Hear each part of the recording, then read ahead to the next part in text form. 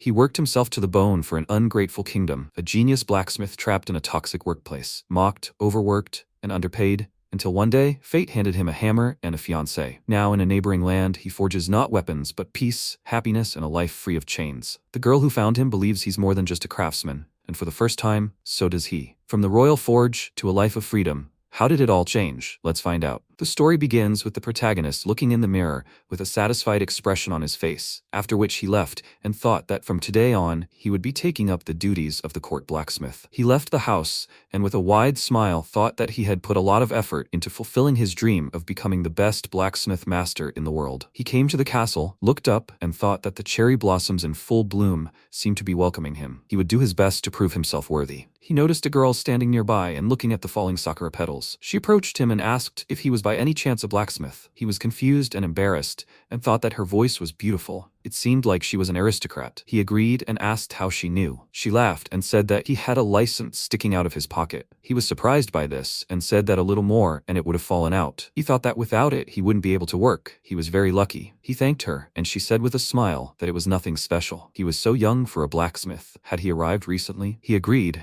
and said that he was starting his duties from today. His name was Fake. He was very nervous and said that he didn't mean it that way. He had been rehearsing and asked not to judge harshly. She said with a kind smile that everything was fine. He was very kind. Her name was Alicia Barnasto. He called her a lady and asked if she was an aristocrat. She agreed and said that, however, there was no need for formalities, and he shouldn't worry about it. They were standing next to each other, and he asked how she ended up there. She said that she was supposed to be at the ball, but many gentlemen were seeking her attention, so she ran away. Could she find out something from him? He immediately agreed, and she asked if he knew what he wanted to become. He was confused by this question, and she said that she was simply not sure about herself. She didn't know what her true desires were, but she really wanted to know. He began to think about her question, agreed with an inspired look, and said that he wanted to become the best blacksmith in the world. She was very surprised by what she heard and asked loudly, "The best in the world?" He agreed and said that he knew that it would not be easy to achieve this, but he would make every effort. She was surprised and said that she hoped that everything would be so. She hoped that he would become the best blacksmith in the world. After that, he bowed and thought that he had not expected such open support from her. Before, he had only been ridiculed for this. Besides, she was very sweet. He entered the castle with a satisfied expression on his face and thought, since he now served at court, does it mean that he will often meet charming ladies? Maybe one day he will even get married. He reached the forge and took a deep breath. He plucked up his courage, started to open the door, and thought that a greeting, a first impression, was extremely important. He walked inside and wished him good morning, but the man immediately punched him in the face. With a serious expression, he pushed him to the floor and told him that he had to get to work immediately. He had to restore the sword and could not leave until it was finished. MC looked at him with a surprised expression and thought that the colorful life at court that he had imagined would soon be destroyed. Thus began his personal hell. After some time, he began to leave the house with an emotionless look and thought that 3 years had passed since he began his duties as the court blacksmith. His main responsibility was the restoration of weapons. Previously, he was a blacksmith in the village, but his talent was soon noticed, and that's how he ended up at court. He was full of hopes to perfect his craft in the place of his dreams, but the reality turned out to be completely different. The forge owner, Morgan, the head of the forge shop, called his name loudly and said that he had told him not to be late. He apologized with a worried expression and said that he was sorry. He said with a displeased expression that there was no point. He was incompetent. He would deduct from his monthly salary for the mistake. He wanted to say something, but he angrily asked if he had some problem. He refused and thought that he could not object. Usually, an entire forge shop worked with such a quantity of ammunition, but they blamed it on him alone. It seemed that in fact, he was being punished for a skirmish with that guy. Morgan slapped him hard across the face and asked, "Is he kidding me?" After all, he was trying to teach him. Fake fell to the floor and thought that he had been here for 3 years already. They were constantly angry with him, and he was already accustomed to pain. They were right. He was not ready to join the shop yet. He lacked skill yet. That's why they're unhappy with him and beat him. They continued beating him, and he thought that's why his salary is lower. There are no days off. It's all his fault. It's his fault. He's untalented. He stood up after all these blows, and Morgan asked, had he thought about his behavior? Then he should stand up and have all the weapons ready before the end of the holidays. He agreed and said that he understood him. He said that they were invited to the ball, so he should not slack off and do his job properly. He and the others began to leave, and they said that they hadn't visited dear Alicia for a long time. Guests from a neighboring state will join them for the feast. The lady must be greeted properly. After they left, the protagonist went to the forge and saw a lot of swords. He thought that there was a lot of work, If he didn't finish it by the end of the week, he would have to take night shifts. Tomorrow and the day after tomorrow, he should have days off. It would be great to transfer the spirit a little. However, first, he needs to finish the weapon to hand it over to the knights, so rest will have to wait. Even if he finishes by Monday, it will already be a new work week. He needs at least a day of rest. He can't go on like this. If he weren't so incompetent, he would have finished everything much earlier. He called for a magical instruction manual and thought that blacksmiths have two main duties. The first is to craft weapons. The second is to enchant. Enchanting increases the sharpness and durability of a sword. Thanks to this, the sword doesn't require additional maintenance and doesn't rust. This is also a magical effect. However, the enchantment lasts about a week, so a huge number of weapons arrive at the forge every week. Enchanting is a simple matter. First, you need to familiarize yourself with the contents of the weapon's magical code. To do this, open a special window containing all the information. Correction is carried out using magical power. Enchanting is carried out by changing or adding magical symbols. If the weapon is handled carelessly or left untreated for too long, the symbols will wear off. If the enchantment on the sword is still holding, all that is required is to renew it. However, if it has worn off completely,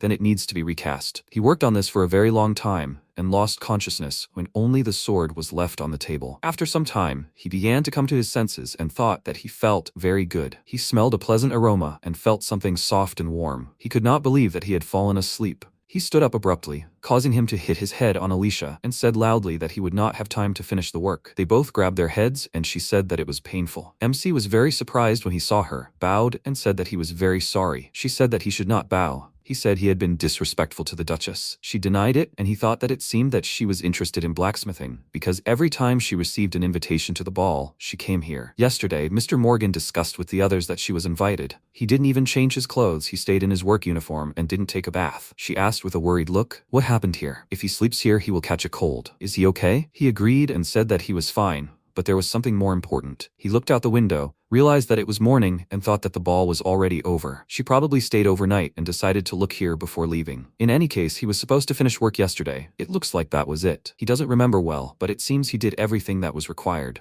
She looked at him with a worried look and said that he was very pale. He is unwell. How is he feeling? She touched the wound on his face. He felt pain, but said that he was fine. He thought that Morgan had beaten him badly yesterday. Although bruises are usually not visible, he must have been angered by his behavior yesterday. Nothing good awaits him. She knows that they make fun of him here. He didn't want her to know because he liked her. Even though he understood, it was not of her status. He wouldn't win her over, even if he tried with all his might. However, he still wanted to at least look decent in her eyes. He didn't want her to find him so pathetic. He wanted to make a good impression on her as a man. Alicia said that he was in pain. Unfortunately, she did not have any healing ointment. He said that she did not need to worry about it. He apologized. He still had a lot of work. He did not even have time to offer her tea. She said with a small smile that he did not need to worry about it. However, could she see how he worked? He agreed and said that he had no objections. After that, he put the sword on the work table, started using magic, and thought that a symbol was missing here. The marks were disappearing from this sword. She, with a joyful expression, said that she thought so. He was very skilled and painstaking in his craft. He was embarrassed by this and asked if she thought so.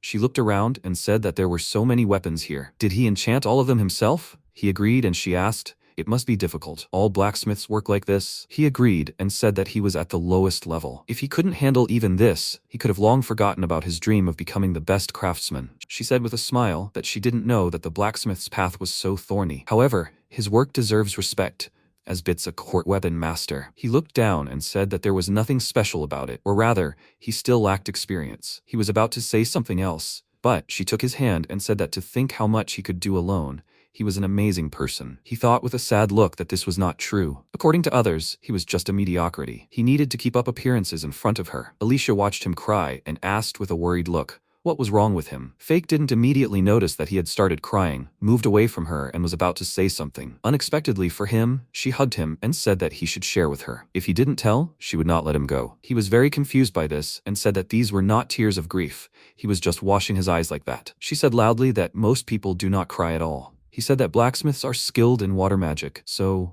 he did not have time to finish because she did not believe him and said that he should tell. He still sat down on the floor and started telling her and thought that he was ashamed, but he still told her about what happened. Once he started, he could not stop. Before this, he had not shared this with anyone. She is the Duke's daughter. Does he have the right to behave like this in her presence? Is this acceptable? In the end, he said that it was his fault because he has no talent. They are just trying to teach him. She stroked his head, asked for forgiveness, and said that she should have asked earlier.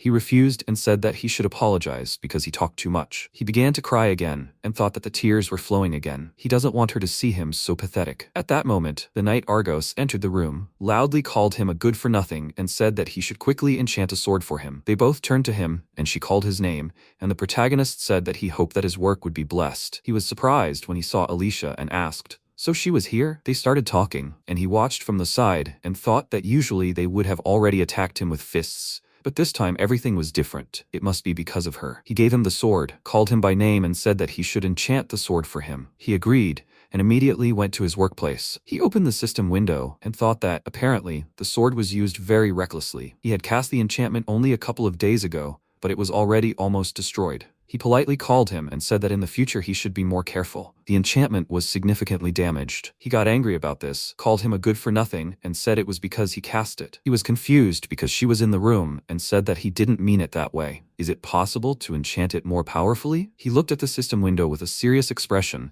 and said that he had cast a rather powerful enchantment, but the material used to create simple knightly swords is not of the best quality. In this regard, the capabilities of the enchantment are also limited. If you lose yourself in battle, the magical structure will be disrupted. He finished the restoration, gave him the sword and said that it was in order and ready for use. He was about to leave, but stopped, called Lady Alicia, and asked if she would like to go with him on the promenade. He would show her the surroundings of the palace. She thanked him and said that, however, she had to refuse and wished him all the best. He bowed and said that then he asked for permission to take his leave. As soon as he left, she turned around and asked if he often encountered such an attitude. MC was confused and thought that he could not even maintain dignity in the presence of the girl he liked. She said that he should not strain himself so much, otherwise he could undermine his health. He said that, however, if he did not cope with the work at court, he would not be able to work anywhere else. This was because they would revoke his license. To be honest, he already tried to quit after working for a year. He told Master Morgan that he could not take it anymore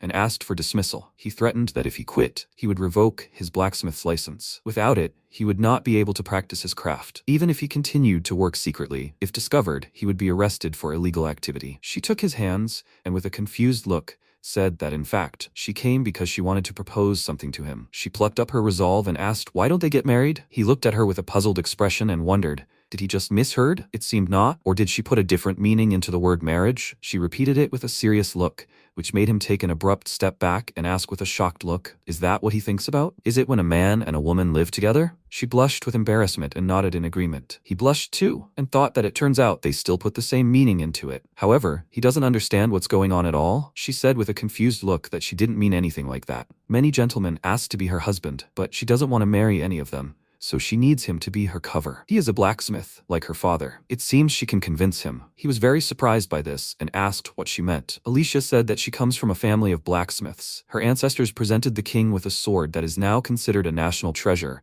and were bestowed a title in exchange. Her father worked hard to advance in his career and become an aristocrat. He asked, with a puzzled expression, but what did he have to do with it? She said that there must always be a blacksmith in her family. There must be a talent for blacksmithing in the blood of one of the family members. He said that it was not a matter of blood. If innate talent is inherited, she can marry whoever she wants. She said that she was saying the same thing. So will he become her fiancé? He was still at a loss, and she said that there weren't so many candidates swarming around. She was very tired of their attention. She would like to marry when she meets a man she truly loves. Until then, she asks him to pretend to be her fiancé. This is a necessary measure to ward off the others. Besides, if he went to her homeland with her, she would make sure he got a new license. Then no one would be able to torment him anymore. The offer was beneficial for both of them. So why shouldn't he accept it? Fake asked with a smile. Marry a talented blacksmith, that's the condition, right? He was the one who lacked talent, so he was afraid he couldn't help. She said with a serious expression that it wasn't true. She had seen him at work and always thought that out of all the blacksmiths here, he was the most talented. It wasn't just his talent, it was his diligence and hard work. That's what she liked about him. She took his hands, looked into his face, and asked, "So will he become her fiancé?" He looked at her and thought that she was always so kind to him, sweet and responsive. He tried not to look at her like that. Why was she smiling at him like that? He was one step away from misinterpreting everything. He asked, "So, does that mean he should be a pretend groom?" How did she imagine it? She said with a slightly confused smile that rather than marry a stranger, she thought it would be better to become his bride. He thought that she couldn't just say things like that. She was confusing him, so it was just a pretense. In fact, she most likely didn't want such a relationship with him. However, even so, she felt sorry for the man who had nowhere else to go. That's why the choice fell on him. Even if he wasn't destined to marry her, he had a chance to find happiness living near her as a blacksmith. He said that if she was truly sure, he would become her groom. She was happy about this, grabbed his hands and asked loudly, "Is he sure about this?" He agreed, and Alicia said that in that case, there would be another ball today, and after that, they would go to her residence. He agreed, right? He agreed and said that he understood everything. The departure is scheduled for Monday morning, right? He will need to get a dismissal, but he doesn't know if he can leave that easily. He thought that he was told that in case of dismissal, he would have to give 2 weeks' notice. The last time he raised this topic, he got a good beating. However, this time he has her, and they will think of something. She said that he should not call her lady even more. He was surprised by this and asked why that was. She asked with a happy look. Now he is her fiancé and his status does not matter, right? So from now on he can do without a title. He said with a confused look that perhaps that is indeed true. After some time, the protagonist came into the office and said that, in other words, frankly speaking, he can't do this anymore. He wants to resign voluntarily. Morgan was very angry about this and asked loudly what he was talking about. Had he forgotten how much effort had been put into him over the years? The other blacksmiths supported him and asked who else, in his opinion, would tolerate a mediocre person like him. He taught him etiquette, but before, he didn't even know how to behave at court. Had he forgotten that? Where would he go if he left here, and who would need him? Such a mediocrity will not support himself anywhere. He listened to everything they were saying with a worried look, and thought that before it would not have occurred to him to object. He would have simply kept silent. However, he made a promise to her, and now he cannot give in. He pushed away the guys who surrounded him, and said that he was asking to be allowed to leave. He can't cope with the work anymore. Morgan became worried about this and asked what he would do if he left. Did he have another job in mind? He agreed, and in response, he said that he should show his license. He agreed, took out the license, and handed it to him. He immediately took it and started tearing the document into pieces. He said loudly that he was no longer a blacksmith and could not work in this country. Where can a guy go who is no longer good for anything? The blacksmiths came up to him and said that he should not even hope to restore the certificate, because issuing a license is their jurisdiction. If he wants to get it back, he must stay and work for them. MC tried his best to hide his displeasure and thought that he was already sick of this country. What is the point of a certificate if it means nothing here? Morgan said that if he performs his duties for another year, he will get a promotion and he will hire a new person. He said with a serious expression on his face that he does not work for him anymore, so he asks for forgiveness. He was indignant about this and loudly said that they should take a look at him. After all, he does not know how to do anything else. Had he really forgotten that if he continued to do this illegally, he would be arrested? He didn't pay attention to it, and the blacksmith said that if he left them, he would be left completely alone. No one but them would tolerate a good-for-nothing like him. When he realized this, he would crawl back and still work for them. He started to leave the office, and they said that it was such an oversight. They almost accepted him into the union. Who would even understand what was on the minds of people like him? He walked out with a calm expression and thought that he would never set foot here again, no matter what the cost. He noticed Alicia, who was standing nearby, and with a surprised expression, he called her by name. She turned to him and asked if he was finished yet. He agreed, and wondered if she had heard the conversation. If there was no soundproofing, she had now heard everything that was said to him, although he would not have wanted that. Morgan left the office and was about to say something, but noticed her. He bowed to her and said that they had not seen each other for a long time. She was becoming more and more charming with each passing day. She thanked him with a kind smile and asked if he had received his dismissal. He agreed with a confused look and said that he was no use anyway. They had created the most favorable conditions for him, but he had neglected them. It seemed that he had not learned anything. She said with a joyful look that, by the way, he had gotten a job in her residence. They were very surprised by what they heard, and he loudly asked what she said. What did that mean? He wasn't even capable of forging a sword properly, let alone casting spells. She didn't listen to him and said that she thought he was a very gifted master. They wouldn't mind if she took him, would they? He agreed and asked if she wouldn't prefer someone like him. What did she think about it? Wouldn't it be better to hire him? She said with a displeased expression that she wasn't interested in that. After that, she turned to MC with a happy look and said that it was time for them to go. After that, they left, holding each other's hands, and he thought that for her, he was just a fake fiancé, but with each passing day, he fell in love with her more and more. After that, they left the Revenant Empire together on a carriage and headed south to the kingdom of Narsti. Upon arrival, her father would be waiting for them at the Barnasto family estate, a day's journey by stagecoach, and they reached the desired place. They got out of the carriage, Fake began to stretch his back, and Alicia looked at him and asked with a smile if he was tired. The day was quite long. He said with a smile that he was not tired at all. However, even if he was tired, it would be nothing. After all, he worked in the forge without rest from dawn to dusk. She said that she had already notified her father, He must be already waiting for them. He looked worried and thought that for some reason he was nervous. He took her hand, which made her blush and scream loudly. He was surprised by this, apologized, and said that it just seemed logical to him to do so. She calmed down a little, took his hand,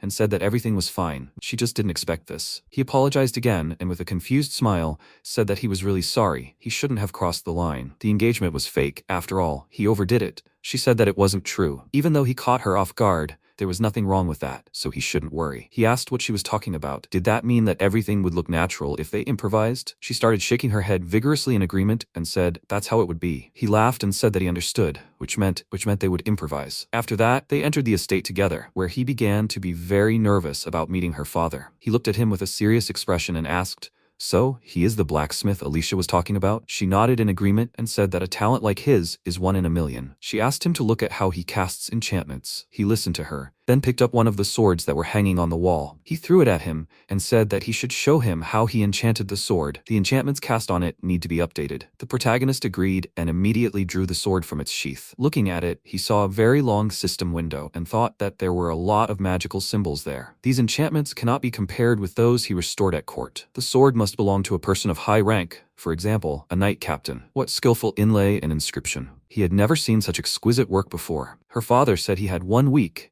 and if he couldn't finish it in that time, he had no place there. He looked at him with a calm expression and said the job wouldn't take long. This surprised him greatly, and he put the sword on the table and said that not all the symbols were corroded, so the task was not difficult. He started checking the system windows and thought that only a few of the runes were damaged. He just needed to place the correct signs in the resulting gaps. Considering the signs at the beginning and end, he began to understand the general concept of the enchantment. Alicia, with a calm expression, called him over and asked what he thought of it. MC, with a small smile, said that reproducing the enchantment exactly wasn't easy, but casting a very similar one was quite possible. He knew of enchantments with a similar effect. It looked like it was done. Her father was surprised by what he heard and asked loudly, "Is he seriously finished already?" He respectfully handed him the sword in its sheath and said that he asked to check it. He took it in his hands, drew the sword, made a few quick swings, and looked at the blade. He looked at it from the side and thought that it seemed to have turned out well. He put the sword back in its sheath and said that it was amazing. He could not have imagined that he was so gifted. He was delighted to hear praise from him and thanked him loudly. He said with a serious expression that, however, he was not ready to accept him as his daughter's future husband. He looked at him and thought that at first he seemed rather stern, but it seems he was wrong. He bowed and said that he would work tirelessly. He said that he expected nothing less. The workshop in the mansion is at his complete disposal. He can freely use the necessary materials, and he will take care of the supplies. Besides, he made a request for a license, and he must not lose this again. Fake was surprised when he handed him the license and asked if he was allowed to work freely. He agreed and asked, "He is a blacksmith, isn't he? He has the right to decide where to use his skill." He looked at the license and thought that before he was only allowed to cast enchantments and was always forced to. Now he will be able to work with metal. It's simply incredible. He raised his head with a joyful expression and said that he was grateful for it. Her father said with a thoughtful look that some knights here might need his services. He has already notified the servants. He can ask them about it. He would also have to leave on business for a while. He looked at him and said in a serious voice that he might not even think about laying a finger on his daughter while he was away. He was surprised by this and immediately agreed with it. After that, they went out into the corridor, where he said with relief that it seemed he had managed to convince her father. Alicia said that he had not yet completely accepted the state of affairs, but she would work on it. At least this was the first time he had praised someone like that. It seemed to be a good sign. He agreed and thought that he owed her a lot. It would be wonderful if he could repay her kindness at least a little. He looked up when a maid approached them and said that she was pleased to meet her. Her name was Leffy, and she would show him the estate. The protagonist introduced himself and said that he was pleased to meet her. She looked at her with a smile and said that she asked her to be kind. She showed him the entire estate, and then in the forge, she said that there was a blacksmith's workshop here. Everything was prepared especially for the lady's fiancé. He looked around the place and thought that blacksmith's workshops were mostly arranged the same. He asked if they even had a forge. It was such a rarity. He couldn't remember the last time he had seen something like this. He thought that usually their work was limited to magic, and such tools were used very rarely. Nevertheless, it was great to be able to use it from time to time. She said that if he needed anything else, he should let her know and she would take care of everything. He looked around and said that all the materials were available. He was grateful. Nothing else was needed. She said with a smile that in that case, she asked to be shown to his room. They reached the right room, and she said that he would be staying here. She would repeat that if he needed anything, he could contact her. He agreed and said that he was grateful that she showed him everything here. If he needed anything, he would definitely say. He entered the room, sat down on the sofa, and thought that it seemed like life was starting to improve. Until recently, he worked in conditions that could undermine his health at any moment. However, now he had such a wonderful girl as his fiancée by his side. Even if the engagement was not real, he couldn't imagine anything better. He lay down on the bed with a joyful expression and said that the main thing was that now he was truly free. He no longer had to worry about work that had to be ready by morning. He would have time to sleep normally, and he could take a day off at least every day. Although this was too much, it would not only complicate the engagement, but also significantly damage his reputation. He didn't have to do anything. That's what free time is. In any case, starting tomorrow, he began his duties. Now he decided for himself how and how much to work. Before, he couldn't take a step without being beaten. He hopes that now every day will be just as happy. At the same time, Alicia met Leffy and said that the gentleman was safely settled in the room assigned to him. She thanked her and said that she had worked hard. She looked at her and asked with a smile, "By the way, what about her plan?" She said that everything went even better than expected. She said that she was glad to hear it. "In that case, when can we expect news?" She turned away with a confused look and didn't know what to answer. She looked at her and said that she didn't understand anything. Leaving the residence, she said that she would ask him to become her husband. She became even more embarrassed and said that she said it was wrong. It was very shameful. She asked with a puzzled expression, but she did ask him to marry her, didn't she? She agreed and said that she tried. She thought with a confused look that even if this wasn't a real relationship, they had talked about marriage, so it wasn't a problem. Such a sudden wedding,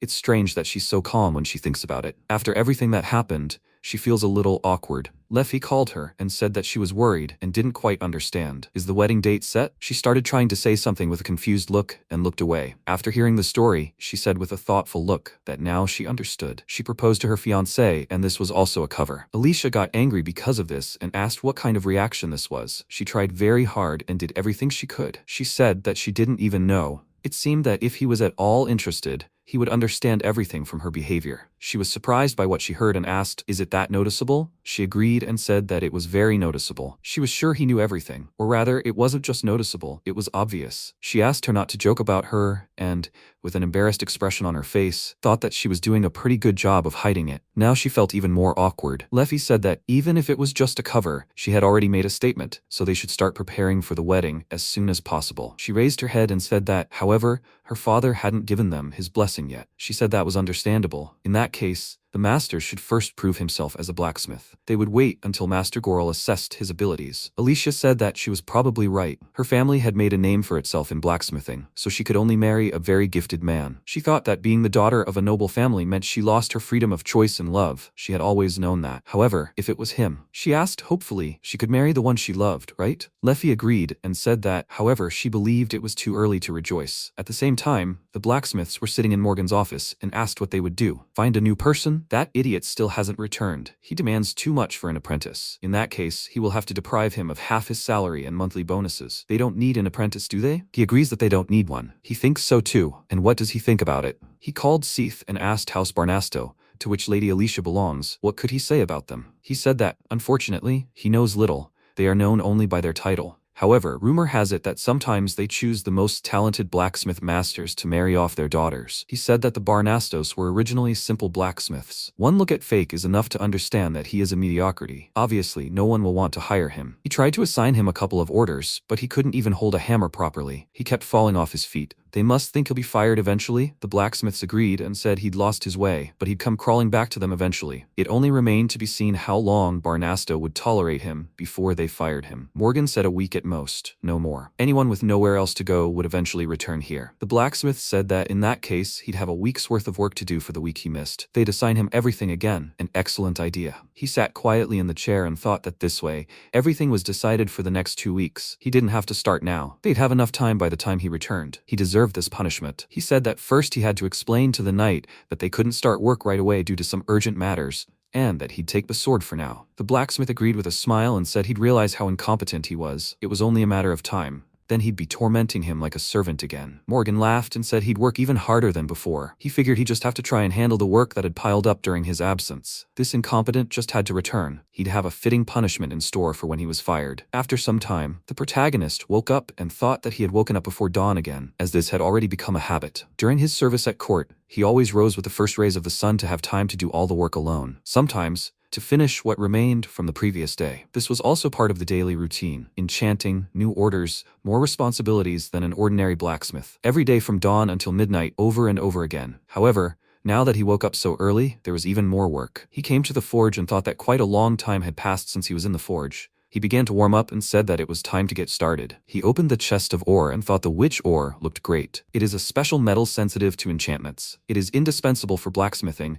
because only this material can be enchanted. Enchanting increases the strength of steel many times over. However, the most important thing is that it is easy to obtain from demons. To mine iron, you need to sit in the mines all the time. When one is empty, you need to look for the next one. To get witch ore, you just need to kill a demon. He put on the gloves and said that it was made of demon skin and was quite durable. It withstands high temperatures well. First, he needed fire. He thought blacksmiths used fire, water, and earth magic. There are several types of witch ore. The rarest and highest quality is marked with class S. After that, there are classes up to F. The most commonly used ore is class F and E, which is not the highest quality. Today, he will try something simple to warm up. He is not going to create the most powerful weapon in the world, so this should be enough to make a knife. He heated the ore red hot with magic and thought it was time to send it to the casting mold. After that, he needed to increase the temperature even more. In the old days, blacksmiths tempered metal in a fire pit. Today, this technology is considered obsolete. He finished heating the metal and said with a smile that the material becomes pliable and soft. Now he needs to create a clay mold with earth magic and pour the metal into it.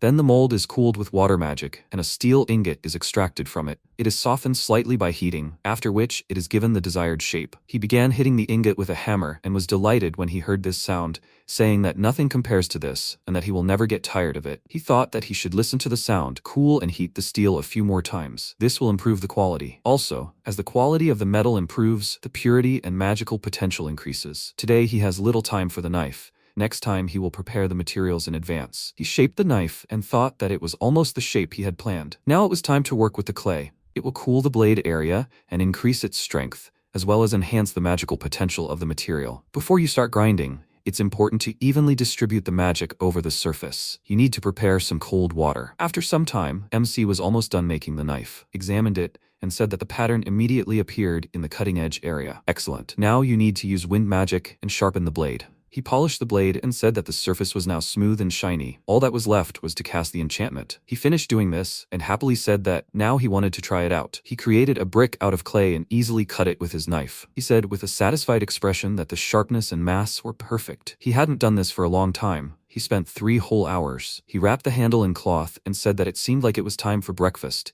but he had completely forgotten. Previously, due to the amount of work, he only had time for rare snacks right in the forge. He turned around and noticed Alicia, who was standing behind him and watching with admiration. He suddenly walked away and loudly asked how long she had been standing there. She said with a happy expression that she had been here for about an hour. Leffy told her that he was working in the workshop today, so she came. He was so focused. He began to feel embarrassed, but still looked at her. She blushed and said that he shouldn't look at her like that. She was embarrassed. He also began to feel embarrassed, covered his face with his hands, and asked for forgiveness. He thought, with a slightly upset look, that she was right. Why was he looking at her like that? He screwed up again. He apologized and said that she just looked so cute. She was surprised when she heard and said that everything was fine. However, she is still his fiancée, so if the moment is right, then there is nothing wrong with looks, right? He was surprised by what he heard and thought, what is the right moment? Wait. He shouldn't make anything up. He is not her real fiancé. She only pretended not to understand who was looking where. He said that, by the way, she came all this way to see how he works, but he didn't even notice her presence and apologizes for that. Alicia said that he didn't have to think about it.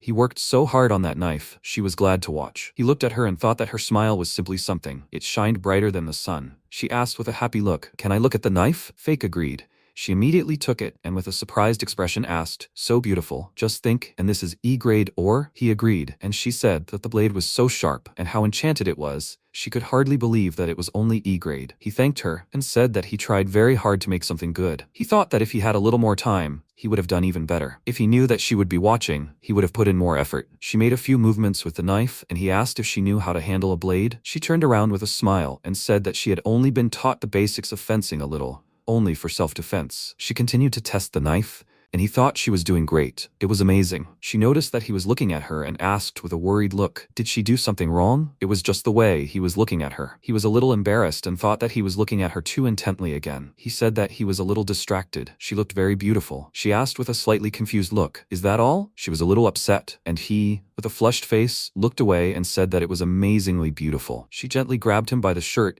and said that she wanted him to repeat it, looking into her eyes. He agreed, looked into her eyes, and said that it was amazingly beautiful. She thanked him, and he thought that this engagement was not real, but she so convincingly maintains the appearance of a relationship with him. It looks so sincere. At times like these, he can't help but wonder if he really cares. Although, if you think about it, almost any girl could pretend convincingly. At least that's what he'd heard. He stopped thinking about it when she laughed and said he should go with her. Breakfast was already served. He agreed and said that first, he needed to take a shower. After a while, they came to the hall, and Alicia asked if he had always been so good at casting spells. The protagonist looked at her and said that of course it wasn't true. However, the work always had to be done quickly and efficiently. He had a lot of responsibility, so over time, he trained. He thought that thanks to those hellish days, he could now cast spells quickly and efficiently. That's why the time spent with her warms his heart so much. Leffy brought them breakfast, for which they thanked her, and he thought that, come to think of it, when he was walking to the forge, he smelled bread. Do they always bake this here in the mornings? He took a bite and thought the bread was warm, soft, aromatic, and incredibly delicious. Alicia noticed that he was crying and asked with a worried look, what's wrong? He was crying. She handed him a handkerchief and asked, what happened? He apologized and said that he didn't even remember the last time he saw such treats. She wiped his face and said that she understood. If he didn't mind, she would like to know more about his past. He said that he usually worked until late at night, so he often didn't have time to eat a crumb during the day. If he managed to find time for lunch, he ate while he was working. He didn't have time to savor the food, only to swallow it while he could. However, now,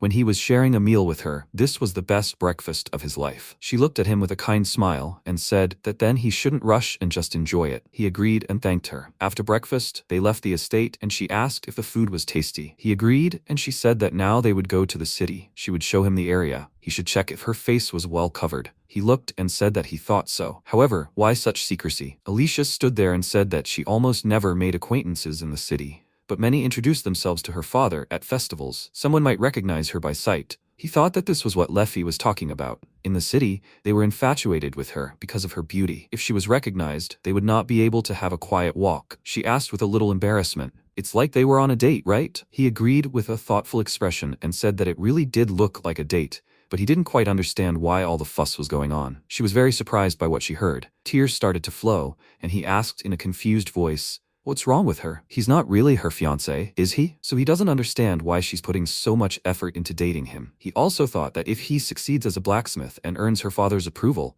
that would be enough. She didn't want to marry some stranger, so she got engaged to him for show, right? He's just a cover. She doesn't need to pretend that they're on a date. Leffy approached them and said that Mr. Goral wanted her to marry a gifted blacksmith and was trying to contribute to her happiness in his own way. He also wanted to make sure that she married for love. That's why he didn't rush her into marriage, right? They were both very surprised that she approached them so suddenly. Alicia agreed and said that this date was also very important to her, so she asked him not to worry about anything. She approached him, and he agreed with a confused expression and said that he wouldn't worry. She bowed to them and said that she then asked to be excused. She wished them a wonderful time. He looked at her and wondered, had she been nearby all this time? So she knew about the nature of their relationship, right? It made him feel a little better that someone else knew about it. She called his name and said that getting back to the conversation about how to influence her father's opinion, could she take his hand? He took her hand with a slightly embarrassed expression and asked, they would need to walk hand in hand, and that would influence the master's opinion, right? She agreed and said that it was true. After all, you never knew when you might catch the eye of one of his knights. They walked through the city, and he thought that he had held her hand before, but now they were on a date, so he was a little more nervous than usual. Her hand was warmer than last time. What if now she looked at him as a man? They were walking down a city street, and he said that he couldn't remember the last time he had walked around the city so calmly. She looked at him with a smile and said that from now on, he no longer needed to rush anywhere. He said that even though he no longer had to exhaust himself with work, he would still make every effort to improve his craft. If this continued, perhaps Mr. Goral would accept him. She agreed and asked if he could promise not to do anything hasty. He agreed and they walked on. At the same time, Morgan sat in his office with a worried expression and said that this was very strange. He left them more than a week ago, so why hadn't he returned yet? Does this freak have any sense of professional duty? The blacksmith said that he needed a little patience. The Barnasto residence was quite far from the capital. Probably, if he was fired, he would have to get back on foot. He said it made sense, a predictable outcome for a good-for-nothing like him. They were the only ones he could rely on for mercy. This guy didn't even have a blacksmith's license. Without documents, he wouldn't be able to work. So he had no choice but to report to court for a new license. The terms of his return were simple: no pay for the first 2 months, then just a little coin. At that moment, they heard a knock on the door, which immediately caught their attention. He looked at the door hopefully and asked, "Is that him?" He had finally come here. He didn't have time to finish because the captain entered the office and said they hadn't seen each other for a long time. He got up from his chair with a worried expression and said that it was indeed so. How could he be of service? He walked up to the table and said he had an order for enchantments. He put his sword on the table, and Morgan asked if he would be satisfied with his candidacy. He thought, with a satisfied expression on his face, the bearer of the highest knightly title in the country. He never thought he could accept a direct order from such a man. Despite having his own blacksmith, whose genius was undeniable, he came to ask for it. The blacksmiths looked at him and asked why such a noble person had visited here. What was he even talking about? Of course, his order would be taken immediately. The captain asked them to wait and said that first he wanted to clarify something. He took out another sword and said that he wished to speak with the person who enchanted this sword. Morgan looked at it and said that this sword was attributed to an ordinary knight. Their apprentice named Hamafake worked on it. He thought, so he came to complain about his incompetent work? He was about to start apologizing, but the captain said that what a blessing for their current knights.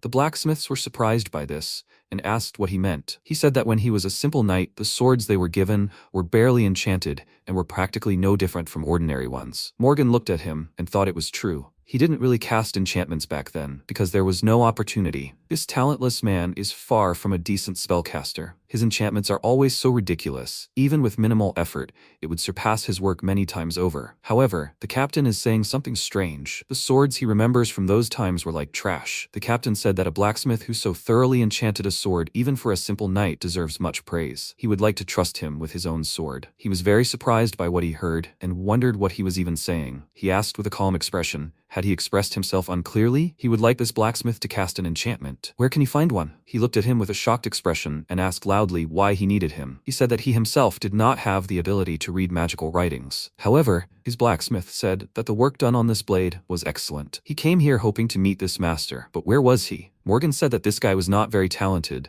He let him go for a while. He was surprised by what he heard and asked how one could even understand that. He said that maybe he managed to cast a good enchantment once, but that was more of an exception, just luck. He thought that this idiot cast dozens, even hundreds of enchantments a week. A couple of them might have turned out decent, but he had absolutely no potential. He would never become a master, no matter how much effort he put in. The captain handed him his sword and said that perhaps that was indeed true. Nevertheless, he would like to entrust the work to him, but for now, he would leave the sword with them. He took it and asked with a smile, how about he cast the enchantment? He was the head of this workshop. Of course, he could handle this task much better than this guy. The captain asked, since he was on vacation, that meant he would be back soon, right? He had time and could wait until then. They should convey their respects to him. He would look forward to his work. He agreed and thought that he was talking only about this idiot. The captain left the office and said that he was counting on them. When the work was finished, they should tell one of the knights. Morgan agreed and wondered what kind of nonsense he was talking about. After all, he himself said that he couldn't even see the magic code. If even his work delighted him so much, then what would he say about what he would do? Against the backdrop of this talentless man's work, his charms will go down in history. The blacksmith asked what he was going to do. He grinned and said that he wanted to catch luck by the tail. Such a chance came once in a lifetime. He looked at him with a puzzled expression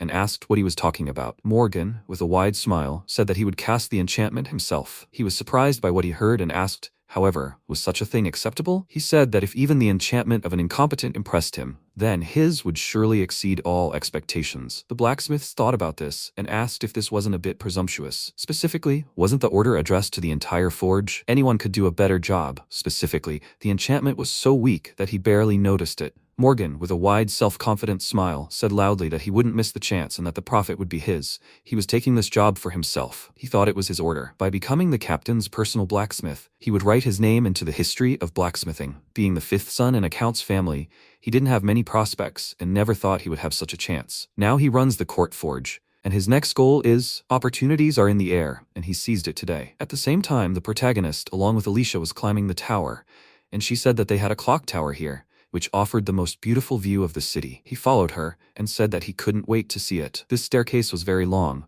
he was already out of breath. What about her? She said joyfully that she was fine. They were almost there. They climbed to the very top and looked at the city with joyful faces. She asked what he thought about it. It was her favorite place. She said that it seemed like a view of the city at night, or the sunrise would be just as good. He agreed and said that it was very beautiful at night. She wanted to stay until sunset. She agreed and said that she would love to watch. He looked away and said that while he was climbing the steps, he had sweated and was now feeling chilly in the wind. Where could they find shelter from the wind? They looked away and saw a couple kissing, which made them both blush. He thought it was so shameless. She shouldn't look at something like that. He called her and asked if they could rest there. She asked, however, "The view really is beautiful, right?" After that, they went down a little and sat next to each other with embarrassed faces. He felt awkward and wondered what they could talk about. She awkwardly called him and asked, just in theory, would it be unpleasant for him to do something like that to her? He looked at her with confusion and thought that it was not that he was not interested in this. There was no need to go that far. However, they were only pretending to be in a relationship,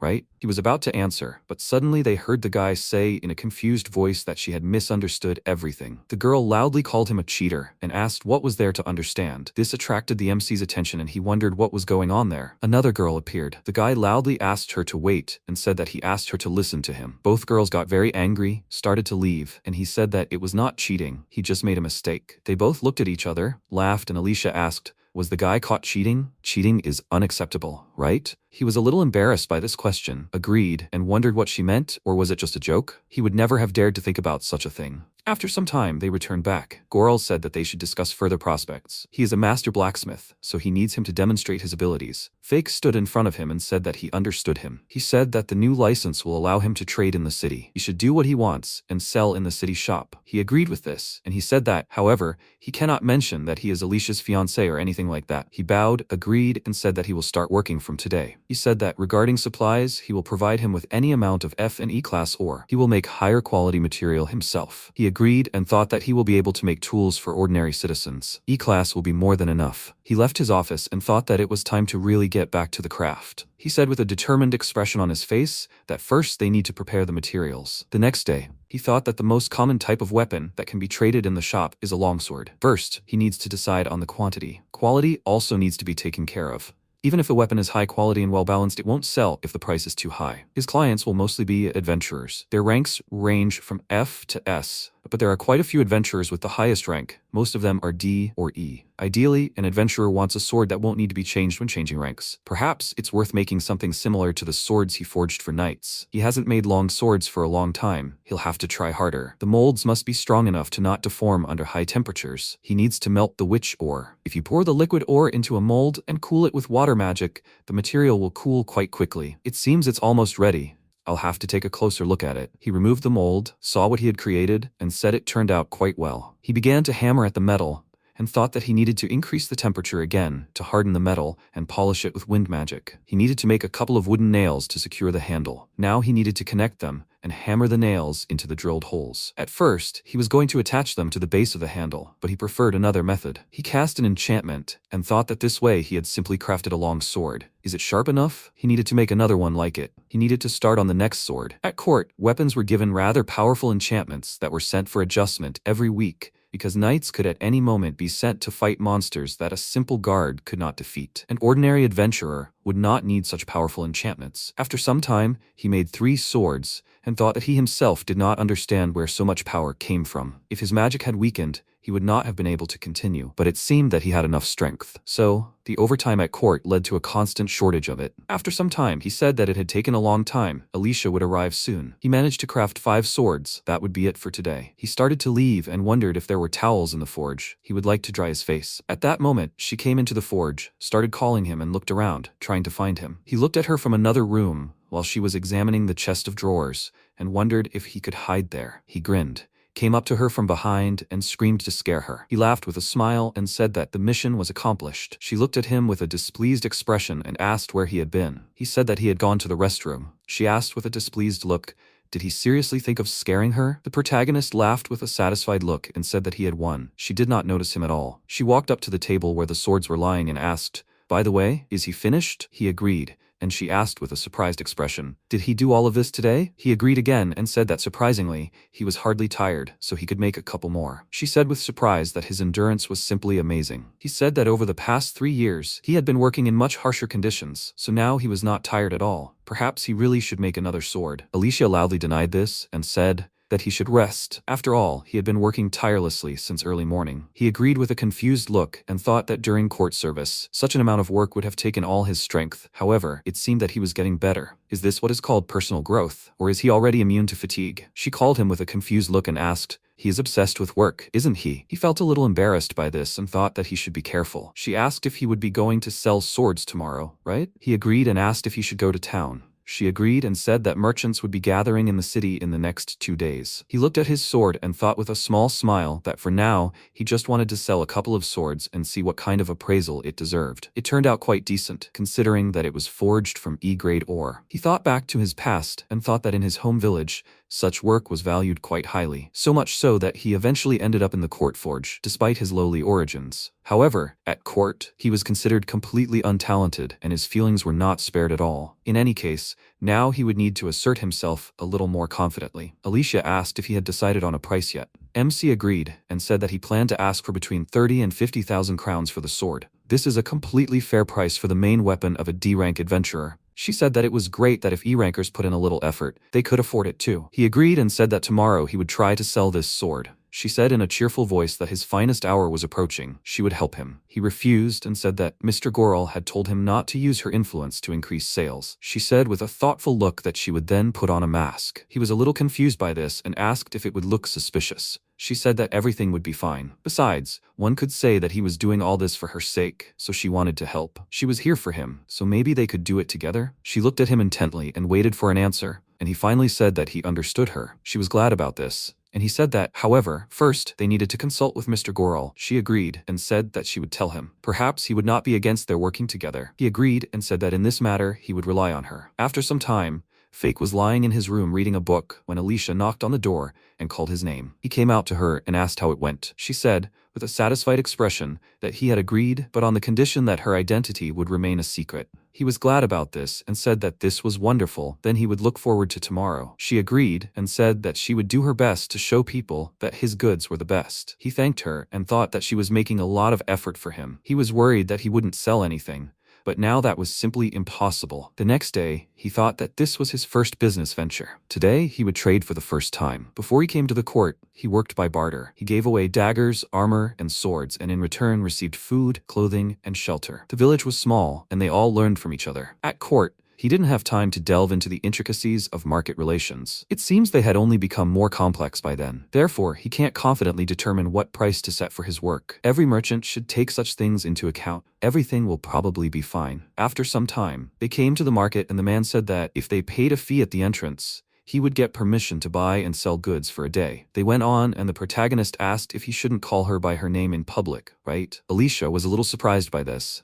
agreed and said that if they found out that he had connections with the Duke, he would break the promise he made to her father. He agreed and said that they should be extremely careful. She asked, so a nickname was needed, right? He agreed and asked how he should address her then. She thought about it and asked with a smile, maybe Ali? He agreed and said that he would play along and call her that in public. They went on and he asked if trading was only allowed on market days, right? She agreed and said that to sell goods at other times, you need to have your own shop and special documents. He thought that for now he would start with a regular counter. In the future, he would open a real shop. The prospect of real trade was so exciting. After some time, he said that he had applied for a trade license and was able to get a place. He put his swords on the counter and said that for now he would only have 2 swords for sale. It was time to start. He stood in one place for some time and thought with a worried look that not only were no one buying from him, but no one even approached him. He certainly didn't expect it to be easy, but not like this. However, there was a real crowd at the neighboring counter. Maybe he displayed the goods incorrectly? Others looked better somehow. Next time, he would need to think through the design better.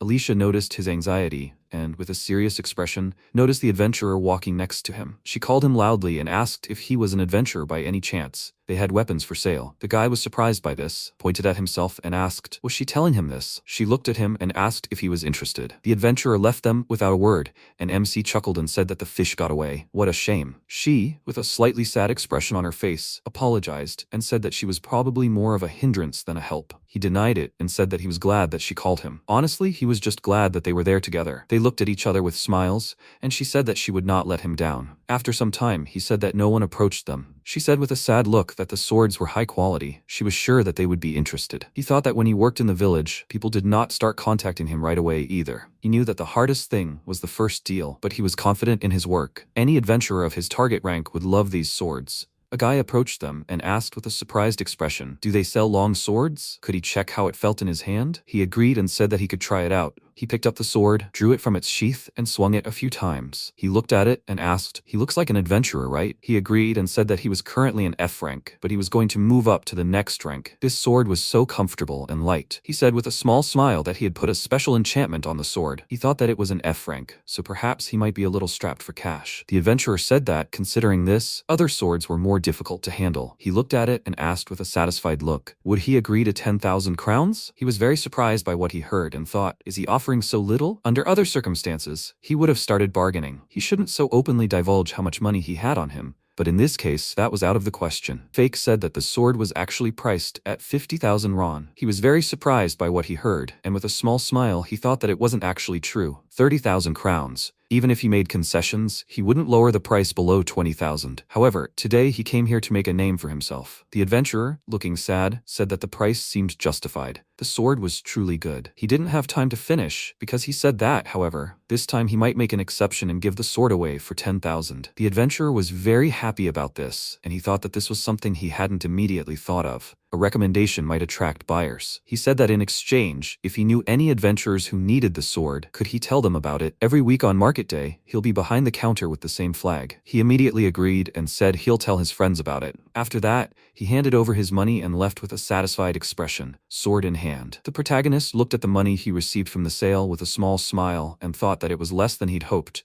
But still, it was at least some income. The Duke said he'd supply him with materials in any quantity, so there was no need to worry about expenses for now. Alicia happily said that he'd succeeded. They'd finally sold the first sword. He agreed, and said that he'd achieved his goal for the day. She looked toward the other swords and asked, "But they still have 4 swords left, right?" He said that he knew it was unlikely he'd be able to sell them all, so he'd set a goal of selling at least 1 sword. Now that this young adventurer shows his sword to his friends, the customer base will gradually grow. She looked at him with a smile and said that it would definitely work, since he made the swords. MC agreed and said that next time everything would be even better than today. Sometime later, they returned to the estate. He looked at the money he had received and thought that his first proceeds from the market were 10,000 crowns. However, it seemed to be a good start. They bought a sword from him, and now he needed to report the results to the master. He entered the office, and Goral asked how things were going in the city. He said that in total, 1 long sword had been sold today. As thanks for the materials and access to the workshop, he hoped that he would accept it. He looked at him and said that regarding the witch ore, he did not plan to cut back on supplies, so he did not need to worry. However, proceeds of 10,000 crowns meant that he had underpriced it to make the deal, right? He agreed and said that he had work to do. He said with a thoughtful expression that he couldn't trust him with his daughter under the current circumstances. Fake, with a serious expression,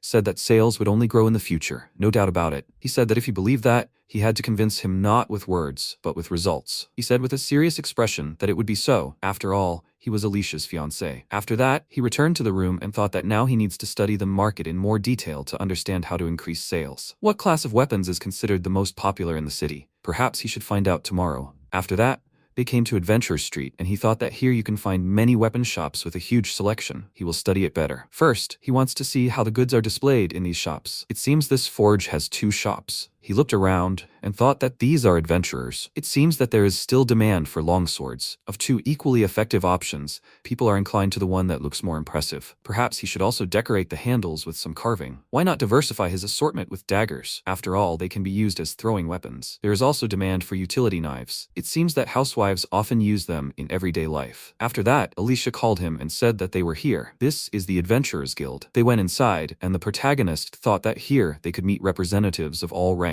It could be useful. He asked, haven't they registered yet? Do they need to check in somewhere? He might need it at some point. If he needed money, it looked like he could earn it here. She said with a smile that he should go register then. He started looking around and thought that there were notes from guild members and admission rules. It was a tavern, and the table had been turned into a bar counter. He said that adventurers don't change, especially that smell of beer. She laughed and said that it was because adventurers live to the fullest. He said with a smile that he would go and register. She should wait a minute. She agreed, and 2 adventurers noticed her. He walked up to the wall and thought, this is for orders. This is for sales. There it is, the adventurer registration department. There's no line at all. It looks like it won't take long. To register, you only need 2 things, your name and your personal file. He doesn't have a personal file, so he'll have to fill out the application from scratch. The worker handed him the document and said, "Great, she'll issue a guild membership card in that name." She asks him to enter information about his magical abilities here. He did it, and she said that the registration is complete. In case of loss of the documents, contact them as soon as possible. They issue the first card for free, but in case of loss, there's a small amount. Now everything is settled. She wishes him luck. After that, he went back, called her, and said that he apologizes for keeping her waiting. 2 adventurers approached her and asked, "She is an adventurer, right? She should stop hiding her face. Would she like to run a couple of errands?" She, looking a little confused, said that she was waiting for someone. One of them said that they are better than some guy. They are C-ranked adventurers, so how about going with them? He didn't have time to finish because MC stepped between them. They were indignant about this, and he,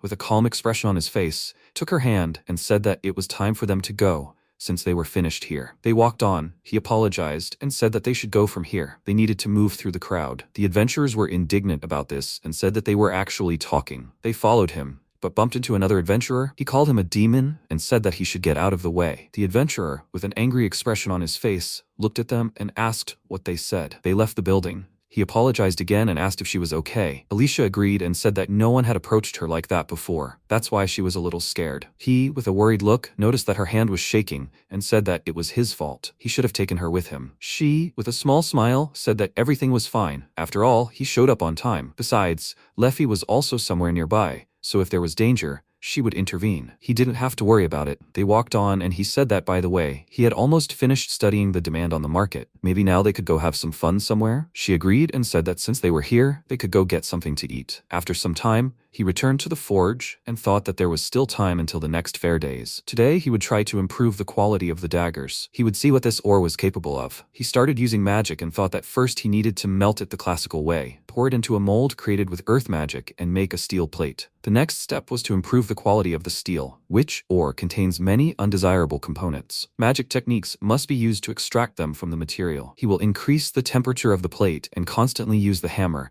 maintaining the desired level of heat. This needs to be repeated several times to bring the quality of the metal to perfection. Now he needs to check the magic code. The runes are still in disarray. If magical techniques are applied incorrectly, it can destroy the magical code. He needs to work on directing the magical flow when working with the hammer. He began to strike the metal with the hammer, and the magical code began to become correct. He looked at it and thought that it was still a bit rough, but he had managed to fix something. The final adjustments to the enchantments are done at the very end, when all the other work has already been done. At this point, the last runes are restored. The enchantments do not necessarily have to be cast from the very beginning. This process can be postponed until the end. It is time to shape the plate into a knife. Now it needs to be cooled with water magic, and then polished with wind. He tested the knife blade with a brick and thought that the edge was perfectly formed and there were no problems with the sharpness, which meant it was ready. This knife can be used both in combat and for cutting meat. A lot of time was spent on the magical component. However, thanks to this, the quality of the knife is higher than that of a standard E-class weapon. He seemed to be in a frenzy, but if he didn't rest now, Alicia would worry. It seemed he could make another one later, but that was enough for today. It was so exciting that he couldn't stop, but then he would make her worry about himself again. She opened the door, warned about her entry, and said that he was working great. How was he doing? Fake came up to her and said that everything was going quite well. He was just finishing up. Did she want to look at it? She took the knife he had made and said with surprise that the quality was even higher than last time. He always knows how to impress. He thanked her and said that, after her words, he wanted to make another one. She looked at him with a slightly upset look and said that she knew that there were only a few days until the auction began. However, maybe he wouldn't rush today. She really enjoyed watching him work, but he spent so much time in the forge and she was getting lonely. She understands that this is very important to him, but she would be happy if she could spend at least a second more with him. Is she bothering him? They both blushed and he wondered why she was so cute. He shouldn't imagine things. In fact, she is not his fiancée. He turned around and noticed the maid who came to say that dinner was served, but ended up looking at them with affection. He thought that now he understood. She noticed the maid before him and instantly entered the role of the bride. She is very convincing. He can never know at what moment everyone's eyes are glued to them, so they should always act as if they are always in love. He said that she is not bothering him at all. He wants to be with her as long as possible, even for a second. So his work is done for today. They can spend this day together. She began to get even more embarrassed and said in a confused voice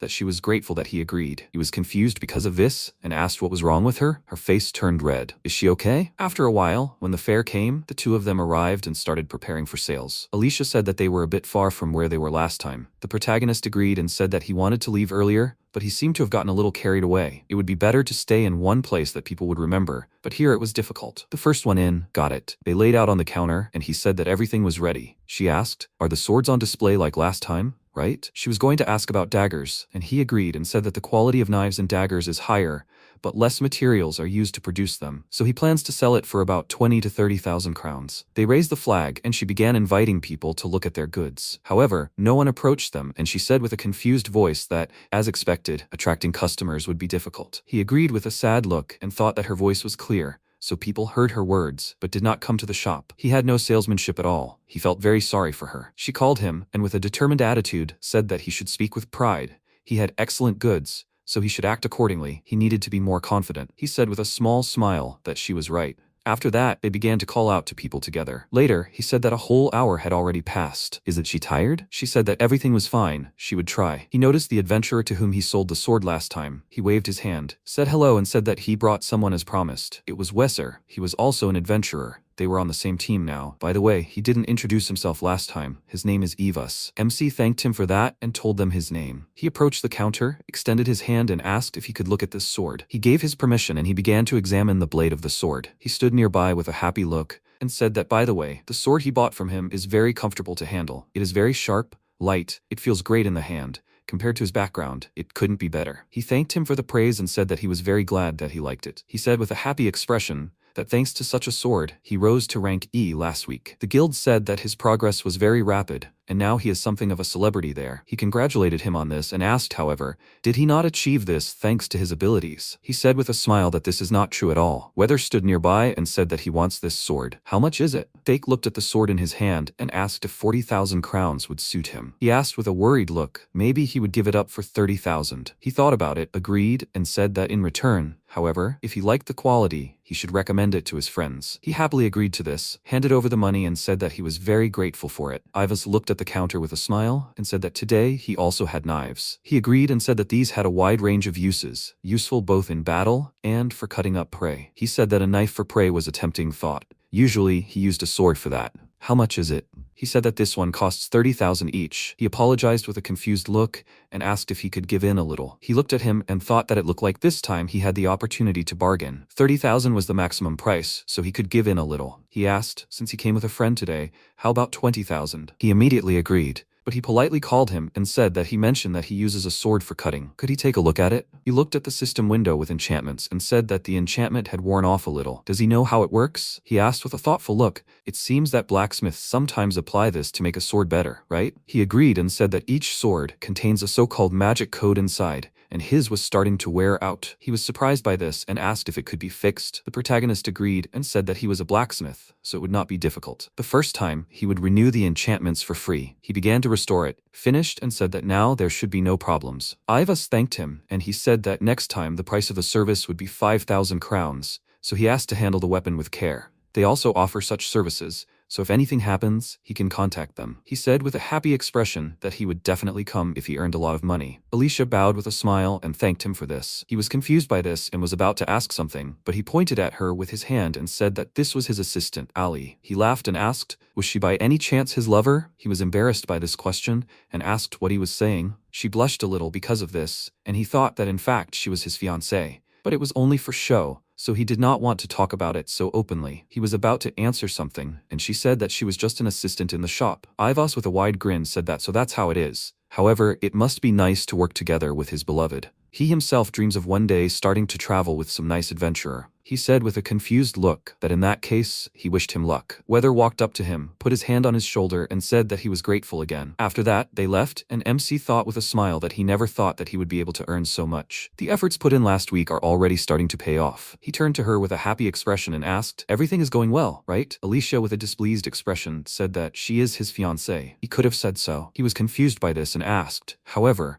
what if her identity was revealed because of this? She smiled and said that, however, they succeeded. They had good sales today. He said with a happy look that he hoped that those two would achieve great things with his weapon in their hands. He would like to know how their fate would turn out. After some time, it was noon, and he said that in the end, after Evas, they were unable to sell anything else. He thought with a thoughtful look that he was just unlucky. It is important not to rush and do everything gradually. She called him and said that they had a customer. A guy with a large backpack on his back approached them and said with a small smile that he saw that they were selling swords and daggers. Fake agreed and asked if he wanted to look at this. The guy took the knife, pulled it out, and began to examine the blade. He asked, "This knife is made of E-class witch ore, right?" Fake confirmed it and thought that he looked like a merchant. He must be very experienced to have managed to sell his goods so quickly. The guy said with a smile that he had been in this business for quite a long time. The weapons are of such high quality, you can't immediately tell that they are made of E-class ore. He has swords and knives, so he only has one of each. After that, they started haggling. He wanted to sell it for 50,000 crowns, but this guy is an excellent bargainer. In the end, he said that he gives in. In that case, 30,000 crowns for everything. Besides,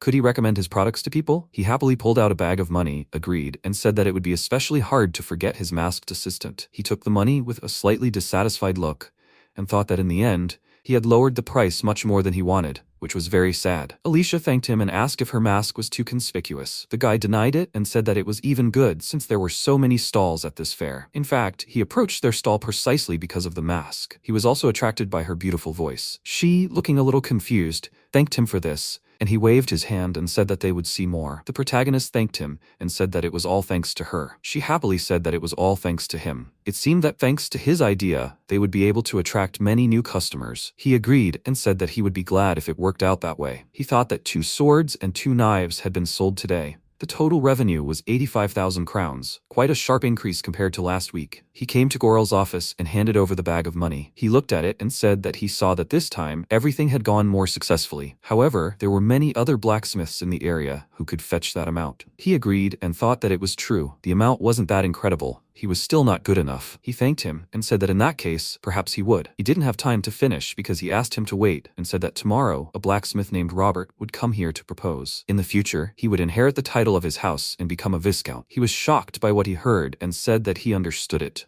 He thought she was saying that such company weighed on her. So, he showed up because he wasn't coping well with his duties. Goral said that this guy was a very ambitious man. He's also good with women. He was surprised by what he heard and asked what he meant by that. He repeated it and he thought with a smile that he shouldn't repeat it with such a stony face. He was already barely holding back his laughter. He said that his daughter was very pretty. MC agreed and wondered why did he do this all of a sudden. That is, he was right. Alicia was very beautiful. He said that Robert had told him before that he had plans for his daughter. However, it seemed that she had not warmed to him because of his persistence. He thought that he had always thought that she did not like such men, and it turned out that he was right. He said that, nevertheless, they should not show this young man even a shred of disrespect because he was also claiming her hand. He stood in front of him and thought that his talents were not enough to impress the gentleman, so it was not surprising that other candidates for her hand would appear. Goral said that he could give the impression of a somewhat insincere person, and he was worried that she would not be happy with him. In this regard, he was better. He thanked him for this and thought,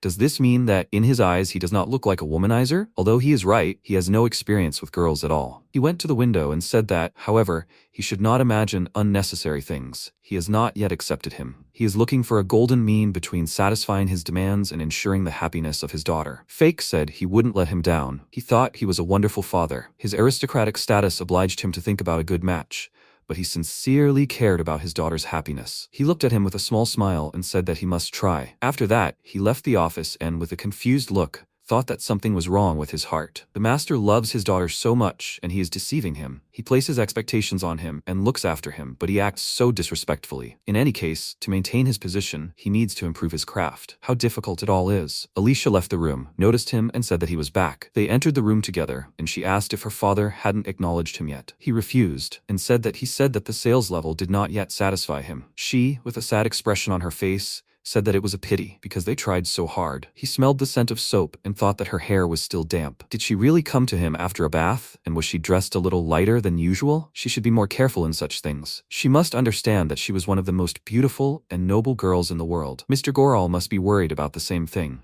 He should stop thinking about it. He said that at the moment he could only trade once a week, and to appear at the market more often, he needed to open his own shop as soon as possible. However, even then, customers wouldn't come right away, so he first needed to make a name for himself in trading circles. She agreed with this and said that running your own shop was quite expensive, So first you needed to acquire regular customers. He thought that he still had a lot to do. However, since it was for her sake, if he couldn't cope with the role of her cover. Indeed, another candidate for her hand appeared only because of his incompetence. He said that, by the way, it looks like a certain aristocrat named Robert will arrive here tomorrow. She agreed with a sad expression and said that it looked like she wouldn't be able to avoid his company. He apologized and said that by posing as her fiancé, he had to prevent other candidates from appearing, but he had failed. She said that he shouldn't worry. She wasn't very comfortable communicating with people like him. So, when the meeting with him was over, would it be possible for her to see him? He agreed with a smile and said that he would be in the workshop, so she could come anytime. He thought, with a thoughtful expression, that he would also like to stay with her.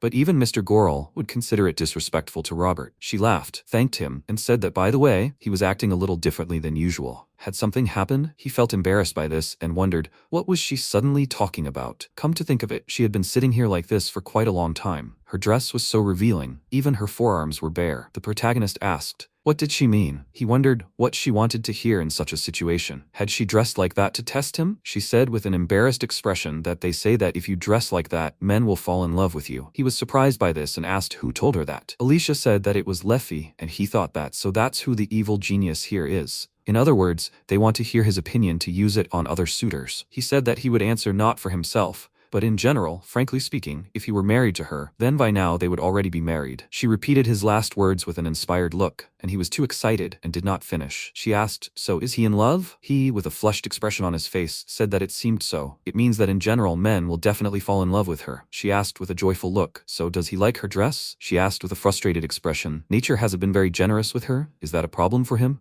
He became even more embarrassed and thought that she should stop. What kind of questions are these anyway? And why is she doing this to him? At this time, the apprentices discussed the situation. One of them mentioned that Mr. Morgan was now the Knight Commander's personal blacksmith. That was good. In that case, the position of Forge Master would soon become available, the second assistant remarked. Exactly. They would be applying for the position? Meanwhile, Morgan thought dreamily, today the Knight Commander would evaluate the enchantment he had cast on his sword. He recalled their last conversation and wondered what reward he would receive for it. At the very least, he would be granted the position of personal blacksmith to the Knight Commander. At that moment, the door creaked and Mason spoke up. It was him. Morgan jumped from his chair and approached Mason, saying that they hadn't seen him for a long time. The Knight Commander addressed him by name, and Morgan thought with bated breath, come on, let him offer him a promotion quickly. But instead, Mason asked him, is Fake here? The blacksmith wasn't expecting such a question. He thought nervously, this guy again. He answered him out loud, his return still awaited. Mason said, looking at his weapon. He nevertheless wished to speak with him about the sword he'd entrusted to him. He wanted to continue the conversation, but Morgan interrupted him, exclaiming that he'd enchanted the weapon. The commander asked him in confusion, what did he say? The blacksmith continued,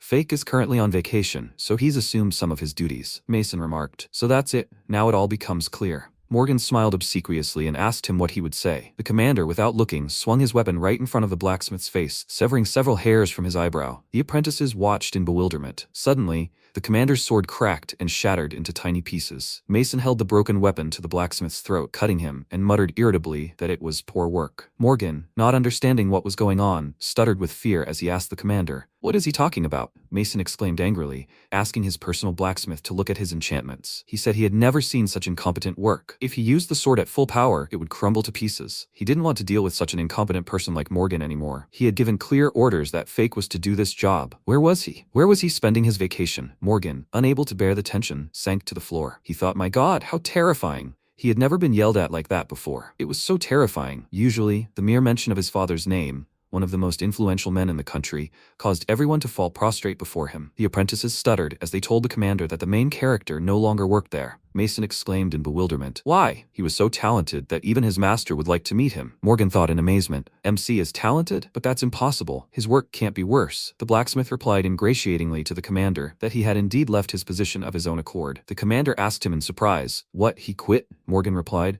Yes, that's right, and they apologized for the quality of the sword, but Fake had indeed quit. Mason said, I see. They know where he went? Morgan didn't tell him the truth and replied in the negative. The commander said, I see. Now he understands, and since then, they haven't fulfilled a single order, so let them come to their senses and cast the enchantments properly, and supply the knights with weapons. Otherwise, they'll have nothing to fight with. The blacksmith wanted to tell him that the knights would indeed soon have nothing to fight with. They'd hoped to leave all the work to the protagonist. Why wasn't he returning? But he didn't say so out loud, fearing Mason's wrath would only increase. The commander simply roared. Why were they standing there? Had he been unclear? The blacksmith readily exclaimed that everything was perfectly clear to them. They would begin work immediately. The apprentices looked at Mason silently, afraid to utter a single sound. The commander had noticed, that's right, and let them contact him as soon as they find out where Fake is. Slamming the door loudly, the knight commander left the forge. The apprentices asked their master why the protagonist was so in demand, and what were they supposed to do with so many swords, and not just these. More weapons were arriving every day. Morgan looked at them and barked at them to get to work.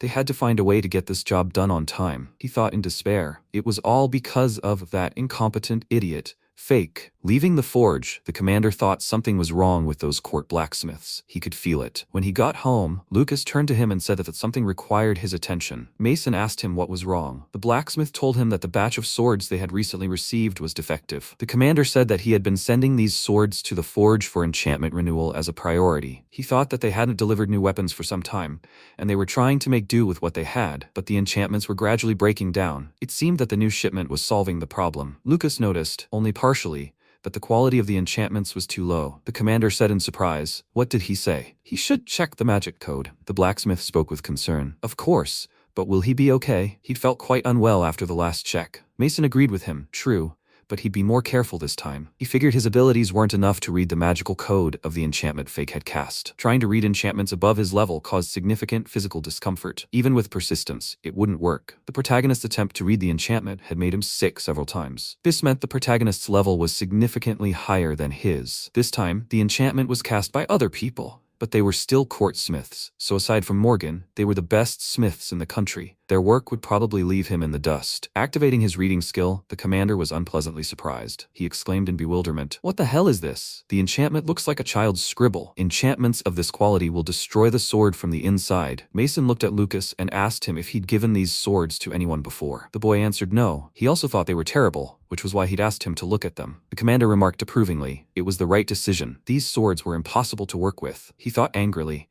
This nonsense would only ruin the sword, and then he'd have to rewrite the entire magic code from scratch. He didn't expect those people to do their jobs so poorly. They were supposed to be the best in the country. Mason asked Lucas if they had any quality swords left. The blacksmith replied, a few, but not enough to fulfill the monster purge plan. The commander said, in that case, priority would be given to new recruits who couldn't yet afford their own swords, and they shouldn't overuse them. Lucas responded with a military air that he understood. Mason continued, saying he needed to speak with the other blacksmith who'd worked on his sword. Lucas asked him who he was. The commander replied that his name was Mr. Figure. He had once crafted his sword. He was a man with a complex character. Although he doubted he would agree to a simple enchantment, for now he could only rely on him in this matter. At least he had to try. He added irritably, it's all because of those incompetent blacksmiths. He would initiate an internal investigation later. Besides, they needed to find out where Fake was now. Mason thought about the royal court. It was a vast private sector, with shady deals always being made in such places, and many decisions being made behind the scenes, and newcomers were treated quite harshly during their training. He had no doubt that much more was going on in the shadows than he could have imagined.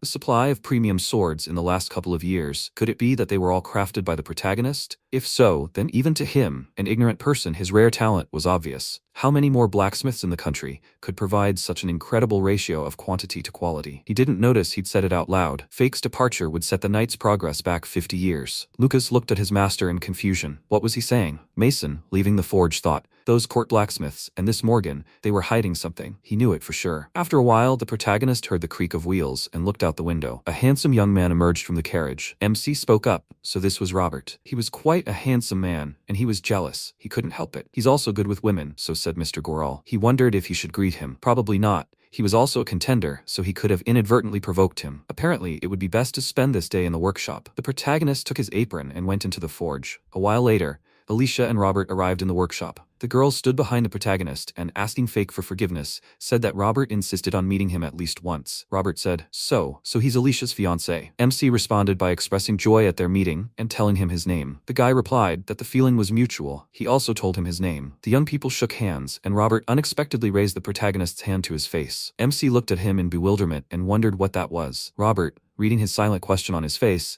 told him not to worry. Everything was fine.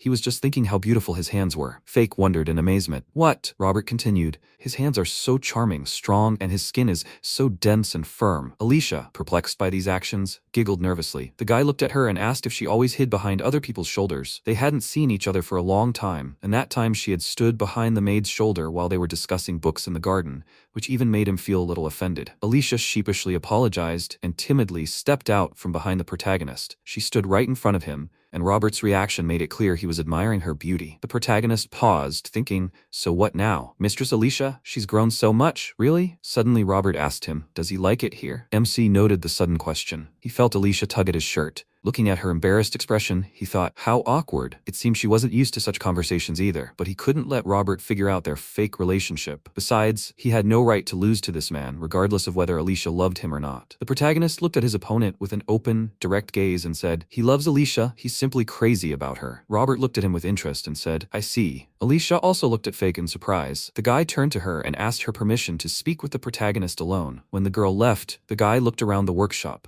He approached the stand with swords and asked the protagonist if he could see these. MC replied that he could. He understood that the opponent was evaluating his work. He was a talented blacksmith, and therefore he too was a candidate, right? Taking one sword and stroking its steel, Robert said, he thinks this is magic ore? What a fine sword. The protagonist thanked him for his high praise and said, yes, it was forged from magic ore. He understood everything and looked closely at the protagonist. He said that Fake was quite good and the final enchantment was cast so skillfully. Putting the sword back in place, Robert said that he might sometimes babble nonsense, but he shouldn't attach much importance to it. The protagonist asked him in surprise, what was he talking about? Robert, running the blade of his knife across the table, muttered, all sorts of nonsense. Frankly, he wasn't particularly gifted as a blacksmith, nor did he have much interest in it. Twirling the blade between his fingers, he continued, compared to other blacksmiths, he believes he's somewhere in the middle. Therefore, he's here as an aristocrat. Fake asked him in bewilderment. What does he mean by that? The aristocrat tossed the blade into the air, caught it, and said, Lady Alicia is a very attractive woman. Many men would like to see her as their bride. She's beautiful, like a delicate flower. However, unfortunately, she is growing up. The protagonist noted with surprise, she is only 18 years old. Did he know? Robert answered him. In the past, she was so small that it seemed she would break if he hugged her. The protagonist was perplexed. What was he talking about? The guy exclaimed, she has become more mature. Indeed, Alicia is a beautiful young lady. However, this is not enough. He likes younger girls. If only she were 20 centimeters shorter and not so curvy. Her current appearance does not arouse in him at all. Fake thought perplexedly, her figure is barely tolerable, but still, what is he talking about? Doesn't her size perfectly reflect her sophistication? He cut himself off. What was he even thinking? The protagonist directly asked Robert what he was getting at. The guy answered him. Basically, he no longer feels the same passion for her. MC remarked, I see, so he is no longer interested in her? Robert admitted that, frankly, he believed that was true. First of all, he had no unrestrained ambition for the aristocratic title. He hoped to achieve more as an independent warrior, and he was aiming higher. He had a feeling the Barnasto family wanted a blacksmith for a son-in-law, but he preferred hunting monsters to blacksmithing. Robert sighed and continued, saying that, be that as it may, family circumstances required him to maintain the appearance of all this.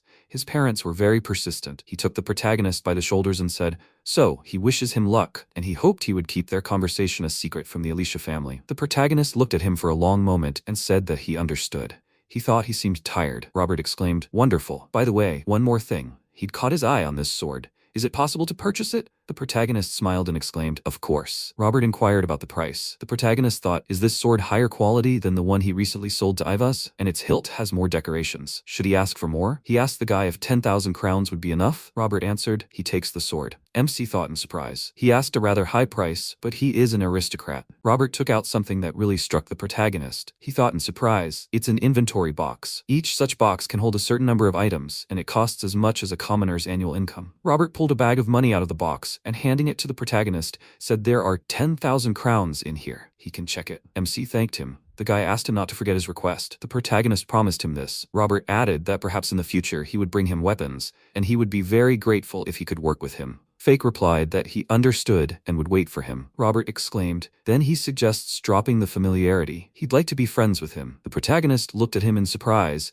and then hesitantly said, he asks him to take care of him as a friend. The boy wanted to hug him, but Fake pulled away, thinking he was too close. After a while, they met Alicia. Seeing the familiar sword in Robert's hands, Alicia said, It's Fake's sword. So that's what he wanted? The boy replied, yes, but he also needed to talk to him. Apparently, Fake was a very talented blacksmith, so he decided to purchase the sword as a model. Robert looked at the protagonist and said, well, he hopes to keep in touch with him in the future. The protagonist replied, he does too. The boy turned to leave and waving said, well then, all the best to them. He'll visit Lady Alicia again. MC breathed a sigh of relief and said, it seems they've done well. The girl laughed and replied, well done. She was grateful for today. MC said sheepishly, what's wrong? She'd done a great job too. He asked her if there would be others besides Robert. Alicia replied, yes, that's true. Fake scratched his head and said, I see. So there will be many more such cases. He thought, Robert turned out to be a surprisingly good person, but who knows what the future holds. He still needs to work harder, including for Alicia. This calm, how long will it last? The next morning, the protagonist and Alicia came to the market. While laying out the goods, the protagonist expressed hope that sales would improve today. The princess timidly asked him if she could check the goods too.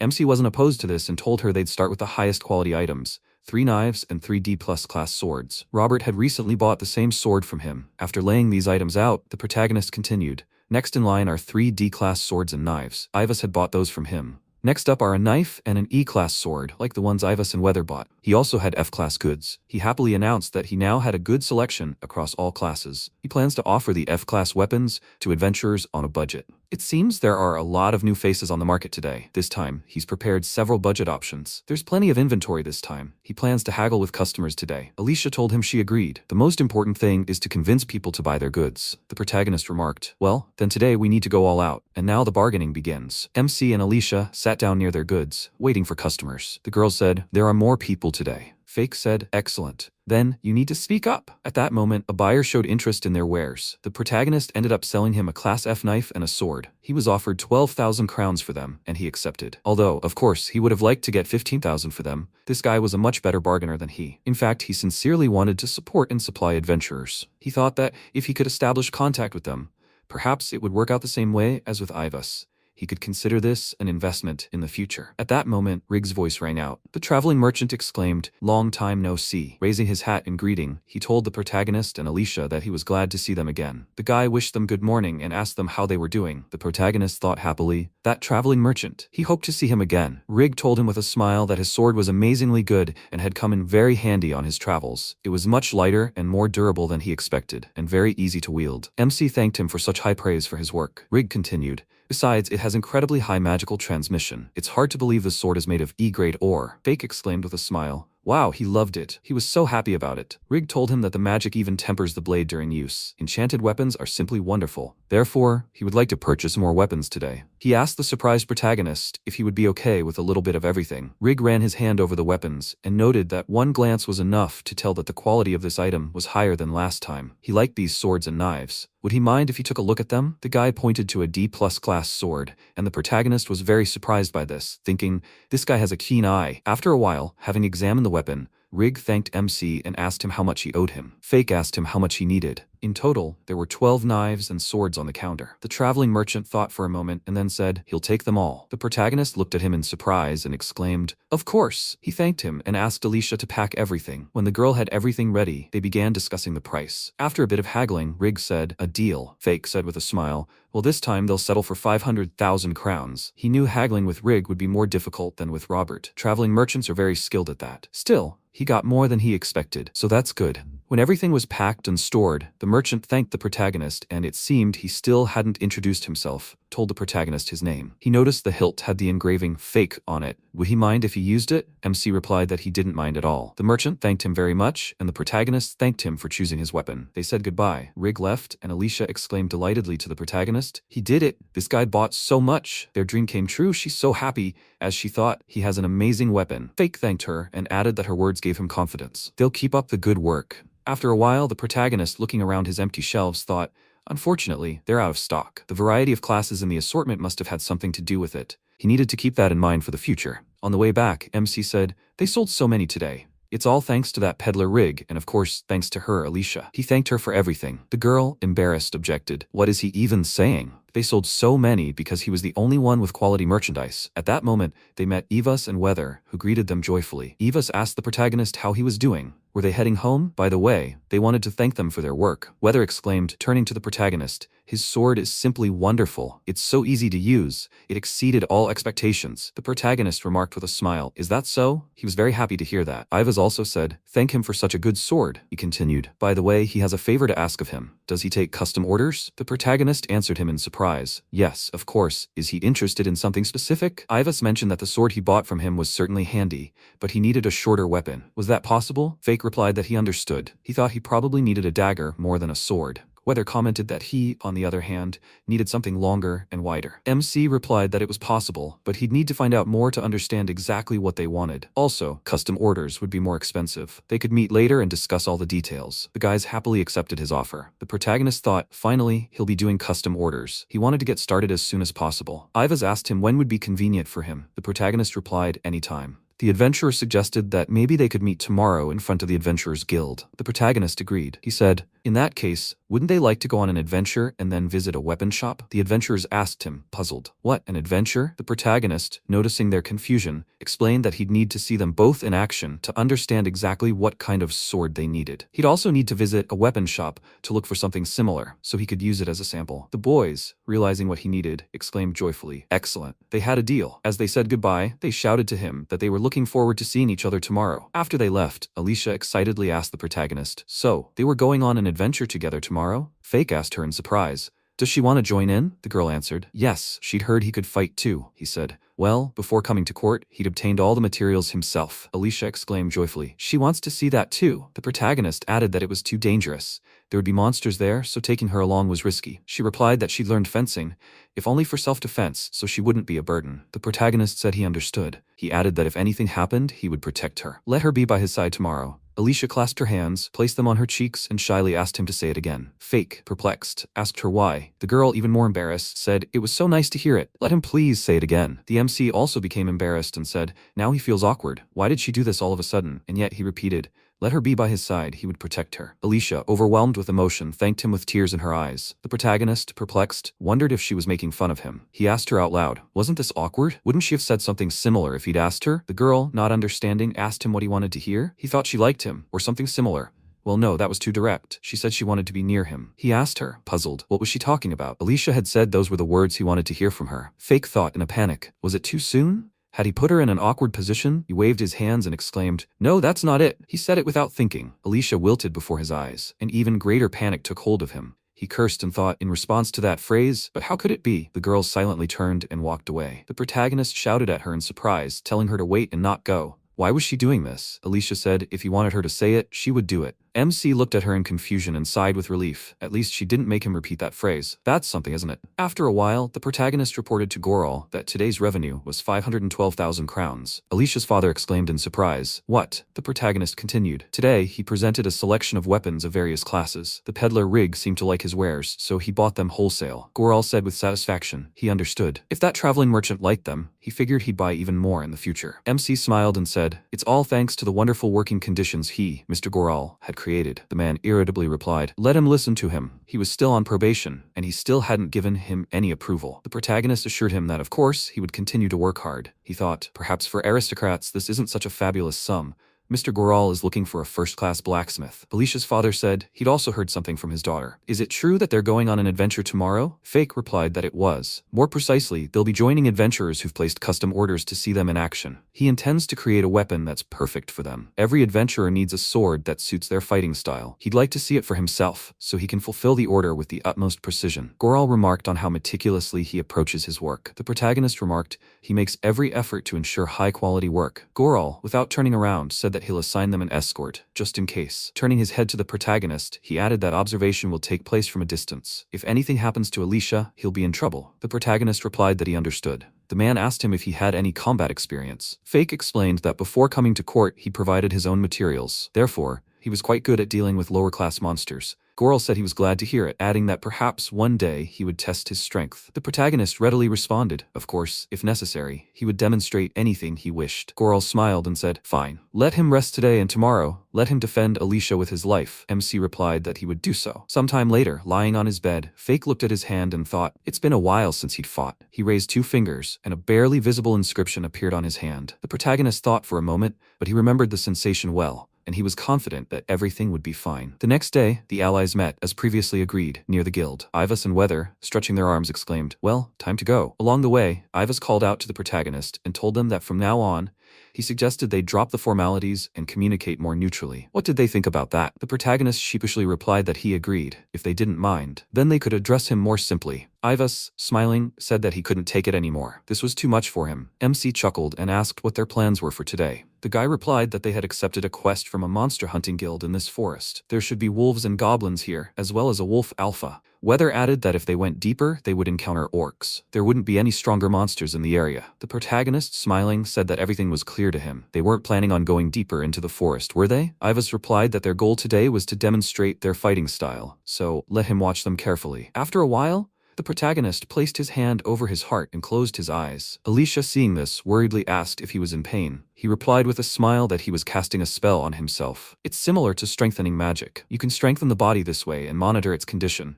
It's like tempering a blade, carefully and without harm. MC thought that this way he could protect her. He called out to her and said that if anything was wrong, she should tell him immediately. The girl smiled shyly and agreed. Ivas, seeing this, mockingly noted that he could see that he wasn't wasting his time. MC nervously replied, "Don't tease me." The guy remarked with a smile that he hadn't thought about it. They just looked so cute together. He asked Alicia if she knew how to fight. The girl replied that it was for self-defense. Yes, and why was he asking? Ivas exclaimed that, in that case, he thought he might need Mr. Fake's protection. She blushed deeply and replied that it was possible. The guy continued that she would press her shoulder to his, after which their touching would develop into a heated embrace. Weather indignantly hit him on the head and told the protagonist to ignore this idiot. Fake sheepishly replied that he shouldn't worry. Everything was fine. After a while, Alicia grabbed his clothes and asked if she could walk beside him. He agreed with a smile and noted that it was quite dangerous here. She clung to him and they walked together. MC thought his heart was about to jump out of his chest. He would definitely protect her. He needed to be especially vigilant in the forest. After some time, Weather stopped everyone and said that the wolves were approaching. They should stand behind them. A pack of ferocious wolves appeared in their path. Ivas and Weather charged and began to fight them. Ivas deftly dodged the attack and, finding himself behind the wolf, shouted,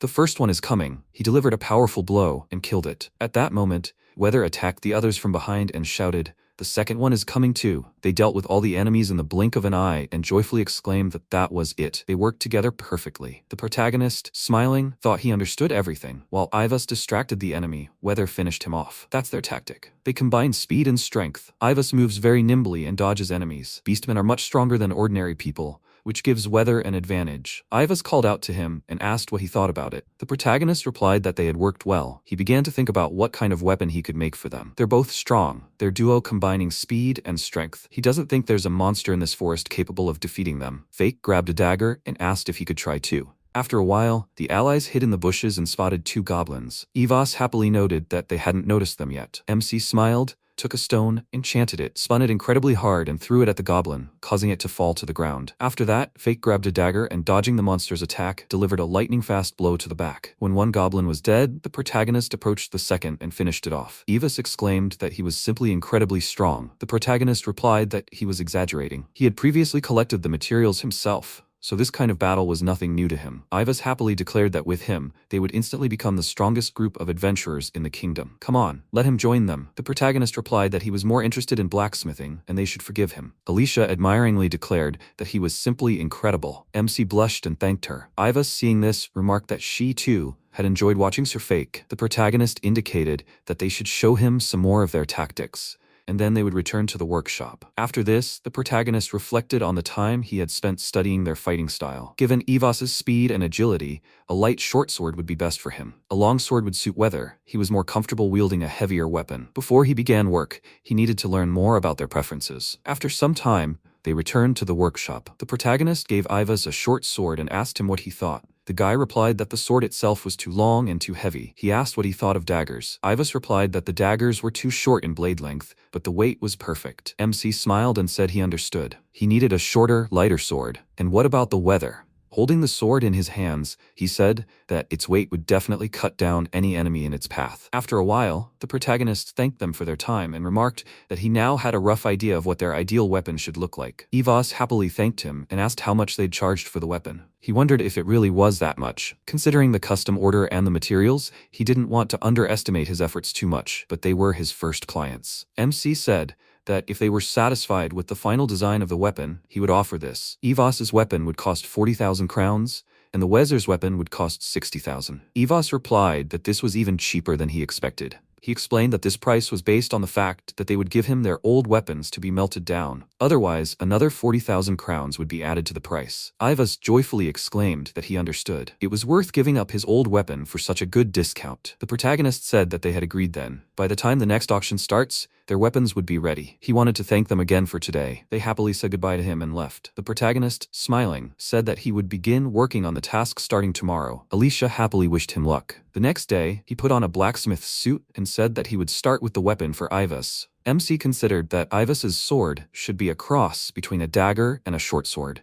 It should balance the weight of a dagger with the length of a sword. He would have to reduce the amount of magic ore used for forging it, but that would short-circuit the weapon's durability. Ivas and Weather were partners. They would face many more battles together, which meant their weapon needed to be highly reliable. He would have to work hard to achieve this. He smelted the magic ore, created an iron plate, and considered that, once the molding was complete, it would be time to cast the enchantment. He shouldn't overdo it with the enchantment. This was more to adjust the magical code. The code could be broken by a hammer blow, but with the enchantment, it wouldn't be difficult to restore. Repeating this process several times would further cement the magical code into the sword, like human muscles, which become stronger when pushed to their limits. Okay, now it's time to heat it up. MC placed the blade in the fire and remarked, "Is this what it takes?" He began sharpening the blade and thought that he usually sharpened things based on his own feelings. But in this case, he needed to be especially meticulous. After some time, the protagonist finished crafting the sword and went outside to test it out. He split a log in an instant and thought it was sharper than he expected, and he hadn't even applied the additional enchantments yet. With them, the sword would become even sharper. He hoped this sword would help. Ivas paved the way to the top and maintained his cheerful spirit. After that, he applied the additional enchantments and joyfully declared it was ready. The protagonist reflected on the fact that Ivas's sword had turned out single-edged, somewhat similar to a falchion. He reasoned that one sharp side would be enough for his blade. The average length was shorter than that of the sword. It weighs a little more than a dagger, but lighter than a sword. Exactly what Ivas wanted. He fell to the floor and, sighing, said, he was exhausted. He only had to make the sheath, and half the work was done. MC thought he never thought one order could be so exhausting. This was the first custom-made sword. He hoped Ivas would be pleased. After some time, he had completely finished with the sword. Alicia came to him and asked if she could come in. The protagonist happily agreed and welcomed her. She smiled and remarked that she could see he was working hard. Had he already finished part of the order? He showed her the sword and said he had decided to start with a weapon for Ivas. Would she like to see it? Alicia, interested, agreed. The protagonist took the sword out of its sheath and showed the blade. The girl admiringly said that this sword combined power and the elegance of enchantment, like a true work of art. The MC thanked her and remarked that his efforts hadn't been in vain. That sword alone had exhausted him. The girl chuckled and said she'd been worried because he hadn't shown up even after noon, so she decided to check on him. How long had it all taken? The protagonist reflected that he'd started working in the morning, and forging the sword had taken what felt like 5 hours. Alicia asked if he wanted something to eat. He replied no, that he really wanted to sleep. The girl sat down on the floor and suggested that since he was tired, he should lie down on her lap. The protagonist, perplexed, declined. She confidently asked, "He's tired, right? So let him lie down." He lay down on her lap and thought, so soft. How could he possibly rest here? He was nervous and couldn't quite relax. Alicia asked what his plans were for the day. MC replied that he was planning to make a couple of items for sale and finish them for today, and tomorrow he would start working on Weather's order. She suggested that he could lie down a little longer. He thought about doing something that could keep those important to him safe, resting like this on his beloved's lap. He was the happiest man in the world. The next morning, the protagonist realized that, unlike the Eva's sword, Weather would require a large amount of magic ore. Therefore, the weapon would be more expensive. First, he created a shape using earth magic to create a wide plate. He placed molten magic ore into it and let it harden. After that, the plate needed to be heated again, just like with the Iva's sword. He repeated the same manipulations. Using a hammer, he hammered it into the desired shape, then increased the temperature again, and repeated this process several times. Should he enchant the sword? After some time, the protagonist enchanted the blade and decided it was time to think about its final form. Unlike Eva's, Weather is proficient with all types of blades. Therefore, he wants to create a double-edged blade for it, just as Weather had envisioned. The sword shouldn't just strike, but also defeat enemies. In their duel, Ivas draws attention to himself, while Weather delivers an instant finish. Therefore, the sword must be heavy and sharp enough to slay with a single blow. It must be imbued with magical information, then forged. By repeating this process of tempering the steel, the sword can be perfected. This is Area's magical iron, but this way it can be made even better. And yet, forging such a colossus is no easy task. If he hadn't cast the enchantment on himself, it would have been a real struggle. Finally, he achieved the desired shape and weight for the weather sword. The protagonist looked out the window and wondered if it was already noon. As he thought, working on this sword would take much longer than on Ivas's. He needed to rest, and then he would continue. After a while, he lost in thought, working until evening, and finally finished. MC took out the blade and noticed that the sword was incredibly heavy. Tempering it hadn't been easy. He considered that since it was a long sword, sharpening it with wind magic required more effort than usual. The work turned out to be much more difficult than he expected. Still, he should have set a higher price. After some time, standing outside, the protagonist said that now was the last pass, before the final enchantment. He cut through a dummy with the sword in an instant, and thought about how this weapon could kill monsters with a single blow. Thanks to the double-edged sharpening of the blade, he could cut through anything, simply relying on its enormous weight. And the final touch, the appropriate enchantments that would unlock Weather's potential in battle. After some time, MC finished the sword and thought, a whole day in the workshop, and the sword is ready. He sat down on the floor, looking tired, and wondered if they would like the new weapon. He couldn't wait to hand them the swords. Alicia tried to lift the sword and said it was heavy. The protagonist chuckled and replied that he'd made the sword based on Weather's build and wishes. Let her extend her hand. The girl obeyed him. He touched her hand and said that he had temporarily enhanced her physical abilities. Now, she could lift the sword. Alicia admired the sword and said that it was indeed very heavy. There were only 2 people in the world who could create something like this using magic ore. The protagonist replied that he didn't think so. The girl explained that she'd met many blacksmiths, but only a few were capable of creating something like this. He was an incredible blacksmith after all. He thanked her and said that he still had room to improve. Alicia pointed out that he'd been working tirelessly in the workshop for 2 days. Would he like to go to dinner? The protagonist agreed and remarked that he was terribly hungry. The girl chuckled and replied that he could eat as much as he could. After a while, Mason asked what his forge even did. Morgan excitedly asked, "What?" He replied that the reason he'd summoned him was because of the sword he'd been entrusted with. Why was the work so poorly done? The man wondered in horror. Is there really a problem with such a superb enchanted weapon? He exclaimed that every knight in his guild had received an enchanted blade. The forge worked almost around the clock. It required incredible effort. Their forge was already working non-stop. This art requires a tremendous investment of strength, energy, and endurance. Perhaps he should tell his knights to take better care of their swords? Mason wondered, but hadn't their forge offered to regularly supply new weapons once a month? This agreement had been made about 3 years ago. Morgan nervously wondered if that was exactly it. When Fake arrived at their palace and had already settled in, he delegated all responsibilities to him alone. They discussed it all. They wanted to make him suffer more, so they adjusted the supply chain and brought it up to what it is now. But Fake dealt with these difficulties, which angered him immensely. That's why he arranged with the knights for a regular supply of weapons. Mason said that previously, deliveries were made every 6 months or 3 months. If they continued to make swords of such disgusting quality, they would stop using his forge. Morgan exclaimed in bewilderment. What do you mean, disgusting quality? The boy replied that the sword they were working on was nothing compared to the one Fake had inlaid. So he wondered if all those high-quality swords they'd supplied before had really been Fake's work. None of their swords were usable. They had to fix the enchantments on every single one. Morgan exclaimed furiously that they were working even on holidays. They didn't have time for that. Or was he even prepared to raise their wages? Mason said that if they continued supplying weapons of such quality,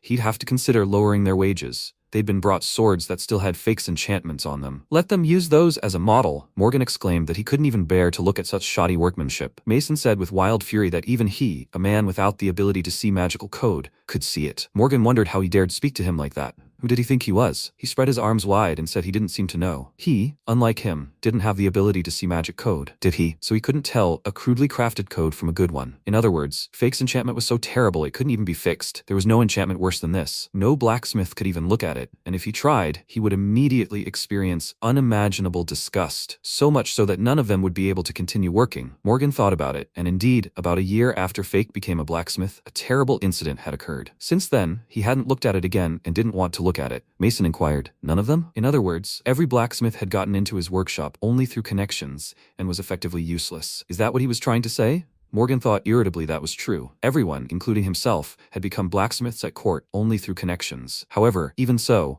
they had abilities. They can't be put on the same level as commoners. The guy said that they should at least enchant the swords so that they could be used. He added that he was finished so he could go. Morgan left the room and thought what a damn bastard he was. All he did was make one-sided demands. He had never met such a reckless person, even though they worked tirelessly. This country was doomed with knight captains like these. If he had become this man's personal blacksmith, his life would have been over. Thank God that didn't happen. He was tired. He would leave today's work to the others, and he himself would go and rest. After some time, Mason himself came to the workshop and said that they were all untalented. Morgan irritably asked him what he was talking about. Were they actually court blacksmiths? He thought that he couldn't even properly discern enchantments, and he dared to make such a statement. Mason said that if they could demonstrate results, he wouldn't have reported the situation to another department. Initially, he'd simply wanted Fake to check his sword. However, he never imagined that they'd return that parody of a weapon. Those bastards had enough nerve. Everyone present was stunned by his ferocious shouting. Morgan, horrified, wondered if his voice was filled with mana. Mason continued shouting that as soon as he started looking into things, more and more of their misdeeds came to light. It seemed that, besides Fake, a lot of blacksmiths had quit, and not one of them had worked there for more than a year. It was all their fault that specialists were leaving so quickly. Morgan exclaimed in horror that yes, they had staff turnover, but it was all because today's young people lacked courage. The guy replied that no. According to his information, the workshop manager was bullying his new subordinates. Mason grabbed him by the clothes and told him straight to his face that he was talking about him. The man, horrified, replied that he wasn't mocking anyone. It was training. He was simply training them. Mason said that, speaking of the volume of work Fake did, it seemed he enchanted most of the swords every day, single-handedly. From morning until night, without a break, that's all he did. He didn't even have days off. He had to sleep in the forge. Where was the training in that? He had more talent as a torturer than as a blacksmith. Morgan cried out in horror that it wasn't so. Mason grabbed him and, delivering a powerful blow to the face, shouted at him to shut up. The blow sent the man falling to the floor and asking if he thought violence was acceptable. The guy put his foot on his face and menacingly asked how many valuable blacksmiths they had lost because of him. Compared to that, his pain was nothing. He had to bring Fake back, and not just him. He would call back all the blacksmiths they had lost. Each of them would crawl on their knees and apologize to those who had left because of them. He would have to tell them that he is no longer the head of the guild. He was fired, like everyone else who had bullied them under his command. Therefore, he begs them all to come back. Did he understand him? Morgan asked in horror. He fired? Mason furiously shouted that it was obvious. He said that he would not kneel before them. The young man replied that if he couldn't bring them back, they would all be fired. He had already explained this situation in detail to his family. It seemed they had all decided to disown him. Morgan fearfully thought that he was no longer the court blacksmith, and if they also stripped him of his titles, there would be no point in living. Mason said that if they succeeded and brought back all the blacksmiths, he thought he'd let them join the Night Corps. Of course, they'd have to endure rigorous training, but for now, they'd leave it at that. Let him go gather the blacksmiths right now. Morgan wondered in horror. Why is this happening to him? After a while, the protagonist handed the boys new swords and said something like this. What did they think about it? Ivas took the sword admiringly and remarked that the length was perfect. It was very light and compact, but even so, he sensed immense power in this weapon. The protagonist explained that the sword had been adjusted to suit his fighting style, so it wasn't really suited for frontal attacks. Still, he wanted to make the sword as durable as possible, but the blade might not survive a direct clash with a strong opponent like Weather, so he should be careful. Ivas happily said he understood everything. Thank him very much. If he fights like he usually does, there shouldn't be any problems. Weather, smiling, picked up his sword and began examining it. MC was surprised to think he could hold such a heavy weight with one hand. He asked how he liked the sword. The guy replied that the weight was exactly what he wanted. The protagonist said he was glad to hear that. And what about the length? Weather replied that everything was fine too. The sword was so perfect that he couldn't even believe it. Everything was exactly as he wanted. This was the first time he'd held a sword that fit so well in his hand. The protagonist noted that Weather emphasized one decisive strike. Their fighting styles complemented each other. Ivas lures out the enemy, and Weather destroys them. He agreed and said he would treasure the sword. MC, smiling, replied that he shouldn't worry so much. Let him use it as much as he wanted. If it broke, just bring it to him. This is the blacksmith's greatest joy. He thought that, of course, he didn't want them to do anything beyond the power of these swords. The protagonist said that the agreed-upon price for the old sword was 40,000 crowns for Ivas's sword, and 60,000 for Wazer's. They gave him the money and took the swords. He remarked that the deal was complete. He was pleased to do business with them. The protagonist took the weapon and thought that it was the sword received as part of the payment. It was in good condition. It just needed a little tweaking of the magic code, and it would be usable. He could sell it. Ivas happily said that they were planning to take the promotion exam soon. With such blades, they would definitely have no problems. MC replied that they should try it out first to get used to it. He agreed and added that the exam was in the evening. They had time for that. Although even without that, with such swords, they would definitely pass. Wezer said he thought so too. He felt like he'd been using this sword for years. The protagonist replied with a smile that he was glad to hear it. In any case, they should be careful and take care of themselves. If they failed the test with his weapon, he would start to doubt his own blacksmithing abilities. Ivas happily said that they would definitely pass. Weather added that he would become a swordsman worthy of this sword. After that, the guys left. Alicia happily said that he had done it. They were very pleased. MC agreed and added that he was glad they liked the swords. He hoped they would pass the test. The girl replied that they would definitely do it. After all, they had his weapon. After some time, the protagonist enchanted the sword and placed it on the counter. Suddenly, a girl approached them and remarked that all the swords looked excellent. He happily greeted her and said that if she wanted, she could try out any of the swords. She replied that in that case she would like to hold this one. The protagonist handed her the sword. The girl asked how much it cost. He replied that it would cost her 50,000 crowns. She asked, surprised, if she could get it cheaper. The protagonist wondered what he thought, thinking that 40,000 crowns would be fine. The girl asked if she could do him a favor. He glanced at her breasts and said that he couldn't lower the price much, but maybe 40,000 crowns. Suddenly, Alicia interrupted their conversation and said that the price was 50,000 crowns. First of all, this sword was of quite high quality. Even at the original price, it was quite a good deal. The buyer exclaimed in surprise. She understood everything. She would buy it for 50,000 crowns. The MC took the money and thanked her for the purchase. He looked at Alicia and, seeing her displeased expression, asked what was wrong with her. She asked if he liked curvy figures. The protagonist, perplexed, replied that no, nothing of the sort. The girl noticed him staring. He mused that it wasn't that he particularly liked big ones, but that was just male nature, and he glanced casually. After that, they sold 2 F-rank swords and daggers to the new adventurers. The morning's profit was 180,000 crowns. They would continue in this vein. After a while, Rig approached the protagonist and, with a joyful smile, exclaimed, "It's been a while since they've seen each other." They greeted each other, and the protagonist noted that he was right. Indeed, they hadn't seen each other in a while. Behind the merchant stood his slave. Rig said, "Fake." His swords and daggers were selling like hot cakes in the neighboring town. He advertised them well, so he should expect more orders. The protagonist exclaimed, "Really? Well, he thanks him for the advertising." The peddler added that his weapons weren't just bought by adventurers, even knights were taking them. Besides, they were even bragging to other knights. "That's remarkable, isn't it?" MC asked him in surprise. "Don't knights receive their weapons from the kingdom or their lords?" He supposed that was the case in his country, the Revenant Empire. That's why they had to mass enchant weapons weekly. The merchant said he was right, but he would not say that the weapons they issued were of good quality. Knights who had reached a certain status usually acquired personal armor. He added, "That's why he was here." He pointed to the weapons on the counter and asked the protagonist how many of these high-grade weapons he had. The protagonist replied that he had 10 of that quality in stock, swords and daggers. Rig grunted in surprise and told him he'd take them all. He wondered how much it would cost him. Fake thanked him for the purchase and quoted 800,000 gold. The merchant chuckled in surprise and said, "Well, he buys in bulk, so maybe the protagonist could give him a discount? For example, 700,000 gold?" MC chimed in. Still, the price would be low, which would be bad for his business. He offered the peddler a few lower quality weapons, making it 760,000 gold. How's that for him? The allies agreed on that. The protagonist and Alicia packed Rig's goods into a crate,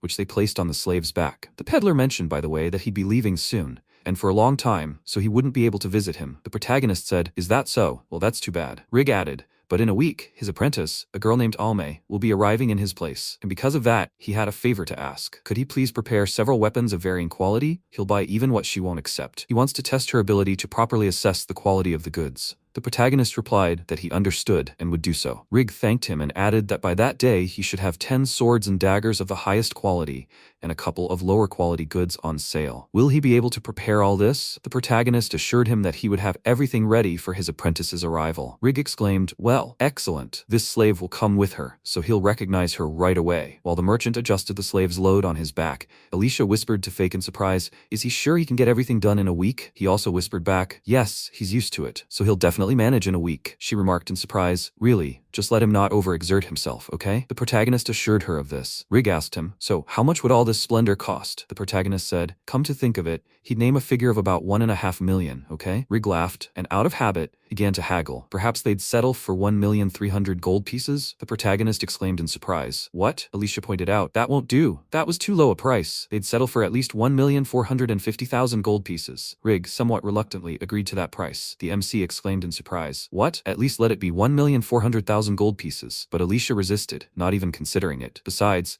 they'd also agreed to help the merchant train his apprentice. Therefore, her price was final. Rig laughed and acknowledged her correctness, adding, "It will be as she said. He will pay that amount." The protagonist thanked him and told him they'd expect his apprentice by the appointed time. The peddler told him he was relying on him, after which he said goodbye to his allies and left with the slave. MC exhaled loudly and said, "It's good that it's all over," and thanked the girl. She admonished him, as always, for giving discounts too easily. He apologized to her and added, "He's simply very glad that someone actually needs his weapon." Alicia said she understands his feelings, but his blades are truly valuable to her. Therefore, let the payment correspond to the skill. He looked at her gratefully and said, "Very well." He will try not to repeat the same mistake in the future. The girl answered, very well. After a while, she, observing the other masters and their assistants, asked him, the apprentice, the one Rig mentioned. The protagonist said, it seemed so. He added, after all, blacksmiths also train apprentices, and working together is common for them. He's fortunate to possess magic in all attributes, so he handles all the work in the workshop himself. But if the master isn't so fortunate, he also, for his own convenience, takes an apprentice with him,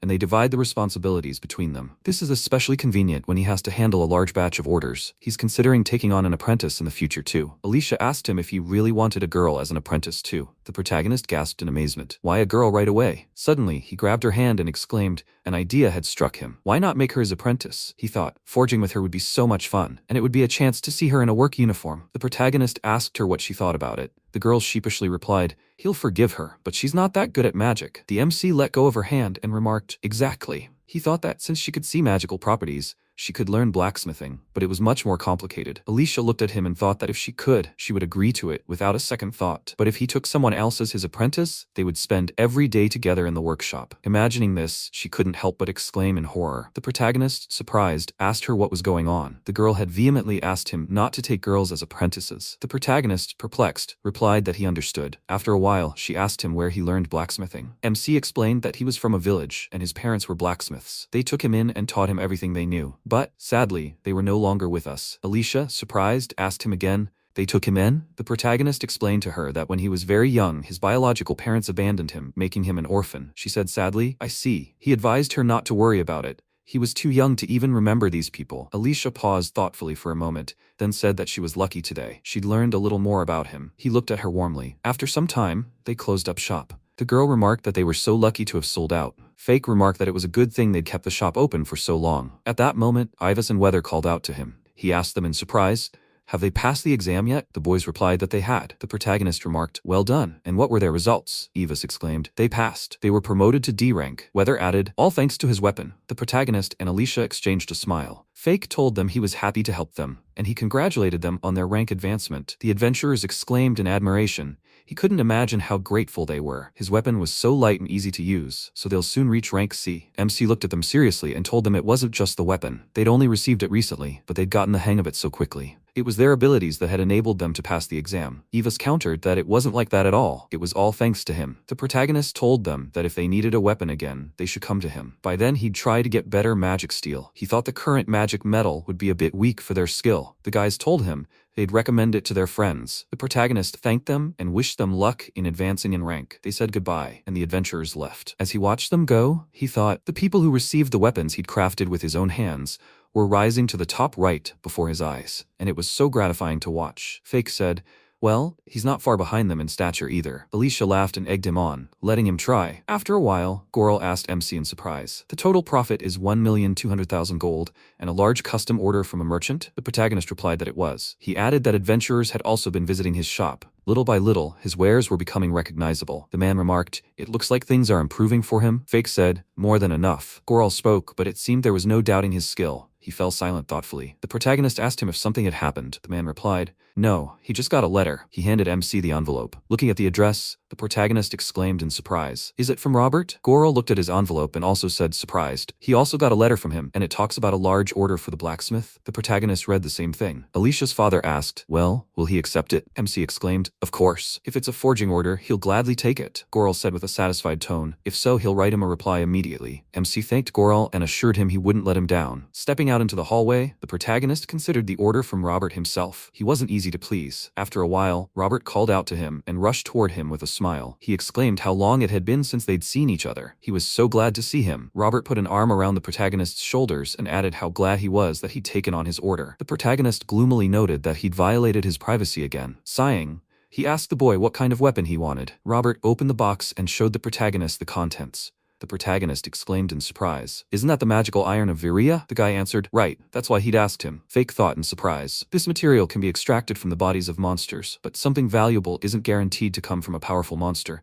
It all depends on luck. Iron can also drop from the carcass of an ordinary goblin. That's why adventurers go hunting day after day, hoping for luck. Robert made a point. Excellent, isn't it? MC confirmed that it was. He asked him, looking at the second item, "Is that the magical metal of Varia?" Robert replied that it was, but it was inferior to Varia, of course. But for him as a craftsman, this was a rare chance to demonstrate his forging skills on such a metal, right? The protagonist agreed. He thought, actually, Varia is almost never sold. Swords made from it are family heirlooms, treasured like the apple of an eye. Robert winked at him conspiratorially and added, but that's not all he had prepared for him. When the boy showed him the most important thing, the protagonist's surprise knew no bounds. Before him lay the claw and fang of the dragon itself. Robert had noticed, right? He had infiltrated their domain, and they had destroyed him. They had taken Iria, the fang, and the claws from his body, and so he had commissioned him. The protagonist, examining the items, remarked that it wasn't every day that a man could defeat a dragon. He had killed it alone, hadn't he? Robert countered, no, it's impossible to defeat it alone. The knights had helped him, and only through their combined efforts had they managed to kill it. And ultimately, he had the honor of profiting from this victory. The protagonist exclaimed admiringly, simply incredible.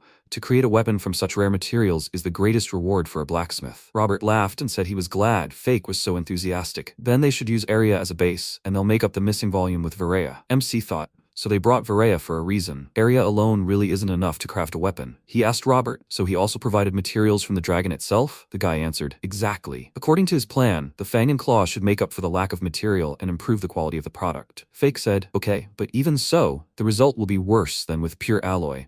And he still wants to make a sword from what he has. Robert said a little sadly, yes, he understands they'll have to compromise. It's inevitable. He placed a hand on the protagonist's shoulder and added, that's why he has high hopes for him. MC replied that he wouldn't let him down. After carefully examining the materials again, Fake thought that perhaps this was the nature of all blacksmiths, but seeing so many rare materials gave him a pleasant anticipation. He couldn't wait to start working with them. He asked the boy, what kind of weapon would he like forged? Robert pulled a weapon from under his jacket and said, the same shape as this sword. The protagonist unsheathed it, examined it, and declared, a sword that combines Varia and Aryan metal, a truly and carefully forged blade, and the enchantment is top-notch. Robert remarked, exactly. Everything was said correctly. This time, he wanted the protagonist to use dragon materials and Irian metal to create an even more perfect blade. MC examined the sword again and asked if he could just apply different enchantments. The boy replied that if the blade improved, he wouldn't mind. He trusted his instincts. Weight, length, shape, let it all be as he felt. Fake said he understood. He would strive to forge a sword that would live up to his expectations. The protagonist began work. Robert sat down on a chair and watched the craftsman's confident movements. The protagonist first melted and mixed two types of metal. He followed the standard procedure here. There was nothing difficult about it. When he completed this step, he declared, excellent, perfectly done. He thought, but the difficulties lay ahead. The dragon's fang and claw also needed to be melted and mixed correctly. The protagonist took the materials in his hands and felt a subtle warmth from them, as if a heart were beating within them. It was a strange sensation. Robert watched him with interest. MC tried melting them the usual way, but the materials simply wouldn't budge. Apparently, dragons really are resistant to high temperatures. It occurred to him to fine-tune the magical flow and increase the heat to the required level. When he accomplished his plan, he succeeded. He spoke. Finally, the shape began to change. Robert remarked in surprise. Wow, he didn't expect Fake to figure it out so quickly. He added that he'd expected nothing less from him. Ordinary blacksmiths don't even touch draconic materials. Only specialists do. But he was able to adapt in an instant. Only a true master can do that. After some time, Fake, stirring the alloy, said, now they're completely fused. Next, he mixed the molten metal and draconic raw materials and cast a blank. Then the protagonist proceeded with the next steps. Finally, he said, so, the synthesis of the magical properties of all the materials has been successfully completed. Robert, unable to believe his eyes, exclaimed in surprise, amazing, this is simply magnificent work. MC smiled and thanked him. Fake added that he would now shape the sword, but it was still far from complete. He asked the guy if he would be watching. The guy exclaimed, of course. Such skill isn't learned every day. He asked to be present until the very end. This was such an invaluable experience. The protagonist smiled at him, silently agreeing. He heated the metal and began forging. He assumed this was a standard procedure, monitoring magical parameters. Despite fusing the magical metal and the draconic components, their essences were not yet synchronized. The outer integrity was deceptive. Internally, they had not yet merged. As he shaped the sword, he wove the magical currents together. Once the alloy became coherent, he deliberately destroyed its structure in order to rebuild it. Only in this way did the steel become stronger. Mesmerized, Robert watched the protagonist's confident and focused movements. This work took him all day, and the continuation had to be postponed until the morning. The next morning, Robert, who had spent the night there, was already at the anvil to begin work. After some time, after the final shaping of the blade, Fake checked the length and width. Everything was perfect. But before sharpening, there was still a test. For a double-edged sword, symmetry and balance are critical. After carefully inspecting everything and assessing the blade, he declared, perfect. The next step would be to craft a handle from Aryan metal and attach it to the sword. Having completed this work, the protagonist asked Robert if he wanted to try the weapon out before the final finishing touches. The allies went out into the forest, and the young man tremulously picked up his new sword and performed several lunges and maneuvers. MC asked him how he liked it. Robert exclaimed, simply excellent. Why? It's an exact replica of the original sword. To recreate such a thing in a single forging, that's simply impeccable work. The protagonist replied with a smile, glad there were no problems. Then, he would move on to the final finishing touches. Robert happily agreed. When they returned to the forge and the protagonist began refining it, Robert was delighted to see that Fake's mastery of wind magic was so high. He added that it was apparently his mastery of all the elements that allowed him to achieve such mastery in forging. The protagonist responded that his years of training had not been wasted. Finally, he declared, the sharpening was complete. Now all that remained was to apply the final enchantments. He had already decided that the enchantments would mostly replicate those on Robert's sword. However, he would also correct some issues and modify it for the magical metal area. Robert watched attentively as the enchantments were applied to his weapon. When Fake finished, the young man took the sword in his hand and admiringly noted that it not only felt perfect in his hand, but also that the magic transfer was astonishingly effective, and the quality of the enchantments cast by the protagonist was beyond praise. The MC sheepishly said, I'm glad you like it. Robert told him, but he couldn't fix a masterpiece of that caliber if it broke. The protagonist laughed and told him not to worry about it. Thanks to the Aryan metal in the alloy, it would definitely last a month or two. Suddenly, Robert rushed toward the protagonist, fell to his knees, and grabbed his hands. MC nearly screamed in surprise and amazement. The guy, pressing his hands to his cheek, said, his hands work miracles. He was so envious of his talent as a blacksmith. Fake pulled his hands away and asked the guy to stop. Robert calmly stood up, as if nothing had happened, and thanked the protagonist. Then he offered to proceed with payment. The guy asked him if he wanted a fee of 5 million crowns. The protagonist, perplexed, replied that it was too much. After all, he had provided him with all the materials, and based on the shape of the sword,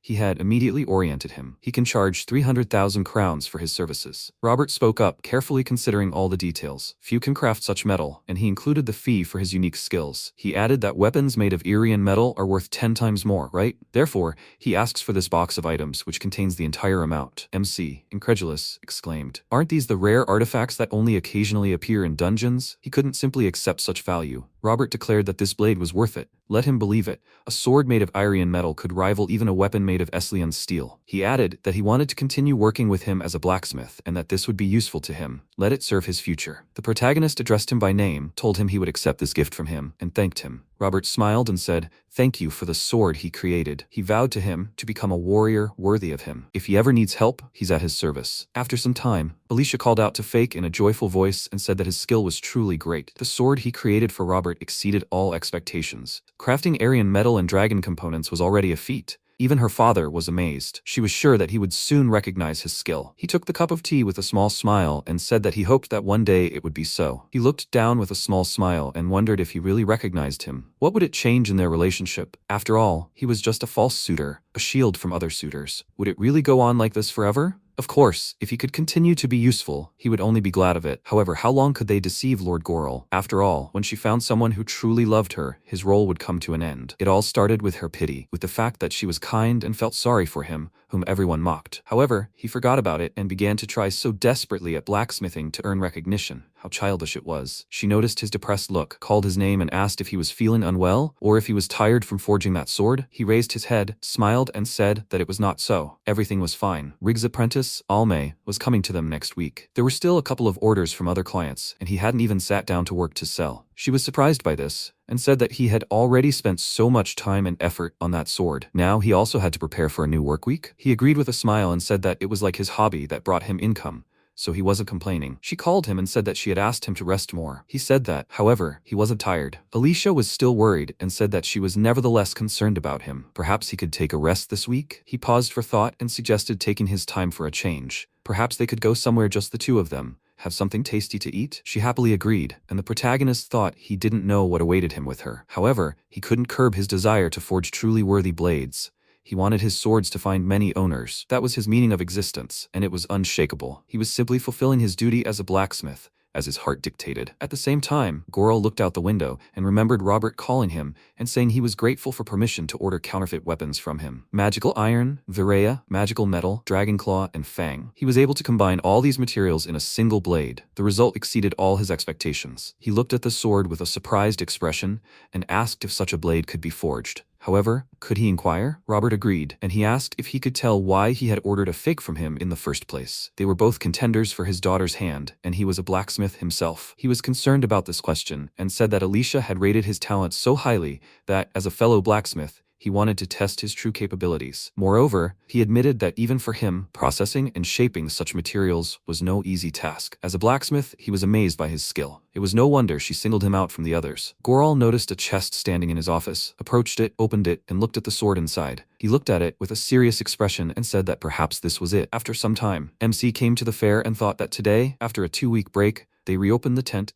took their usual place, and prepared everything for work. As usual, they sorted the goods by quality and added a batch for Alma, Riggs' apprentice. He forged more swords and daggers to attract customers. He looked at the box with a smile and said that there was also a box with items. The one Robert gave him came in handy. Alicia, smiling, said that thanks to it, he was able to carry many more things. People started coming to them and said that this was the shop. Right. He wasn't mistaken. This is the blacksmith fake's shop, isn't it? He agreed, and the adventurer said that he bought his sword from a traveling merchant last time. The quality is excellent. It fits in his hand like a glove. He even let his guys try it. Now everyone was eager to get their hands on one, so they came in person. Could they take a look at the goods? He said with a happy expression that he was grateful for their praise. He thought that the traveling merchant probably meant Rig. Although he said he advertised his products, he didn't expect customers to come to him right away. The adventurers chose their weapons and said that he wanted to buy this dagger and sword from him. She chose this dagger. He would also take the dagger. He thanked them for their purchase and then named a price. He looked at the money he had received and thought that he had sold them at a discount.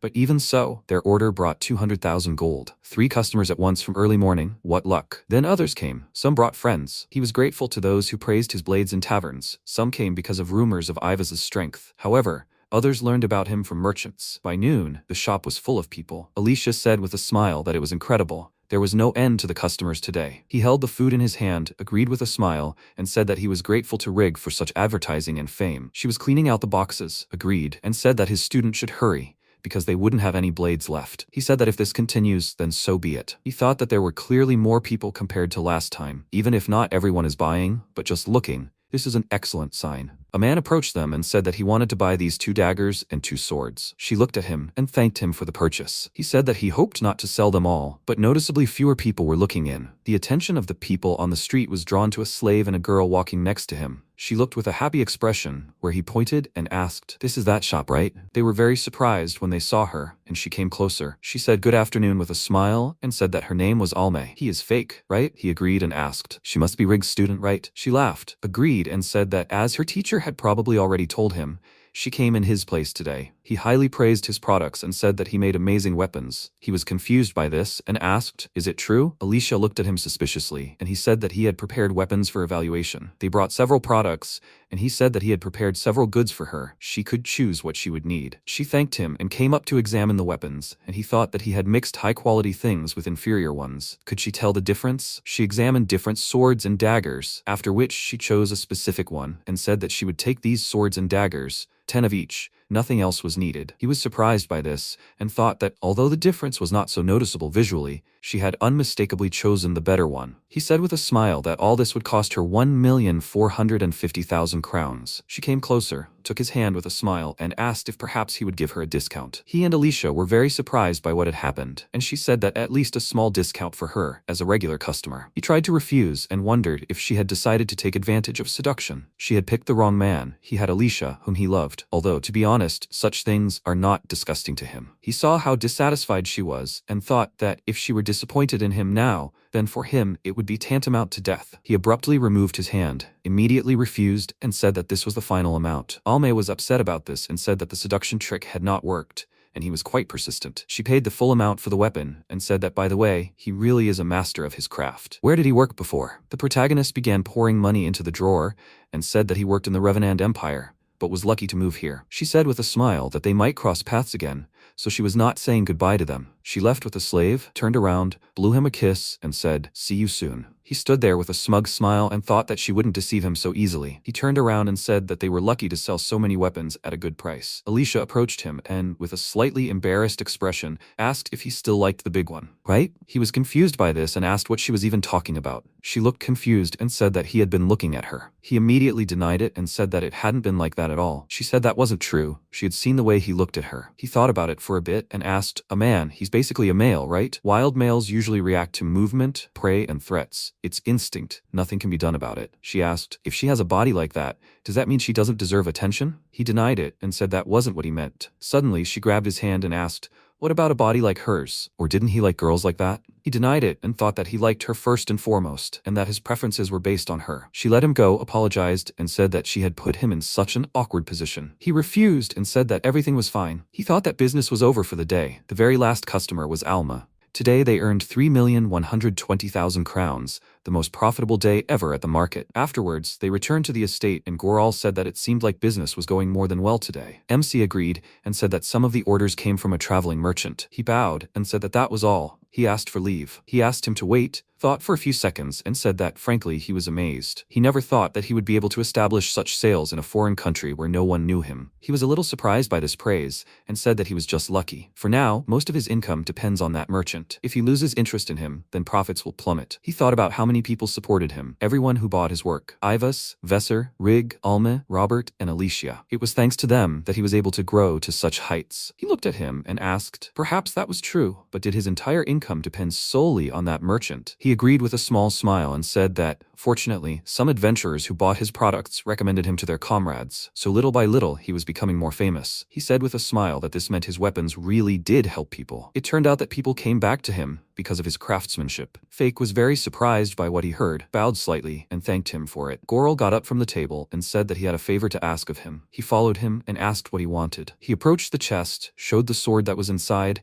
and asked if he could restore it. He asked to see it, picked up the sword, and began to examine it. He felt sick when he saw the enchantment and thought that it was an incredible data density, as if someone had rammed an entire library into his brain at once. If the blade was causing such sensations, it meant it contained more magical information than he could perceive. He called him and asked if everything was all right. He turned to him, agreed, and said that he needed to concentrate now. He thought that the enchantment itself was simple, but the amount and power of magic invested in it was truly colossal. Damage was visible everywhere. If the sword was used in this state, it would break sooner or later. He finished examining the enchantment and said that he had identified the problem. Goral looked at him and asked if he could fix it. He agreed and said that, however, due to the enormous amount of magical information, he could not fix it in one go. It would take about a day. He understood him and said that he should not rush. It was better to do everything thoroughly and reliably. The protagonist agreed and said that he would do so. He looked at the blade of the sword and thought that this blade seemed to mean a lot to the master. This needs to be repaired thoroughly but quickly, so that it can be returned to its owner as soon as possible. The next day, he came to the forge and said that he was full of energy and could begin work. He began to examine the sword's enchantments again and thought that the amount of data was still as inconceivable as before. Numerous damaged symbols, entire sections non-functional. Everything would have to be restored with pinpoint precision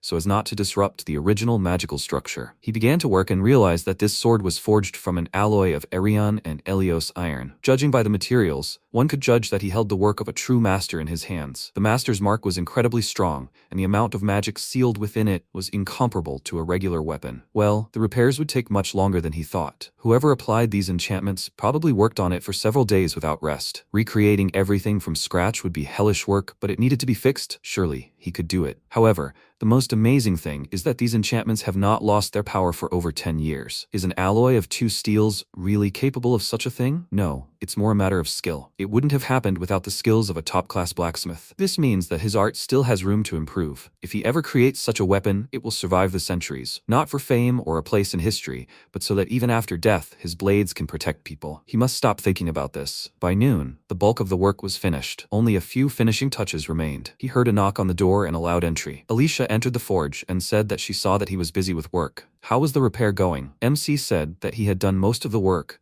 Only the finishing touches remained. She was surprised and asked, had he managed to do so much in half a day? He said that it was just a regular sword repair. She walked up to the sword on the table, touched it, and said that it really was incredible. This blade was forged by her father's father, that is, her grandfather. He was surprised by this and was about to ask something, but she said that he died 10 years ago. He looked at the sword with a surprised expression and asked, "Does this mean that this blade is very dear to Lord Goral?" She agreed and said that he, too, had asked him to repair something so precious to him. He looked at it and thought that he would not have trusted him with this blade without thinking twice. She said that her father kept trying to fix it but never succeeded, and grieved over it for a long time. He didn't have much talent for blacksmithing, so he couldn't restore the blade that he inherited after her grandfather's death. He understood her, and thought that this order was probably a test for him. The master had not yet fully recognized his skill, and still entrusted him with this blade. It means, at the very least, that he believes in him. This sword probably holds dear memories for him. He said with a small smile that now he has even less room for error. He continued working on the sword, and thought that several hours had passed since the final touches were made, and now finally, the finishing touches were complete. The repairs were finished on time. He checked every detail again and again to see if there were any unnoticed flaws. Had he managed to recreate the original enchantment closely enough? He made adjustments dozens of times. And finally, Alicia asked happily if she could take a look. He agreed and said that it might be difficult for her to look at it because of the abundance of magical information, so she should be careful. She tried to examine it, but she felt sick, and he asked with a worried look if she was okay. She said with a smile that it was beautiful work, although she could only get a glimpse of it. However, she felt the emotions that her grandfather had once put into this blade. It was as if the blade had come to life and was bursting with new strength. She bowed her head and said that she was grateful to him for returning the former power to the sword of House Barnasto. He said with a small smile that there was no need for thanks. Such words meant a lot to him. He would take this to the master right away. She said with a joyful look that she was sure that her father would jump for joy like a child. He was surprised by this and asked if he could behave like this. She said that her father could be surprisingly nice. He remembered their first meeting and said that if he thought back, he really saw this once. Although he was nervous, now he couldn't wait to see his reaction. She said that he should run to him faster. As soon as he entered the office, Goral, with a surprised expression on his face, asked if he had already fixed this sword. Fake agreed and said that he had restored it as best he could and asked him to take a look. He was obviously nervous about this, took the sword and carefully pulled it out of its sheath. He looked at it with a sad look, then made a few swings and put it on the table. He began to examine the enchantment closely. He felt sick and said that it really was his father's sword. Tears began to flow and he said that it was exactly like the day he first entrusted it to him. This was truly the same sword. He never thought that he would ever again see the former greatness and power of this sword. He is truly an outstanding blacksmith. He was shocked by this, bowed, and thanked him. Goral called him by name and said that he recognized him as Alicia's fiancé. He looked at him with a surprised expression and asked what he said. He said with a small smile that only he was worthy of taking care of his daughter. He thanked him and thought that it seemed to him that a long time would pass before he heard these words. He felt sad and thought that, however, he was just her fake fiancé. He put his hand on his head and said that he couldn't let her be sad. The protagonist agreed and he asked, "His daughter is charming, he agrees, right?" He immediately agreed and said that, however, if he dared to succumb to base impulses, his head would adorn the palisade. He looked away with a confused look and said that he understood him. He said with a serious expression that, although by mutual agreement, he might allow it. He thanked him and wondered what kind of situation this was. They had talked about the sword, and now this. Goral said that he should not abandon blacksmithing, let his hands not lose their skill. From now on, he must keep his ears open. As soon as people find out that he has become the only contender for his daughter's hand, a lot of disreputable people will flock around him. He can go and tell Alicia this good news. He left the office and, with a confused look, wondered what they should do now. First, they urgently need to talk to her about their fictitious engagement. After some time, she was standing in the forge and wiping the tools with a smile. MC came inside. She immediately noticed him, and he asked if she decided to tidy up a bit. She agreed, and he said that she even swept the floor. The forge had become so clean, he was grateful to her. She laughed and asked what her father said. He said with a small smile that the gentleman was pleased with the result of the repair and was very happy with what he saw. She, with a joyful expression on her face, said that it was good. She would go to him a little later, because she herself wanted to see how pleased he was. He said with a slightly sad look that he also recognized him as her fiancé. She was very surprised by what she heard and asked, "Did he really say that?" He agreed and said that he said exactly that. She was very happy about this and said that they worked out. Now they are official. He interrupted her by calling her name and saying that he was thinking more and more about their false engagement. Was it right to continue this deception? Out of surprise, she dropped the rag and asked what he meant. He said that Lord Goral sincerely cared for her. He always put her feelings above noble conventions, even when he was checking whether he was worthy of his daughter. With him, an ordinary commoner, he spoke as an equal and approved of the relationship, despite their different statuses. That is why he cannot bear to lie to him anymore. He must confess everything, especially that there was no love in their relationship from the very beginning. He thought with a sad look that he never imagined that the words he said would cause such pain. He liked her even more than he thought. Unexpectedly for him, Alicia bowed and asked for forgiveness. In fact, at that moment, how shameful, she misled him. He did not understand these words and asked what she was talking about. She said with a confused look that on the day she asked him to be her fake fiancé, all these words about cover and disguise, it was a lie. She had to say the main thing. What is really important, she loves him and always has loved. This is from the very first time they met. At first, she was simply interested in him as a person. However, his smile is dazzling, like the sun. He can't imagine how she longed to see it again. She fell in love with the way he obsessively works in the forge, dreaming of becoming the best. In the way he softly laughs at her nonsense, in every moment spent together. She adores everything about him, down to the last bit. Fake was very surprised by what he heard and asked, "Is this true?" She agreed and said that she apologized for lying to him all this time. She dragged him into all this because of her selfishness. He was always thinking about how to please her father. He was always so kind to her. However, with all this, it was very hard for him, and now she also dumped these unrequited feelings on him and asks for forgiveness for it. Suddenly, he hugged her and asked what she was talking about. He loved her too. He had always loved only her. The only thing that kept him going while working at court was her presence. Her rare visits to the workshop were his only light and salvation. However, he always thought that she was unattainable and that he, the court blacksmith, was only a commoner and she was the duke's daughter. He kept telling himself not to dare fall in love. He forbade his heart to beat faster, and still, he loves her. He wants to be near her, not as a fake groom, but for real. He took her by the shoulders and told her several times that he loved her. Suddenly, she took a step back and said with great embarrassment that he should stop saying that so often. She was now making such a scary face with happiness. He was also very happy about this and immediately hugged her. He called her and asked if they could start all over again now, right? She agreed and said that now not as a fake bride and groom, but as a real one. After that, they sat on the floor by the wall, and she asked if he could tell why he fell in love with her. He asked with a smile if she remembered that she always came to the forge. She agreed and said that she just liked watching him work. It meant so much to her. He held her hand and said that, except for her, almost no one treated him kindly. She literally saved him, forcing him to move on, no matter what. She said with a sad expression, that's how it was, about the bullying at the forge. If only she had noticed this attitude towards him earlier. He said with a smile that she couldn't be there all the time, so it was not her fault. He remembered the past and thought that the forge masters behaved decently in her presence. Only when she noticed the bruise on his cheek, the truth came out. He asked if maybe now she would tell him when she fell in love with him. She became embarrassed and asked if he was that interested. He agreed, and she asked if he remembered how they met under the tree 3 years ago, right? He remembered it and said that it was their first meeting. She said with a sad expression that her mother left this world that year. He said with a sad expression that he didn't even know about it. He thought that he had never seen her mother and didn't wonder where she was. Now he understood everything. Alicia said that her last words were that she must find what would make her happy. However, she merely mechanically studied etiquette, magic, and fencing. However, she did this not because she liked it or enjoyed it, but because others expected it of her. When heavy thoughts overwhelmed her, she decided to go out for some fresh air to her mother's favorite tree. There she met a smiling young man. The protagonist remembered this and thought it brought back a memory. At the time, he was filled with hope, but a few hours later, he faced despair. She rested her head on his shoulder and said that she remembered asking him such a stupid question, but he answered it with such enthusiasm and kindness. Carrying his smiling image in her memory, she looked for him with her eyes at every ball. That's how she realized she had fallen in love with him. He asked with an embarrassed smile, has she finally found the business she wants to do? She looked into his eyes with a smile and said that she wanted to live with him. She wanted to laugh with him at stupid things, share difficult and joyful moments. She wanted to be there when he became the best blacksmith in the world, to be the first to see it. That's what she wanted now. It sounded strange, didn't it? He said with a small smile that it wasn't strange. He was incredibly happy. She would stay with him. Could there be anything better? He thought that at some point he had forgotten that he dreamed of becoming the best blacksmith in the world. Then he thought about only one thing: how to get out of this hell. There were days when he seriously considered whether it was worth holding on to the title of blacksmith if it would help him escape. However,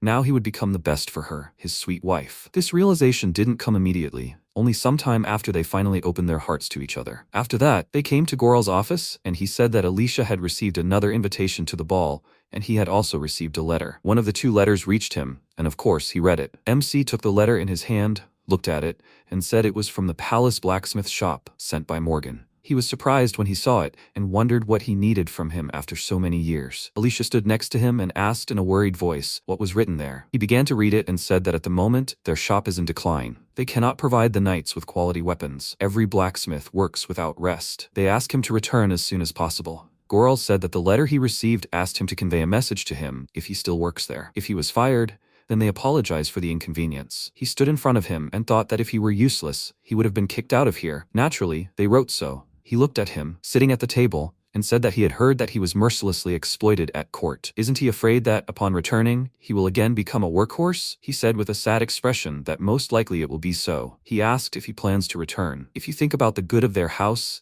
the title of court blacksmith of the Revenant Empire is quite a worthy role. Bake thought that since he will become part of the ducal family, his reasoning about the benefits is quite justified. The title of imperial blacksmith would help glorify the ducal family. He sat in front of him and said that for a nobleman, such a calculation is not without meaning. However, he should know that power is not the only goal of their class. Power and the children's happiness, that's what requires a balance. When making a choice, they take both factors into account. Besides, he can't allow his son to go somewhere where he'll be unhappy. She called him over with a smile and asked if he really already considered him his son. He said, a little confused, that she shouldn't misunderstand him. The protagonist looked at her and thought that, considering she wasn't married yet, it was all to his credit. With her beauty and status, she could have been engaged long ago. He truly puts her happiness first. He bowed and said that he asked for forgiveness, but he did not want to return to the Empire. Goral said with a serious expression that he would then write the refusal himself. It would be more meaningful. He thanked him for it, and he said that they treated him like an expendable resource there anyway. She called him over and said that they would deliver the letter themselves. She would go to the ball and deliver it personally. He looked at her and asked why she needed the extra trouble. Besides, she didn't like being there, so why would she need it?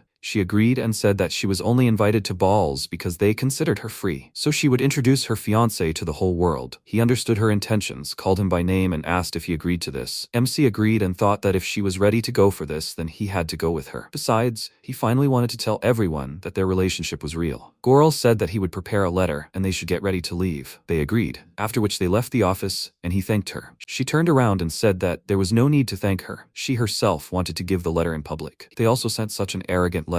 How dare they look down on her husband? Let them work in their own workshop and be jealous because his genius will not be theirs. When they find out that he is now a member of the Barnasto house, they will only be ashamed. He said with a small smile that she really did so much for him. If not for her, he would not be standing here now. She said that it was not true. He helped her too, because her dream of happiness was to walk next to him like this. He looked at her and thought that now that the truth was revealed, she began to talk about her feelings more often. They started hugging, and she said that she still loved him so much. He was embarrassed because of this and thought that he was not used to such words and did not know how to react to it. Alicia looked at him and said that she was still nervous, but she was so happy. He asked with a smile, "Is it true?" She called his name and asked if his heart was beating wildly too. He agreed and said that if he became even happier, he would simply burst into pieces. She started laughing and asked what he was saying. Fake looked at her with a joyful expression and thought that before he thought he could live alone. He looked at the lovers and didn't understand how they could spend so much time together, but now every day with her is a joy. He said that they need to prepare for departure to the Empire. At the same time, Morgan was sitting in his office and was very angry about what was happening. He got up from the table and loudly asked why there was no answer. This was some kind of mockery. He had reached such humiliation. Why wasn't this insignificant freak answering? If he was with Lady Alicia, he should send an answer immediately. If not, then at least House Barnasto should honor him with politeness. He thought that he had contacted other blacksmiths from the guild, crawled on his knees and begged. Some even returned. He had trampled his pride for the sake of survival. However, these freaks don't even answer and don't think of returning. However, he was the one in charge. The captain was wrong about him. He was not a brilliant blacksmith at all. If he could prove it, his situation would at least improve a little. After that, he came to his father, asked for help, and said that without his support, he was doomed. He wouldn't abandon his son, would he? He stood with his back to him and said that since the captain of the knights decided to get rid of him, he was no longer a member of this house. They had already gotten him into the court thanks to his connections, and this was how he repaid them? He had let the family down. Because of him, their status was worse than that of stray dogs. He should be glad that he simply kicked him out and didn't demand retribution. He began to cry because of what he heard and said that he was asking for another chance. His father didn't listen to him, waved his hand, and loudly said that he was expelled from this family. After that, he returned to the office with a sad look and thought that he had lost his home, his family,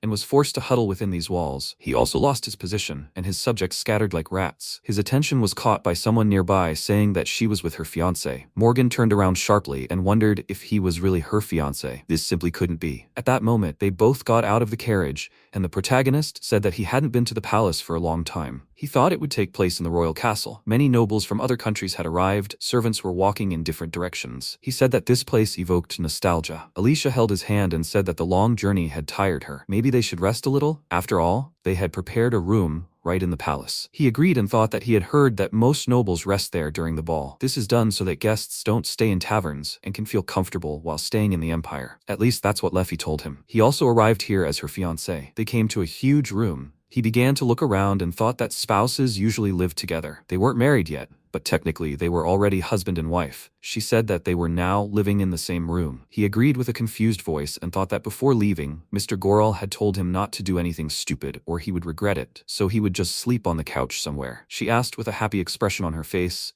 was he happy? He was a little confused by this and asked, what about her? She came closer to him and said that she was very happy. He supported her and thought, how can he not be happy when the love of his life is next to him? They were hugging with joyful faces, and Leffy knocked on the door, called them and asked if she could come in. He opened the door for her, allowed her in, and she said that she was sorry for interrupting their rest. She pointed to the side and said that these gentlemen wished to welcome them. MC approached Alicia and quietly asked if he should come with her too. She quietly asked, he doesn't want this. He denied it with a smile and said that it was his direct responsibility as her husband. They started talking to the guys who came to her and thought that then endless greetings with the arriving aristocrats began, their faces distorted with shock for a moment. Rumors of the engagement apparently reached them, but some recognized him. After all, he worked here as a blacksmith. Their cheeks twitched in an attempt to maintain a friendly mask. Judging by their looks, no one expected that the chosen one would be a commoner. Morgan ran into the room, loudly apologized, and called her. He was very surprised when he saw Fake in the room and called him by name in a shocked voice. He was very worried about this meeting, and he looked at him and loudly asked, what do you mean by this? What is he doing here? Alicia noticed that he was very nervous and worried about him. He looked at them and loudly asked, why is she here with him? She said with a serious expression that it was because he was her fiancé. He was shocked by what he heard and said that, however, it was said that she would only marry a skilled blacksmith. She said that this was exactly why he became her fiancé. He didn't believe it and said that with all due respect, but he was a mediocre one. He was about to say something else, but she interrupted him and said that he was an excellent blacksmith and a master of his craft. His skill was recognized even by her father. Leffy approached him, called him by name, handed him a letter, and said that this was Duke Barnasto's response to his recent letter. He began to read it, after which he became very angry when he saw it. He squeezed it in his hand and, with a very displeased look, asked loudly, what does this mean? He won't return to the palace? He dared to be impudent to him. The protagonist was very nervous about this. He started shaking and he thought that everything was wrong. He no longer served him, and he had no power over him. He began to remember the past and wondered why these 3 years of pain permeated his entire body, and his voice was stuck somewhere in his throat. How pathetic. He needed to come to his senses. He was able to calm down when Alicia came up to him and took his hand. He was glad and thought that all she ever did was save him. He plucked up his resolve, approached him and said that he did not intend to return to the palace. He wanted to live his life as her husband and blacksmith. Morgan was very angry about what he heard, and she said that she did not know why he wanted to bring him back so much. But as his fiancée, she did not want to let him go to a place where injustice and bullying reigned. He clenched his fist tightly and asked loudly in an angry voice. He had done so much for him, and this is how he repaid him for it. Leffy stood in front of him and stopped his blow, then grabbed his hand and pushed him to the ground. He turned to her, demanded that she let him go, and asked what she was doing. How dare some maid do this to him? She said with a serious expression that he tried to harm her master. He should not forget himself. He was now a member of the Duke's family. She still let go of his hand and said that anyone who tried to harm the Barnasto ducal family would get what they deserved. After that, he crawled towards him on all fours, bowed his head and said loudly that he took his words back. It was a lie. If he did not return, he would lose all his position at court. Besides, the title of court blacksmith is beneficial to them, right? She said with a smile that they had already discussed this with their father. He supported their decision. They don't need the title of court blacksmith. MC approached him and said with a serious expression that he won't come back. He is grateful to him for all these years. Morgan grabbed his leg, loudly began to beg him to come back, and said that he would do anything. He asked to let him go with a calm expression on his face. Leffy came up to him, took his hand and said that he should take his hands off him. If he dared to disobey her master again, she would have to report his behavior. She began to lead him away and he loudly sobbed because of what happened. He still left that room and he breathed a sigh of relief. Alicia hugged him and said that he was good. He held up well. He thanked her and said that his body was trembling with fear, remembering those monstrous days in the court forge. He could not have escaped from that place alone. All this happened thanks to her. She denied it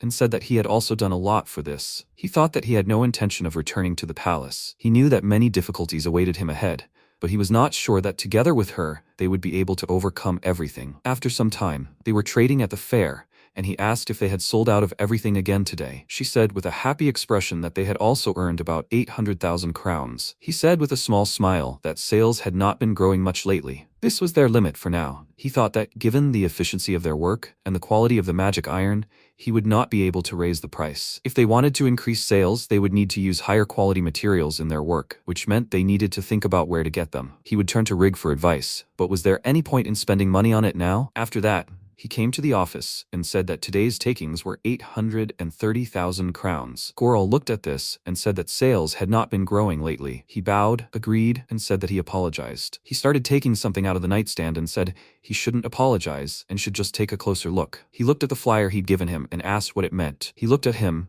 and said that this building was originally built as a forge and all the basic tools were already there. Now it's up for sale. What does he think about that? Fake asked him with a puzzled expression what he meant. He looked at him with a smile and said it was very simple. Why doesn't he open his own workshop? It will raise his profile and make sales easier. He was very happy when he heard this and thought, his own workshop? He said that, however, he still needed to learn noble manners and had other obligations. Goral didn't listen to him and asked if his dream wasn't to become the greatest blacksmith in the world. Alicia told him about it, or has he already abandoned this goal? He denied it and said that there were simply more important things right now. He wanted to become a worthy husband for her. To be honest, she's too good for him. She's noble, kind, beautiful, and to stand next to her, he must study. If he were to appear in society now as an uncouth commoner, it would disgrace her. He couldn't allow that. Goral said that he definitely needed to master noble etiquette. He had already arranged for a tutor, but he needed to know that the most worthy husband for her was the greatest blacksmith in the world. Etiquette was important, but above all, he wanted him to strive for the heights of mastery. That was what mattered. He hoped he had heard him. The protagonist agreed with a joyful expression,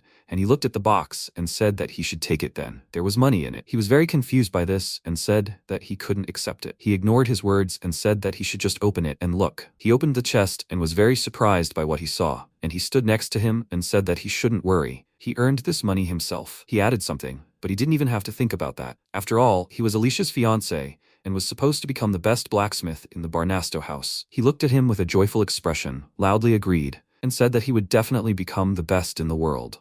3 years ago, Alicia sat on the couch, recalling her conversation with the protagonist. He'd said what he'd wished for. He'd had one wish, to become the best blacksmith. She sighed heavily. At that moment, Leffy asked her, "Fake, right?" The girl didn't hear her. She was still thinking about him. They were about the same age, weren't they? Maybe he was a little older. He wanted to become the best blacksmith in the world. His eyes sparkled when he said those words. Alicia grabbed the bow on her dress and asked, "What's this strange feeling?" For some reason, she still couldn't get his smile out of her head. It was a previously unfamiliar feeling. Her heart sank, but at the same time, she felt warm and comfortable. Leffy asked her louder, "Is she okay?" Alicia jumped in surprise, jumped up and indignantly addressed the maid by name. She exclaimed, "When did she manage to sneak up on me? Don't let her scare her so." Leffy replied that she had called her several times, but she was lost in her thoughts. Had something happened? The girl quickly said, "No, she was fine, honestly." The maid noticed that ever since she had been in Revenant, she had always been somewhat absent-minded. Alicia exclaimed irritably, "She shouldn't talk nonsense." Leffy smiled and asked her if maybe she liked someone there. Alicia said no, of course not. A slight panic overcame her. How could she know? But no one had seen them, and she should stop looking at her like that.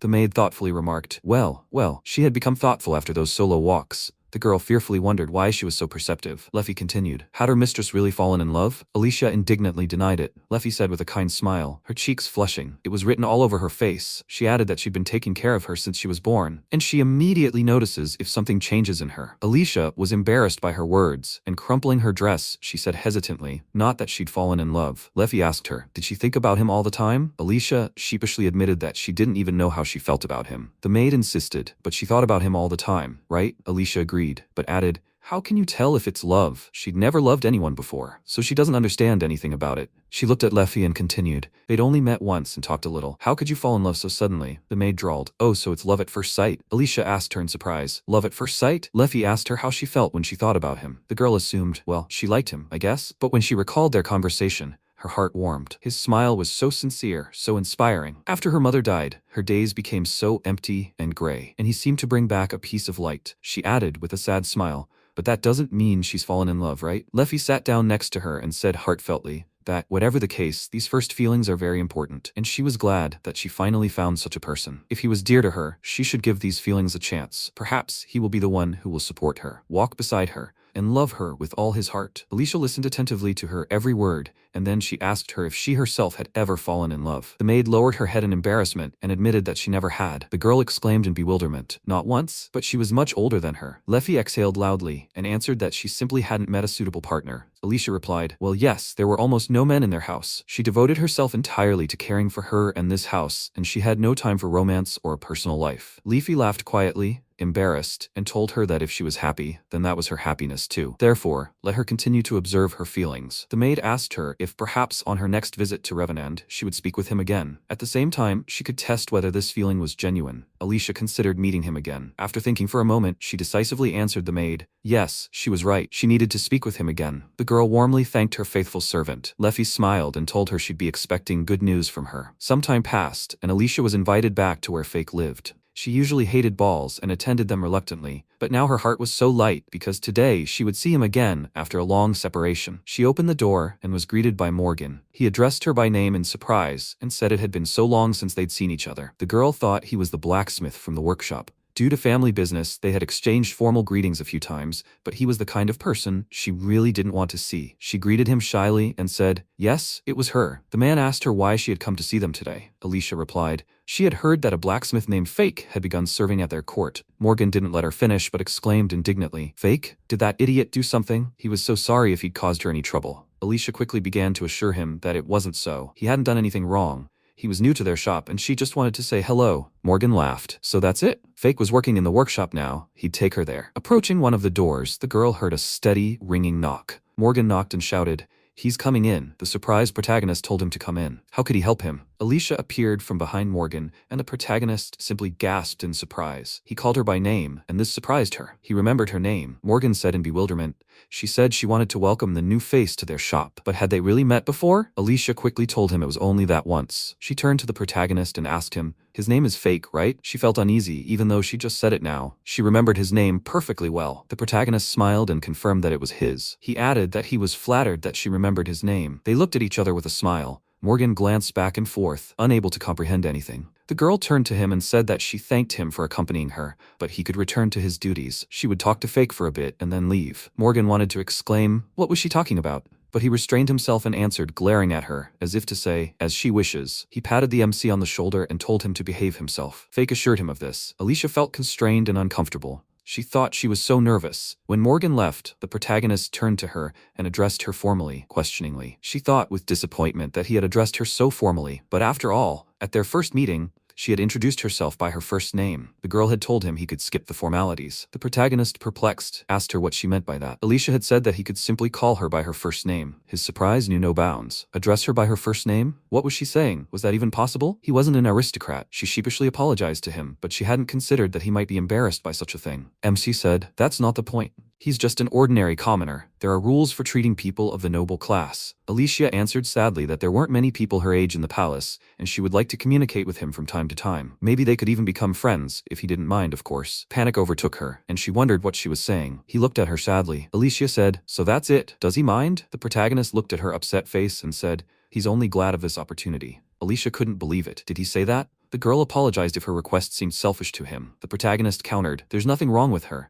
But is she sure she wants to be friends with him? She laughed and said, of course she does. After that, she thanked him and asked him, then, from now on, if he doesn't mind, could she visit him? He smiled and told her, of course she can. Let her come anytime. Alicia said sheepishly, then, they'll see each other again. The girl wished him luck in his work, and saying goodbye, left. As she left the workshop, she thought excitedly how much she'd wanted to get closer to him. After that, every time she arrived at a ball, she immediately ran to his workshop. At first, their interactions were awkward, but gradually, the nervousness faded. She always felt so good being around him. Time always flew by. She wanted their meetings to last forever, and her feelings grew stronger with each conversation. His voice, his smile, his personality, his appearance, his thoughts, their topics of conversation, his kindness, and his desire to become the best blacksmith in the world. All of it inspired her. Little by little, she began to love him for every single thing about him. One day, when she came to visit him, she saw weapons scattered across the floor. The protagonist himself was sitting on the floor with his back to her, and his entire posture suggested that something was wrong with him. She entered and greeted him. He turned his head and, forcing a smile, said,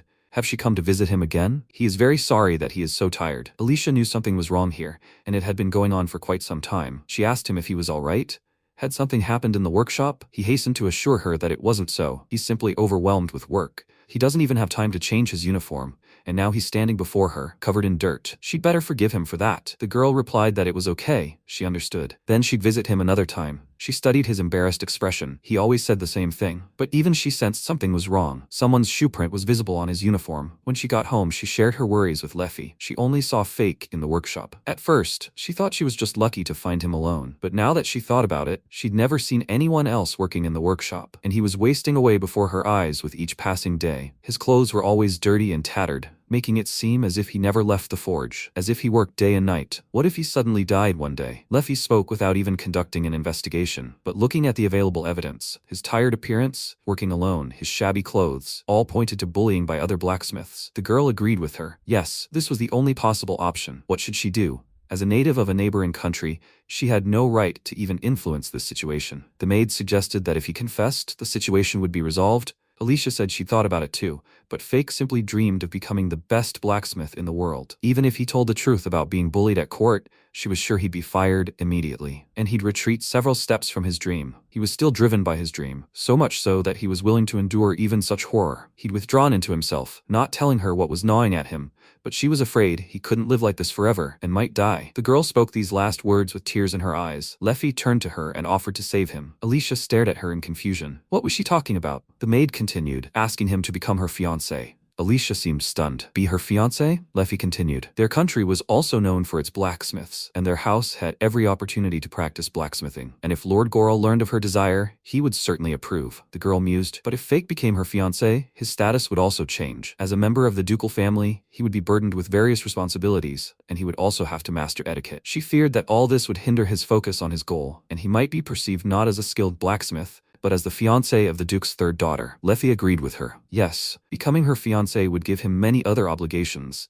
making it much more difficult for him to focus on his favorite craft. But let her not forget that Mr. Fake is a talented blacksmith with a strong and unbending will. If his desire wasn't broken by the palace entourage, then life as the Duke's daughter's fiancé certainly won't sway him. Leffy looked at her mistress and asked her, does she love him? The girl exclaimed that she did, and that she wanted to help him in any way she could. The maid looked at her with a smile, and said, in her opinion, he'll be much happier with her. Besides, she also believed he was interested in her, and that was why he always made time for her. Leffy took the girl's hands in hers and said, in any case, why doesn't she just offer it? If he doesn't want it, no one is forcing him. Alicia asked her hopefully, does she think so? The maid replied with a smile, I doubt anyone in the world would object to being her fiancé. Alicia thought for a moment, the protagonist's image before her eyes. She thanked her faithful servant and said she would talk to him. She would definitely make him happy. And she wanted such a man to be her husband. Leffy smiled encouragingly at her mistress and wished her luck. Sometime later, Alicia returned to the protagonist. Entering the forge, she saw him sleeping on the floor. Approaching him closer, she saw traces of beatings on his face and thought bitterly, blacksmiths don't even hesitate to leave bruises on him. Alicia called his name, but he didn't respond to her voice. She leaned over and touched his forehead with her hand. MC opened his eyes and suddenly jumped up, hitting his head on Alicia's. He cried out in panic. He didn't have time to finish the sword. He saw Alicia and, amazed, addressed her by name. Sometime later, the protagonist heard Alicia's voice through his sleep, wishing him good morning. He stared at her in amazement, not understanding what she was doing next to him. He muttered in surprise, he's still in his room. The girl smiled and replied, of course she came to wake him up, so he should forgive her if she startled him. The protagonist sat up in bed, wished her good morning, and asked her in surprise if he had really slept that long. He was a little nervous. Even though they were now officially considered bride and groom, they still hadn't slept in the same bedroom. Alicia apologized to him for not waking him sooner, but he was sleeping so peacefully. MC exclaimed, no, it's fine. Thank her for coming. He asked her what time it was. The girl said that it was only 7 a.m. and her father wanted to see him. Would he like to go with her? The protagonist jumped out of bed and muttered, Lord Goral? He needed to hurry. He valued their relationship. And finally, from a fictitious engagement, they had become a real bride and groom. He couldn't lose something so precious to his heart. Everything concerning marriage was decided by parents. Simply put, he needed to maintain a good relationship with Lord Goral so that he wouldn't even think about breaking off his engagement with Alicia. He began to get ready hastily and was ready in no time. Alicia stopped him and told him his hair was disheveled. Looking in the mirror, he confirmed that it was true. The protagonist cursed and muttered.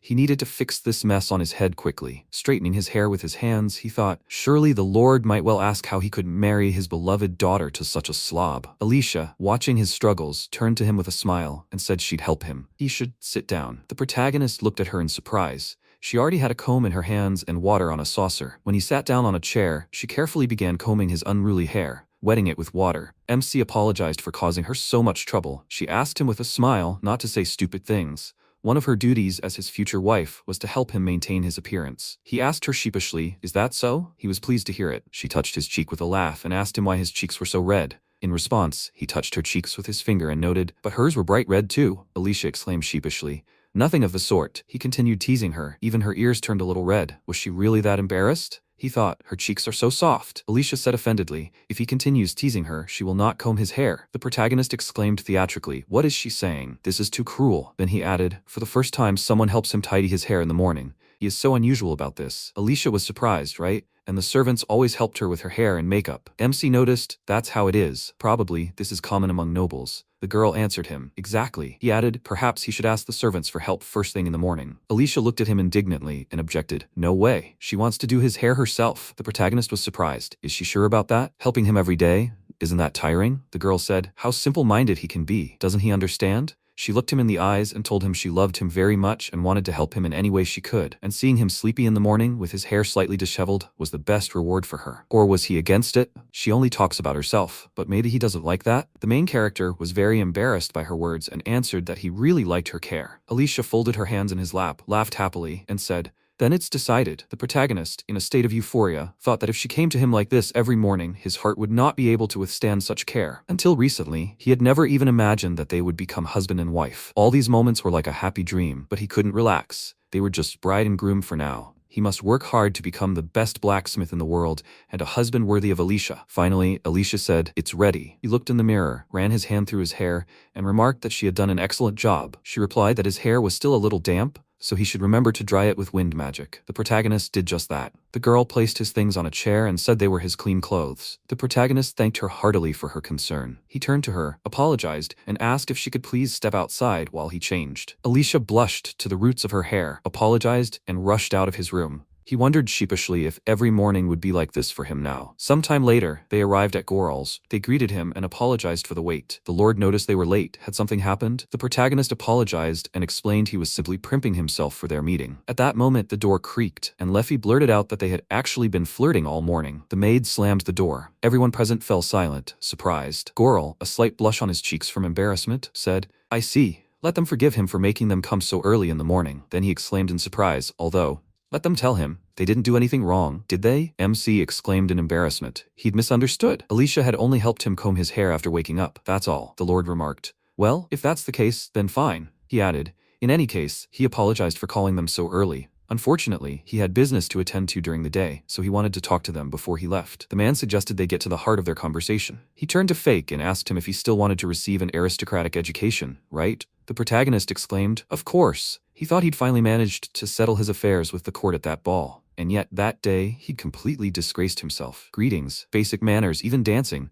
It all turned out simply disgusting. What could he do if he lived like a commoner until now, far removed from noble conventions? But this couldn't go on. To avoid dishonoring the name of Alicia's house, he will have to master at least the basics. Goral pointed out that he personally saw no need to rush. He wasn't often in public, and the workload would increase. The protagonist protested, no, this couldn't be done. He couldn't dishonor either Alicia or him. The Lord said, okay then, here's what he proposes. The training could be entrusted to Alicia and Leffy. They were competent, and it would be easier for him to study with his loved ones in his free time. Alicia simply beamed with happiness upon hearing her father's words. She thought, excellent, so they'll spend time together studying. MC replied that he had no objections. On the contrary, he was very grateful. Goral remarked, but he shouldn't overdo it. His main duty was the forge. Fake answered, of course. The Lord declared, now they'll talk about something else, more important matters. The man handed the protagonist a catalog and said they'd be talking about a purchase for his shop. It was time for him to choose a place to live. The Lord added that he'd prepared several options. He could choose any of them. The protagonist thanked him and thought, they haven't even decided when or where to open the workshop yet. He and Alicia began discussing the options. Seeing one of the buildings, the protagonist exclaimed in surprise,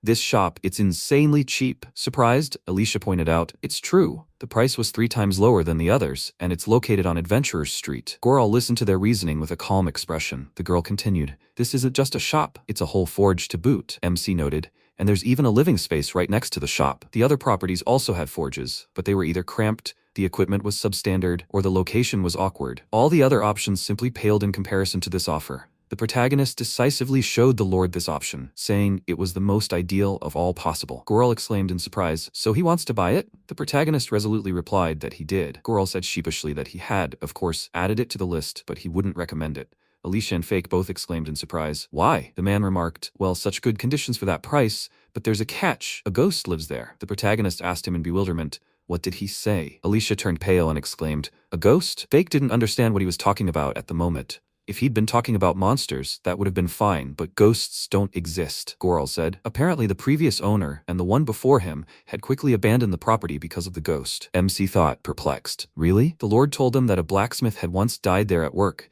and now his spirit haunts the workshop. That's why he's against this option. Alicia was angry and scared. She indignantly turned to her father, asking how he could even offer them such a creepy place. Goral sheepishly said, well, the equipment there really is excellent, so he decided it was worth showing them this option for the sake of completeness. Fake smiled and said that frankly he doesn't believe in ghosts and other mysticism. It doesn't bother him. Alicia panicked, and she's confused. The protagonist countered, but this is the best option of all, and the rumors could be just rumors, the girl insisted. But then why had all the previous owners abandoned this shop? MC assumed it was just a coincidence? He thought that not choosing this option just because of stupid rumors about ghosts would be a real waste, especially considering the location. Yes, it's on the outskirts of Adventurers Street, but it's the perfect place for business. If he opens a workshop there, he'll be surrounded by potential customers. He needs to become the greatest blacksmith, worthy of being Alicia's husband. He may not yet know what exactly will make him the greatest, but he certainly doesn't want to be the owner of an unprofitable shop. For that, he needs the best location, and this spot is perfect. The protagonist looked at Goral and Alicia and noticed that they still looked scared. It wasn't worth pressuring them right now. So,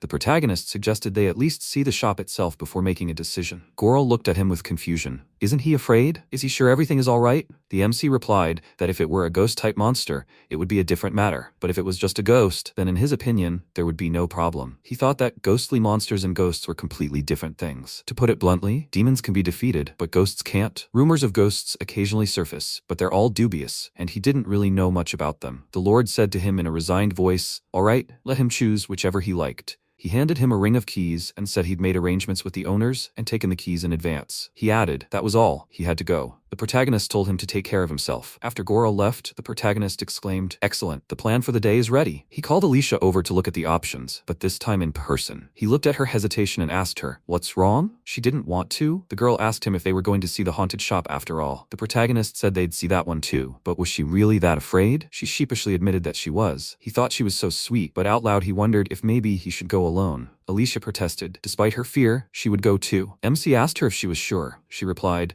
they'll be running the store together. Even though they weren't married yet, she had to be strong and resilient, like his future wife. The protagonist looked at her warmly and told her, then they should go. And she shouldn't worry, he would be by her side. Alicia asked him to protect her, and he assured her that would be the case. Accompanied by him, they set off to their destinations. As they walked through the city, they heard people whispering, it's Lady Alicia and her fiancé, Fake. He's the young blacksmith everyone's talking about. He's so young. The women greeted the girl and remarked that she looked especially beautiful today. Alicia sheepishly thanked them for their kind words. The main character felt uncomfortable. He was not used to such looks. That's what it means to be an aristocrat. He told Alicia that they would first look at their top candidate, that very same ominous place. She checked with him if he was still most interested in it. The protagonist exclaimed, of course, because the conditions there are unbeatable, and he never thought he could afford such a workshop within his budget. He added that she herself was delighted until she heard about that ghost, right? The girl hesitated. MC continued, if they were sure it was safe, she would feel better, wouldn't she? Alicia turned to Leffy and asked her what she thought about it.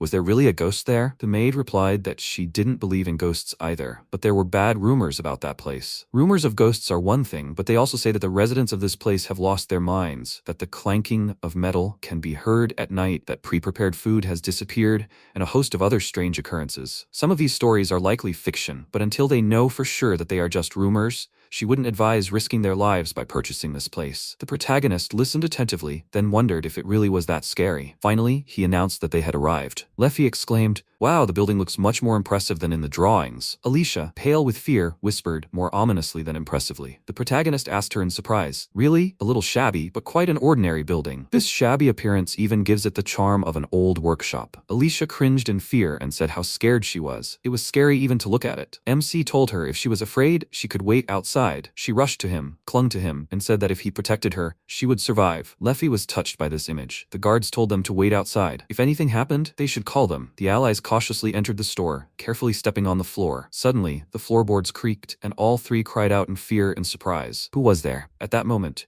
Rig appeared before them and, surprised, called out their names. He asked the protagonist in surprise if it was really him who wanted to buy this house. Fake answered that it was. The peddler answered him. Now everything became clear to him. He thought the name was familiar, but since the address was from Lord Goral's house, he never expected it to be him, Mr. Fake. The protagonist, surprised, thought, Mr. Fake? He didn't think anyone would change the way they addressed him, but apparently, due to the difference in their positions, that's how it should be. Apparently, that's part of becoming an aristocrat. He checked with the peddler, so he was the merchant who owned this shop? Rig replied that he was. He owed a lot to his goods. The guy clarified, so the girl in the mask was Lady Alicia? The girl laughed and said, yes indeed. A fake. Her fiancé. Rig, stunned, recalled all the details of their deals, bargaining and everything else, and bowing to them apologized. He hadn't even known about their relationship and had behaved very rudely towards them. The protagonist exclaimed in embarrassment. What's wrong with him? He should raise his head, Alicia added.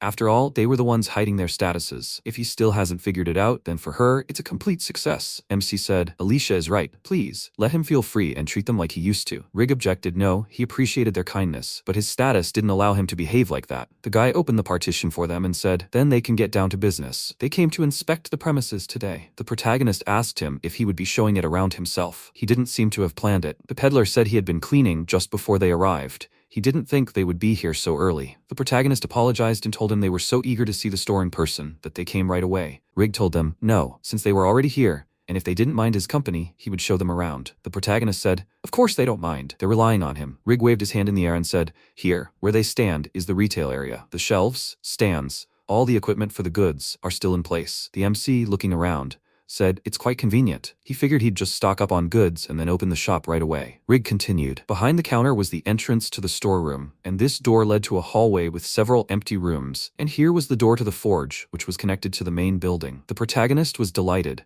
Everything was generally quite old, but the equipment and tools were still there. Alicia remarked on the incredible equipment. The protagonist agreed, adding that it seemed the previous owner was also seriously into blacksmithing. Rig had spoken correctly. They say the first owner of this building was a legendary blacksmith. Fake? And Alicia stared at the peddler in surprise. Legendary? The guy told them that was true. They say his skills were on par with the founder of Lord Goral's house. They constantly competed with each other, thereby perfecting their creations. The protagonist, surprised, asked Alicia if she'd heard anything about that. The girl told him that was true, but she didn't go into detail.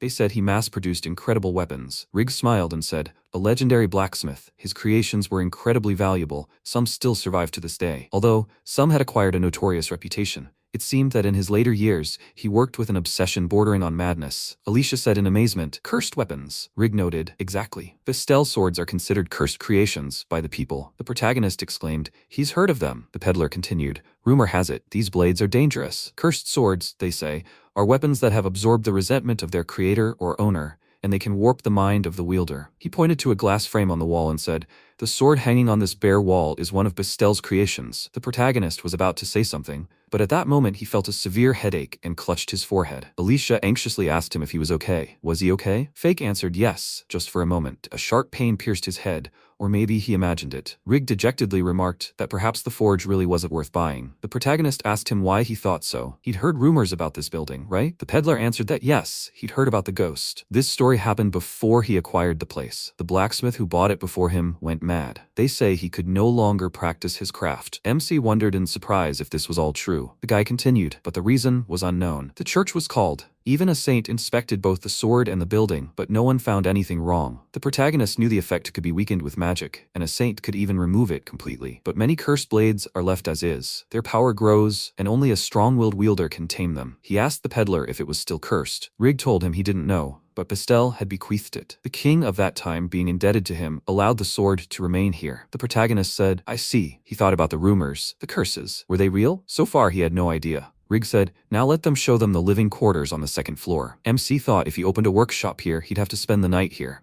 It was spacious, had all the amenities, and the rooms were well appointed. It was even ideal for housing guards. This was the best option they were considering. Finally, Rig spoke, and they looked everything over. What did they think about it? The protagonist replied with a smile that, aside from the bad reputation, the conditions were excellent, and he liked everything very much. But they were planning to look at other options, so would he give him a moment to think? Rig exclaimed, of course. He would await their decision. Leffy turned to the mistress and the protagonist, asking their permission to accompany them to the next location. After that, they looked at several more places. In some places, the forge was spacious, but the shop was cramped. In others, the opposite. Living quarters were sometimes present, sometimes not, and even with good equipment, the appearance was too unremarkable. After Bestel's workshop, all the other options seemed like compromises to the protagonist, and they didn't inspire enthusiasm, he thought, and the prices were high everywhere. This combination of conditions for such a price was only available there, and all because of its peculiarity. The location was especially depressing. All the other locations were far from the adventurer's street, and attracting clients would be difficult. Of course, if he were a famous craftsman, this wouldn't be a problem, but for a nameless blacksmith like him, this could be a stumbling block. A little later, when the allies entered the coffee shop, Leffy asked him if Bestel's workshop was still his favorite. He answered thoughtfully, "You could say so." "And what do they think about it?" Leffy said, putting aside prejudice. The conditions there were the best possible. Alicia confirmed that it was true. She was truly good, but when she thought about the effects or the ghost of Bestel, she felt uneasy. The maid added that she, too, was worried about the potential danger for both of them. The protagonist replied with a smile that, come to that, he'd gladly ask the ghost what it felt like to work at the anvil. After all, he was a legendary blacksmith, whose name was still remembered. Alicia laughed and said, "Really? But what if you were injured or affected, or, God forbid, unable to work anymore?" He uttered her name in surprise. What was she talking about? Leffy suggested they research the forge's history further. Alicia exclaimed that that was a good idea. If they confirmed it was safe, she would also agree to buy that particular shop. She wants him to have better conditions for the workshop. The protagonist said, "Well, thank her for considering this option, because she's scared." The girl replied that there was nothing to thank her for. It was all for him. He asked the girls if perhaps they could return to the Bestel forge then. The girls supported his idea. Approaching the shop, Leffy cautiously announced that there was someone there, and it wasn't Rig. Coming closer, the allies were surprised to see Alme there. The girl, seeing the protagonist, exclaimed in greeting that they hadn't seen each other in a while. She also greeted Lady Alicia. She said she had heard their story from her mentor and still couldn't believe that the masked girl was actually her, Alicia. Alme looked embarrassed and added that she probably acted inappropriately, and they should forgive her for that. The protagonist asked her not to worry about it. Alicia thought irritably, inappropriate. That's putting it mildly. Rig's student continued, by the way. She had already heard that they had inspected this room earlier. The protagonist replied, yes, that's true. They'd considered several options, but this one seemed the best, so they'd returned. The girl remarked with a satisfied smile, really? Then let them come in and ask her anything they want, and let them definitely buy it. Alicia thought she was about to burst with irritation. Rig angrily told her to stop flirting with Fake, who already had a fiancé. Alme replied, she doesn't do anything like that. How could he, her father, think such a thing? What opinion did he have of her? He slapped her lightly on the top of the head and reprimanded her sternly again, telling her not to behave like that. The girl took on an offended expression. The protagonist, surprised, asked the peddler, is she his daughter? The guy laughed and said, or rather, adopted daughter. He picked her up while traveling after she'd been abandoned.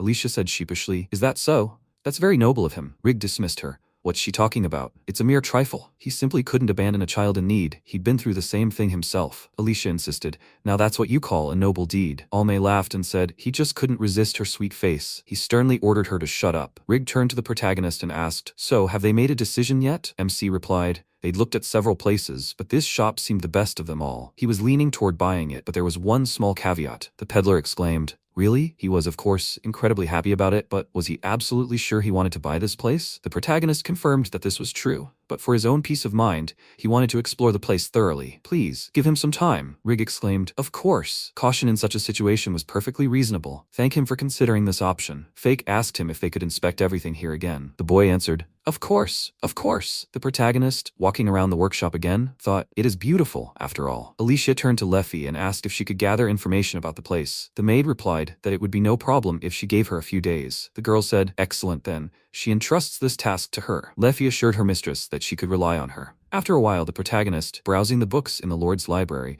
thought that choosing a workshop wasn't his only task. He needed to learn to be a nobleman. He had no knowledge of the matter, but he was obliged to learn at least the basics. After some time, Alicia told him they should now put their knowledge into practice. The protagonist anxiously agreed. He thought he needed to behave with dignity. Leffy knocked on the door, and he politely allowed her in. The maid entered the room, curtsied, and said, it's the first time she's had the honor of meeting him, Lord Fake. She was glad to meet him again on this fine day. The protagonist responded with surprise. Yes, he thought. He just needs to act like Lord Goral. Alicia watched him attentively and silently. While he practiced receiving guests, Leffy imitated a nobleman visiting him. After marrying Alicia, his position as a husband would be significantly higher, so he must take the lead when interacting with aristocrats. To avoid disgracing Alicia's father's house, he needed to behave confidently and with dignity. After some time, the maid noted with a smile that he had already gotten the hang of things a bit. Alicia noticed, but he was still nervous and seemed awkward. After a while, Leffy told him there was still a hint of uncertainty in his speech. He should try copying Lord Goral's mannerisms. It would be much easier. The protagonist responded, but he already did that. The maid sighed in surprise. He exhaled loudly and said,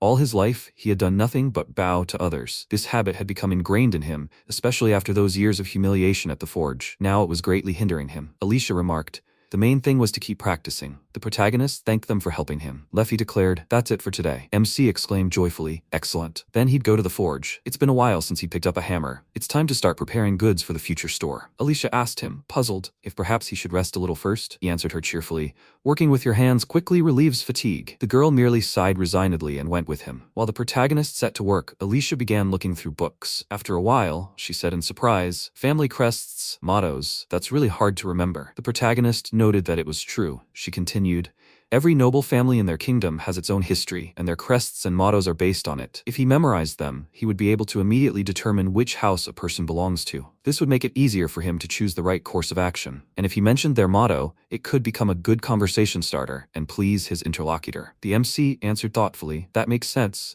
That really is the foundation of the foundations." He asked her if she had already memorized them all. The girl answered, "Basically, yes." His surprise knew no bounds. Alicia told him she had been taught this since childhood. By the way, coats of arms and mottos are easier to remember if you understand the family history. For example, the history of her family. Their motto is, "Sharpen the blade and become a blade." The founder of their house was the blacksmith who supplied weapons to the army, but also fought alongside the warriors. The protagonist thought, nobles value pride and dignity. Now finding himself in this place, he should understand this more than ever. He said in amazement, "Wow." Then he looked at the time. Alicia understood his look and said to him, "They've been studying non-stop for 2 hours now. Maybe they should take a break?" She invited him for tea. The protagonist, seeing the beautifully set table, remarked in surprise, "It looks delicious." When did she have time? The girl answered him, but he was so focused that he didn't even notice. When MC sat down to drink tea, Alicia sat next to him and rested her head on his shoulder. He asked her in surprise, "Is something wrong?" She answered his question with a question. "Can't she just snuggle up to him?" The protagonist sheepishly said, "No, it's fine." She said it, and that was great. She was already enjoying just sitting with him like this, taking her time. So,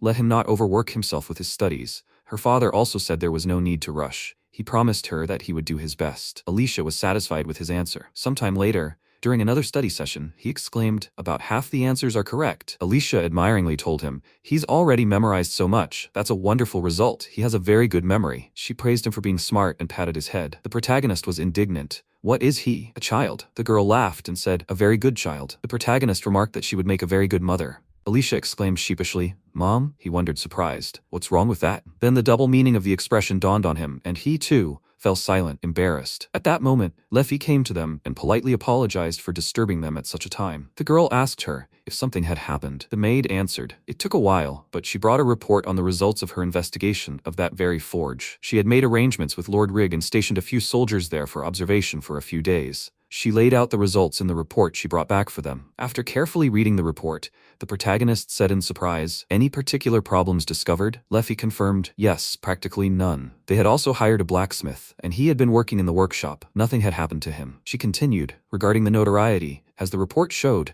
no signs of a ghost were found there. As for mental health and skill loss, they'd studied all the previous owners. It turned out most of them were initially stubborn, overly principled, or simply nervous individuals. The story about skill loss also raised doubts, most likely psychological issues. The protagonist, looking over the report again, thought only a few days of observation, but apparently there really were no problems. He said, "So, can we assume everything is fine?" Leffy confirmed she believed there were no problems. However, these were only a few days of observation, and perhaps there were still undiscovered facts, so it was too early to relax. MC said, "That's how it is, and who knows, maybe the ghost was just sick and didn't show up for work these days." Alicia exclaimed in fear, "Please stop it already," he said. Judging by the report, the purchase seemed safe. What did she think about this? He thought there were no problems. The girl said that if her father didn't object after they talked, she wanted to choose this location too. His workshop would definitely thrive here. The protagonist thanked both girls from the bottom of his heart. Leffy was delighted by his sincere gratitude. He thought, the home of a legendary blacksmith who rivaled the Barnasto family. To inherit such a historic property, perhaps this would be a truly promising start.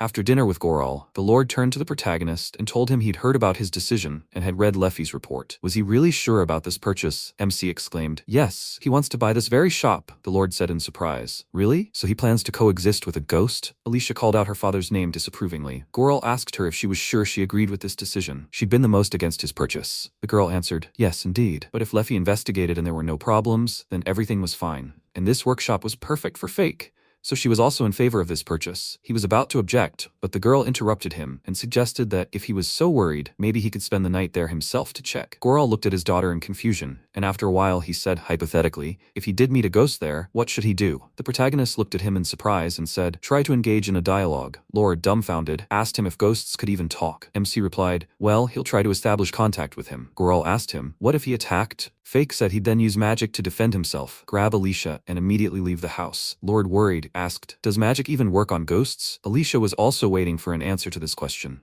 The protagonist said the first thing that came to mind, then he'll set another ghost on him. Goral, stunned, said, of course, against a ghost, that's logical. Alicia cringed at their conversation. The Lord thought for a moment and said, okay, he's giving permission to buy this store. The protagonist happily thanked him. He thought about it, and it worked. The Lord, sipping his wine, continued, if he's so confident, he has a feeling he can handle any problem. MC noted he trusted him more than he expected. Goral said, honestly, if it weren't for the rumors, he would have offered him the place himself. But if anything goes wrong, they'll have to leave that house immediately. The protagonist assured him that they would do just that. He would definitely protect Alicia. Goral replied that he wasn't worried about that, but he didn't want anything to happen to him. Alicia wisely pointed out to her father that he could show more concern for him. The Lord said, well, that's enough. Then he would handle the purchase. The protagonist replied that he was relying on him. Alicia asked Fake if he was satisfied.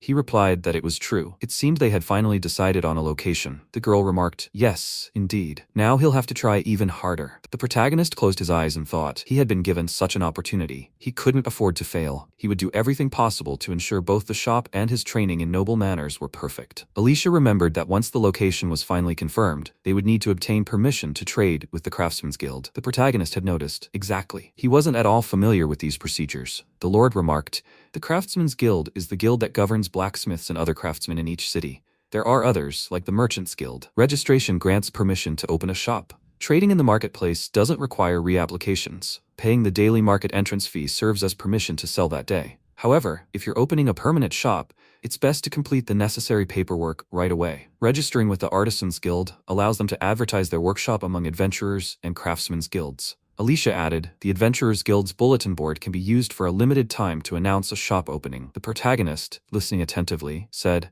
it all makes sense to him. Then, he needs to register immediately after completing the paperwork. He continued in awe, I can't believe it. He'll have his own shop very soon. Goral said with a smile, he's also looking forward to its opening. MC told him, it's all thanks to his help. He'll try his best. Alicia exclaimed, they'll work hard together. After a while, the guards informed them they'd arrived at the Artisans Guild. The protagonist, catching the surprised glances of passersby, thought, as always, everyone was staring at them, and he felt a little awkward. He asked Alicia why they always walked. They were already an official couple. Wouldn't it be better to ride in a carriage? The girl answered him in surprise. It was close by, and walking was fine, and it was like a date. And she wanted to walk with him like this, in a casual way, not as Mistress Alicia. The protagonist replied that he understood everything. Leafy approached him and told him that Alicia wanted to take a stroll to show off her fiancé. The girl indignantly addressed the maid by name. The MC, surprised, asked Leffy what she had said. The Lord's daughter irritably told her to stop talking nonsense. The maid chuckled, and the protagonist thought, a charming reason. He decided, fine, they had security with them, just in case. But they were also attracting attention. The protagonist turned to the guards and apologized for forcing them to accompany him because of his shop. The guards opened their helmet visors and exclaimed in amazement, what did he just say? Arya told him not to worry. That was their job. Capri declared that they would gladly do anything for Miss Schwar. Alicia and Mr. Fake. MC asked them in surprise, everything, and all three of them? Capri replied that it was true. They had long been responsible for Alicia's safety. Arya added that, as those who had been privileged to watch over her since childhood, they were incredibly happy to see her so happy. And today, they saw them together. Such happy newlyweds. Sis pointed out that they weren't married yet. Alicia indignantly told them to stop chatting. And why were they in full armor for the city patrol? They were just attracting attention. If they wanted, they could take off their armor. She thought they were scary enough. Capri said, no way. If the guards smirked, it would arouse suspicion. Arya asked them to let them hide their faces until they got used to it. Sis apologized to them for that. The protagonist exclaimed in surprise, is that the whole point? Leffy apologized for those three fools. The protagonist laughed and said they were funny comrades. He turned to Alicia and said,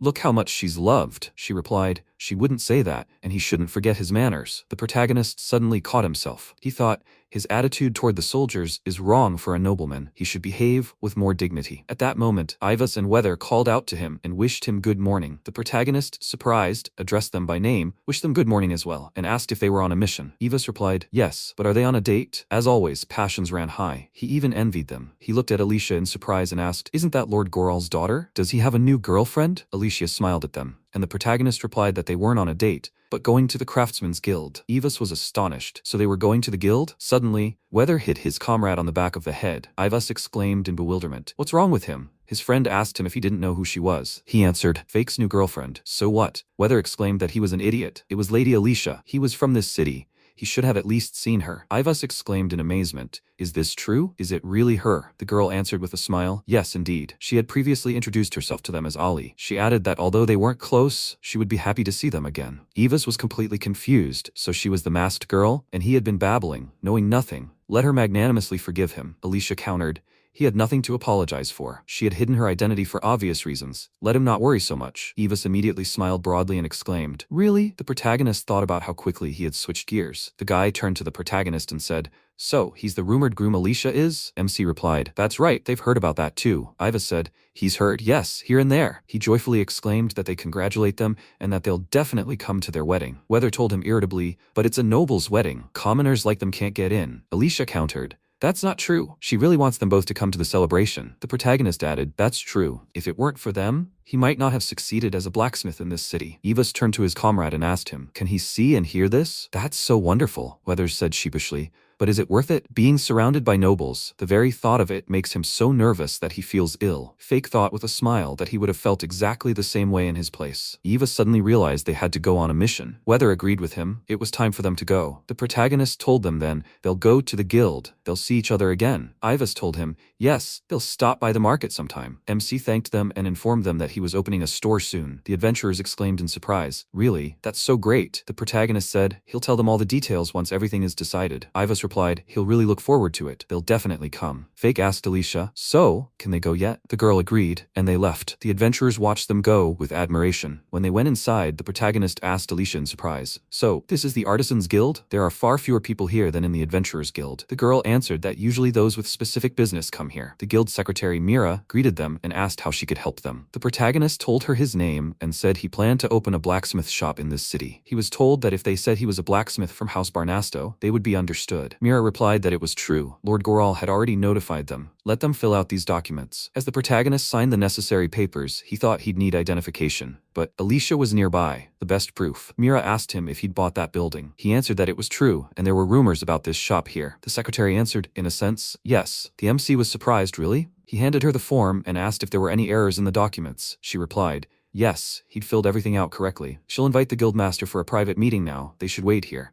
She left, and Alicia told him, excellent work. He noted that all that remained was the guildmaster's approval, right? The girl replied that it was true. They said refusals were rare, so everything would be fine. At that moment, Eglef entered the hall and apologized for the wait. He asked the protagonist if he was a blacksmith from Lord Goral's house. The protagonist replied that he was, and it was a pleasure to meet the master. The man asked if he had brought any items for demonstration. Fake handed him a sword and asked if this would be suitable. While Eglef examined the work, MC thought, a sword made of mithril. He'd heard that when applying, they might ask to see his work, so he prepared his best creation. Finally, the master spoke up.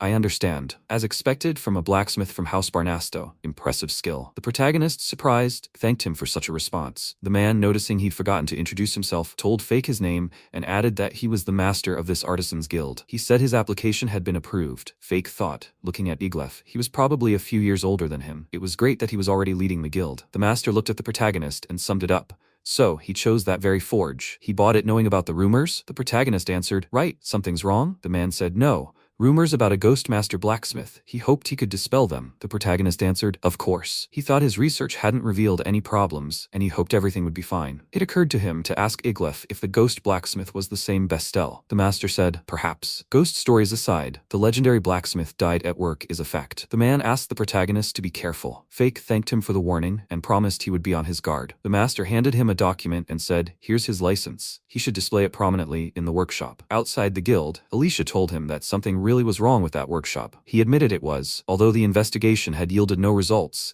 it was still a bit unsettling when so many people were warned. If it were just him, he would take the risk. It was his responsibility. But if something happened to her or others, that was a different matter. Alicia told him she understood. But this place was still too good to pass up. She thought any merchant in town would dream of it. The protagonist said, it's true. It's been empty for so long because of those rumors. The girl added, at the very least they have bodyguards, and they're all strong. Everything will be fine. MC agreed with his beloved. About a week passed. He spent his days at the market, telling visitors about his future workshop. One of the adventurers said that when he opened his shop, he'd stop by to renew the enchantment on his sword. Fake replied that he'd be glad to see him. He thought it would be nice if they all came. A little later, when they returned home, Goral informed him that he'd completed the purchase of the building today, and now he could use it as a workshop. The protagonist thanked him for his help. The Lord remarked that he should try, but not overexert himself. He added that he'd heard from his daughter that he tended to take on too much. The protagonist countered that it wasn't much, he could handle everything. Goral told him to remember that a true master masters the art of self-care. There's no need to rush just because the shop is open, and if he needs anything, he shouldn't hesitate to ask the soldiers or Leffy for help. People management skills are no less important for running a business. MC assured him he understood. He thought of the guards. With them, he really shouldn't be shy about asking for help. He turned to the Lord and said he'd like to ask him for something. The Lord asked him what it was. Fake said he'd like to upgrade the swords of the soldiers guarding him.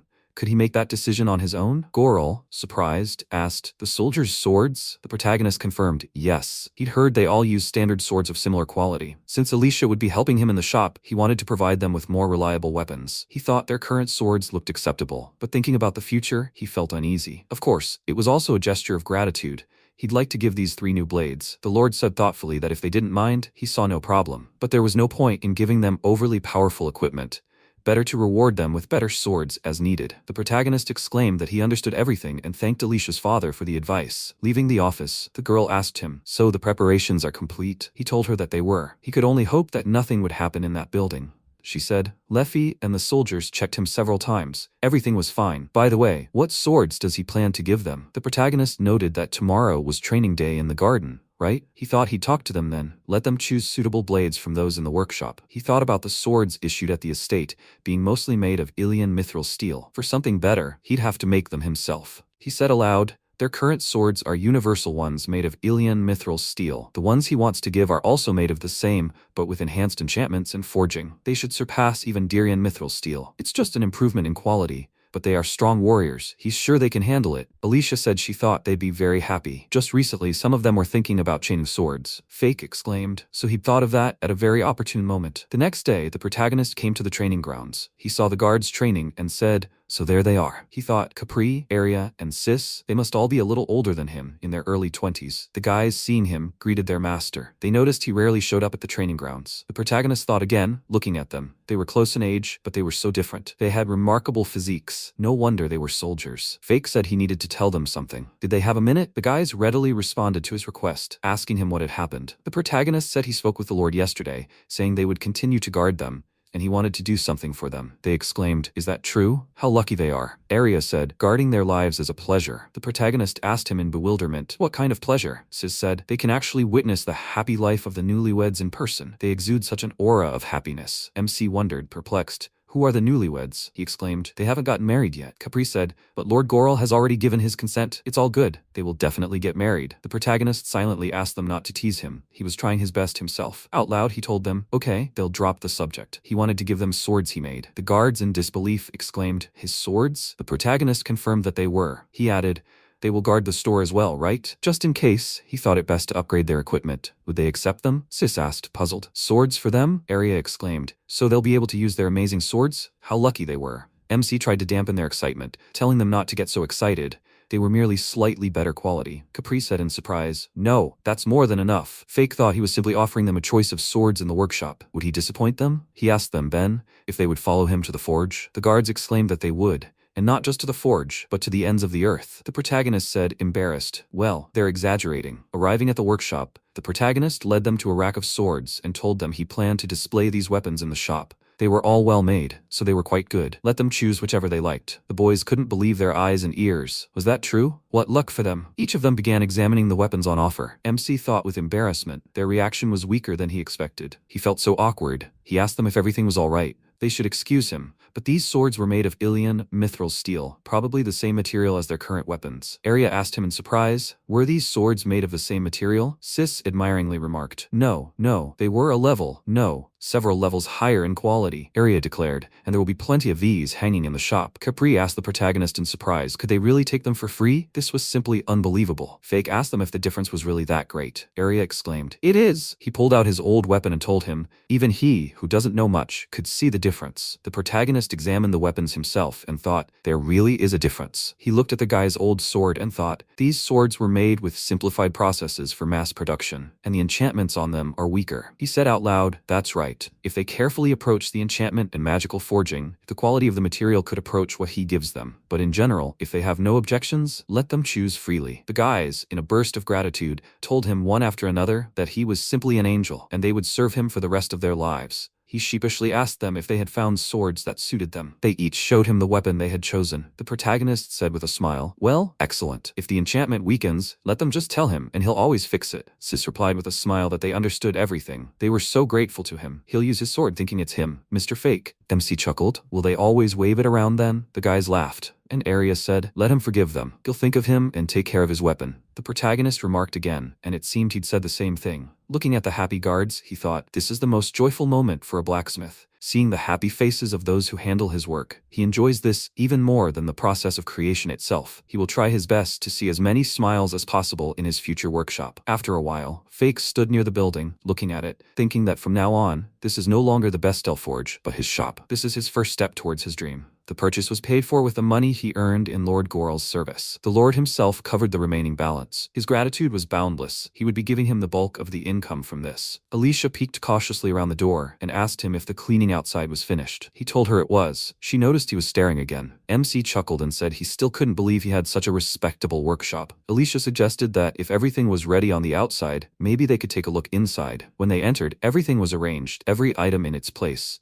The protagonist noted to himself that, thanks to the help of Alicia, Leffy, and Capri and her friends, the arrangement of the goods was almost complete. He muttered, yes, perhaps they could. At that moment, a rack of weapons fell to the floor. The protagonist wondered in surprise, did it fall on its own? A single sword flew out of the rack. Alicia cringed and cried out in fear. Fake asked her anxiously if she was okay, if she'd hurt herself. She told him she was fine, but the stand had simply fallen over. They both looked at the fallen object and the girl asked, could this really be that thing? The protagonist looked puzzled. If so, then that was a rather petty insult, didn't she think? He shook his head and said, no, if it had been then that ghost from the rumors, he would have made things fly, thrown the goods into the street, and announced himself much more effectively. There weren't enough swords, and they probably just accidentally shifted, lost their balance, and fell. Alicia looked at him in bewilderment, then laughed and said, she must have imagined it. He put the stand back in place, reinforced it with weapons, and said, that's it. Now they won't fall. All that was left was to arrange them in the right order. That was a matter of taste. After the final arrangement of the goods, the girl asked him if everything seemed all right. The protagonist answered, I think so. He thought that all the swords hanging on the wall were mostly of good quality. Daggers were displayed on other shelves, while the swords of inferior quality were piled together in a barrel. Their prices were fixed. There was of course a difference in quality, but it was insignificant. Alicia picked up some items and exclaimed admiringly,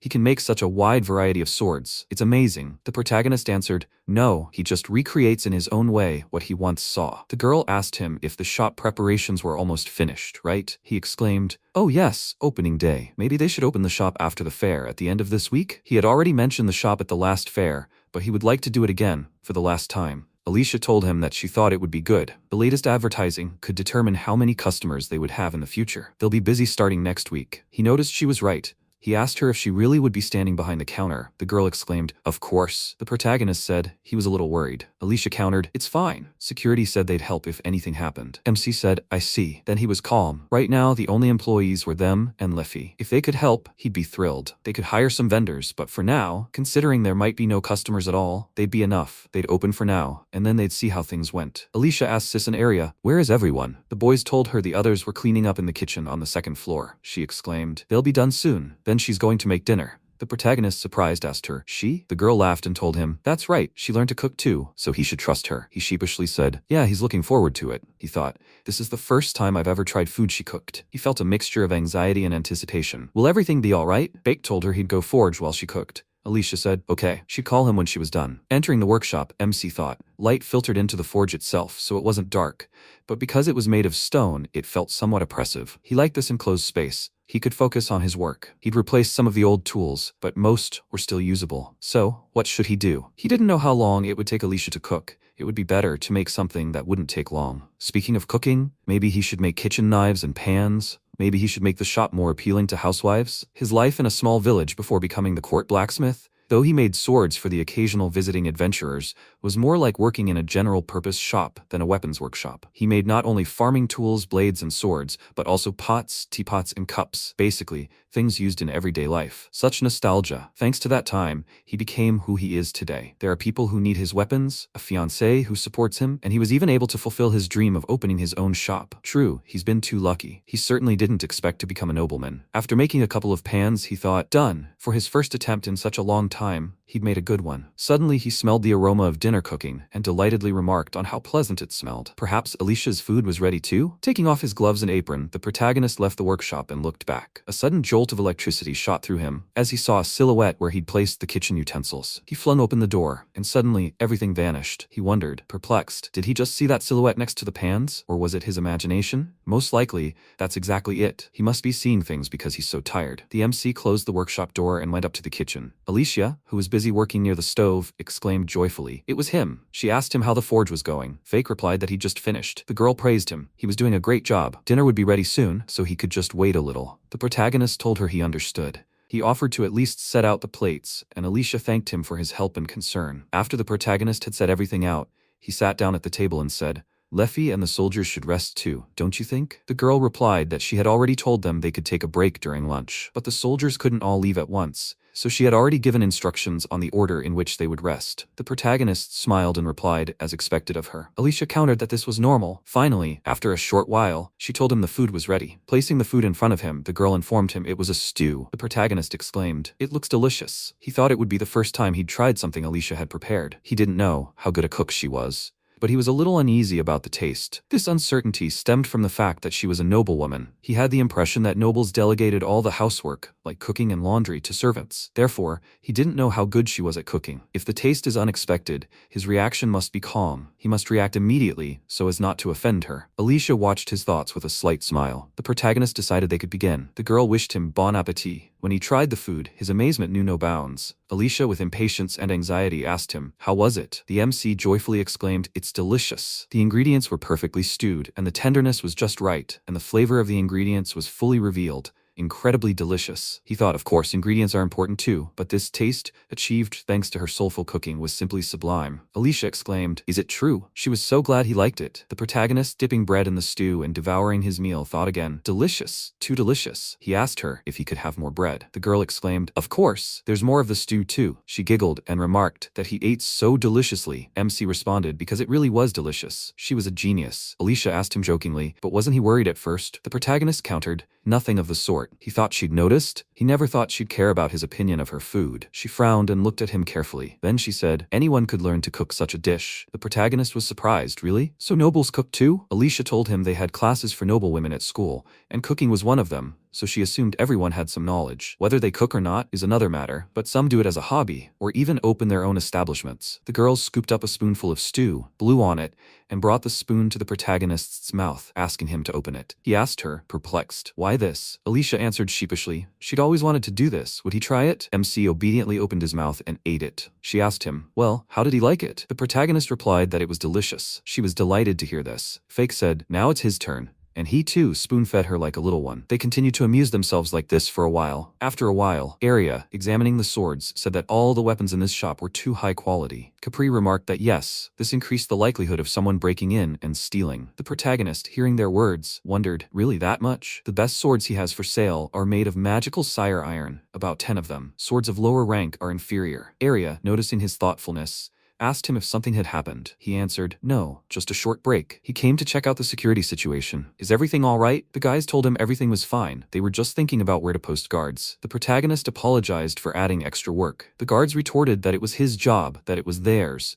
Aria asked him if it was permissible to wear civilian clothes while on guard duty. The protagonist didn't understand his question. In what sense? In terms of protection, he thought armor was better than civilian clothes. The guy explained to him that they thought that if they pretended to be customers, the atmosphere in the store would be less oppressive. The fake understood. That's what he meant. He thought he had a point. The presence of these guys might help him prevent crime, but it might scare off some customers. Having them here would certainly reduce the likelihood of crime, but he was most worried about Alicia. There must be many adventurers who knew her. Fine, if they were the ones who grew up in the city itself, but among the out-of-town adventurers, there might be some who would harass her. He couldn't let anyone even touch her. Come to think of it, maybe it would be better to have the security look impressive. He asked the guys if it would be okay to have one man in armor in the back room. Arya exclaimed, "Exactly." The other two would watch, pretending to be customers, and if anything happened, the soldier from the back room would come running to the rescue. That was a very good plan, Fake concluded. Then that's what they would do. He figured, if problems arose, they'd figure things out after the fact. Much was still unclear, so he'd have to grope his way through,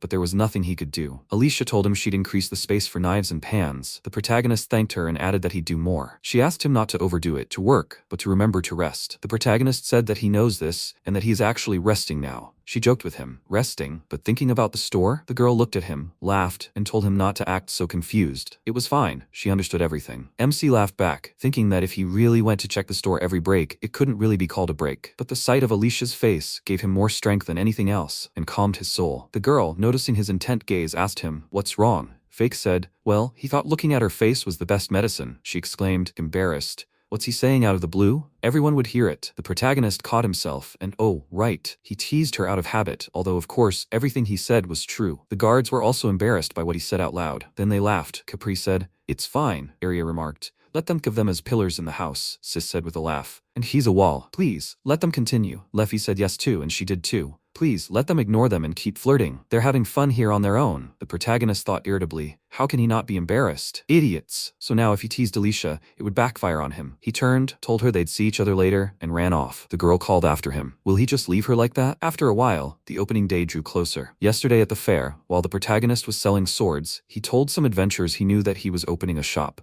And now, tomorrow, he was finally opening it. Today, he carried out the final checks and made sure there were no major problems. But considering the potential complications of opening tomorrow, he decided to spend the night here. The protagonist told Arya, and besides, he wanted to start preparing for the opening early in the morning. The guard remarked, "How thorough." Of course, he could entrust security to them. Since he was connected to the Barnasto household, if he was staying the night here, he'd need to post guards. However, since the store had merchandise, the guards had already been spending the night here in shifts to prevent theft. When the MC informed Alicia of his decision, he added, "Well, it would be bad for her if something happened, so she needed to return to the mansion." The girl protested. "It's okay, she'll stay too," Leffy told her. "Her change of clothes has already been delivered here. Please let her spend the night with her fiancé." Alicia sheepishly asked her not to say anything unnecessary. She told the protagonist, "Capri and everyone else are here, so everything's fine. Besides, Leffy is much stronger than ordinary people." The maid said, "Yes, that's right. Let the protagonist trust them." The guards exclaimed, "It's all right. As adventurers, they're somewhere around A rank. They'll protect their precious time alone." Leffy laughed and said, "She's also prepared a bedroom for them properly, so let them use it as they wish." The lovers looked at her in shock and exclaimed indignantly, "What does she mean?" Leffy assured them she was simply thinking about their comfortable sleep. They were engaged after all,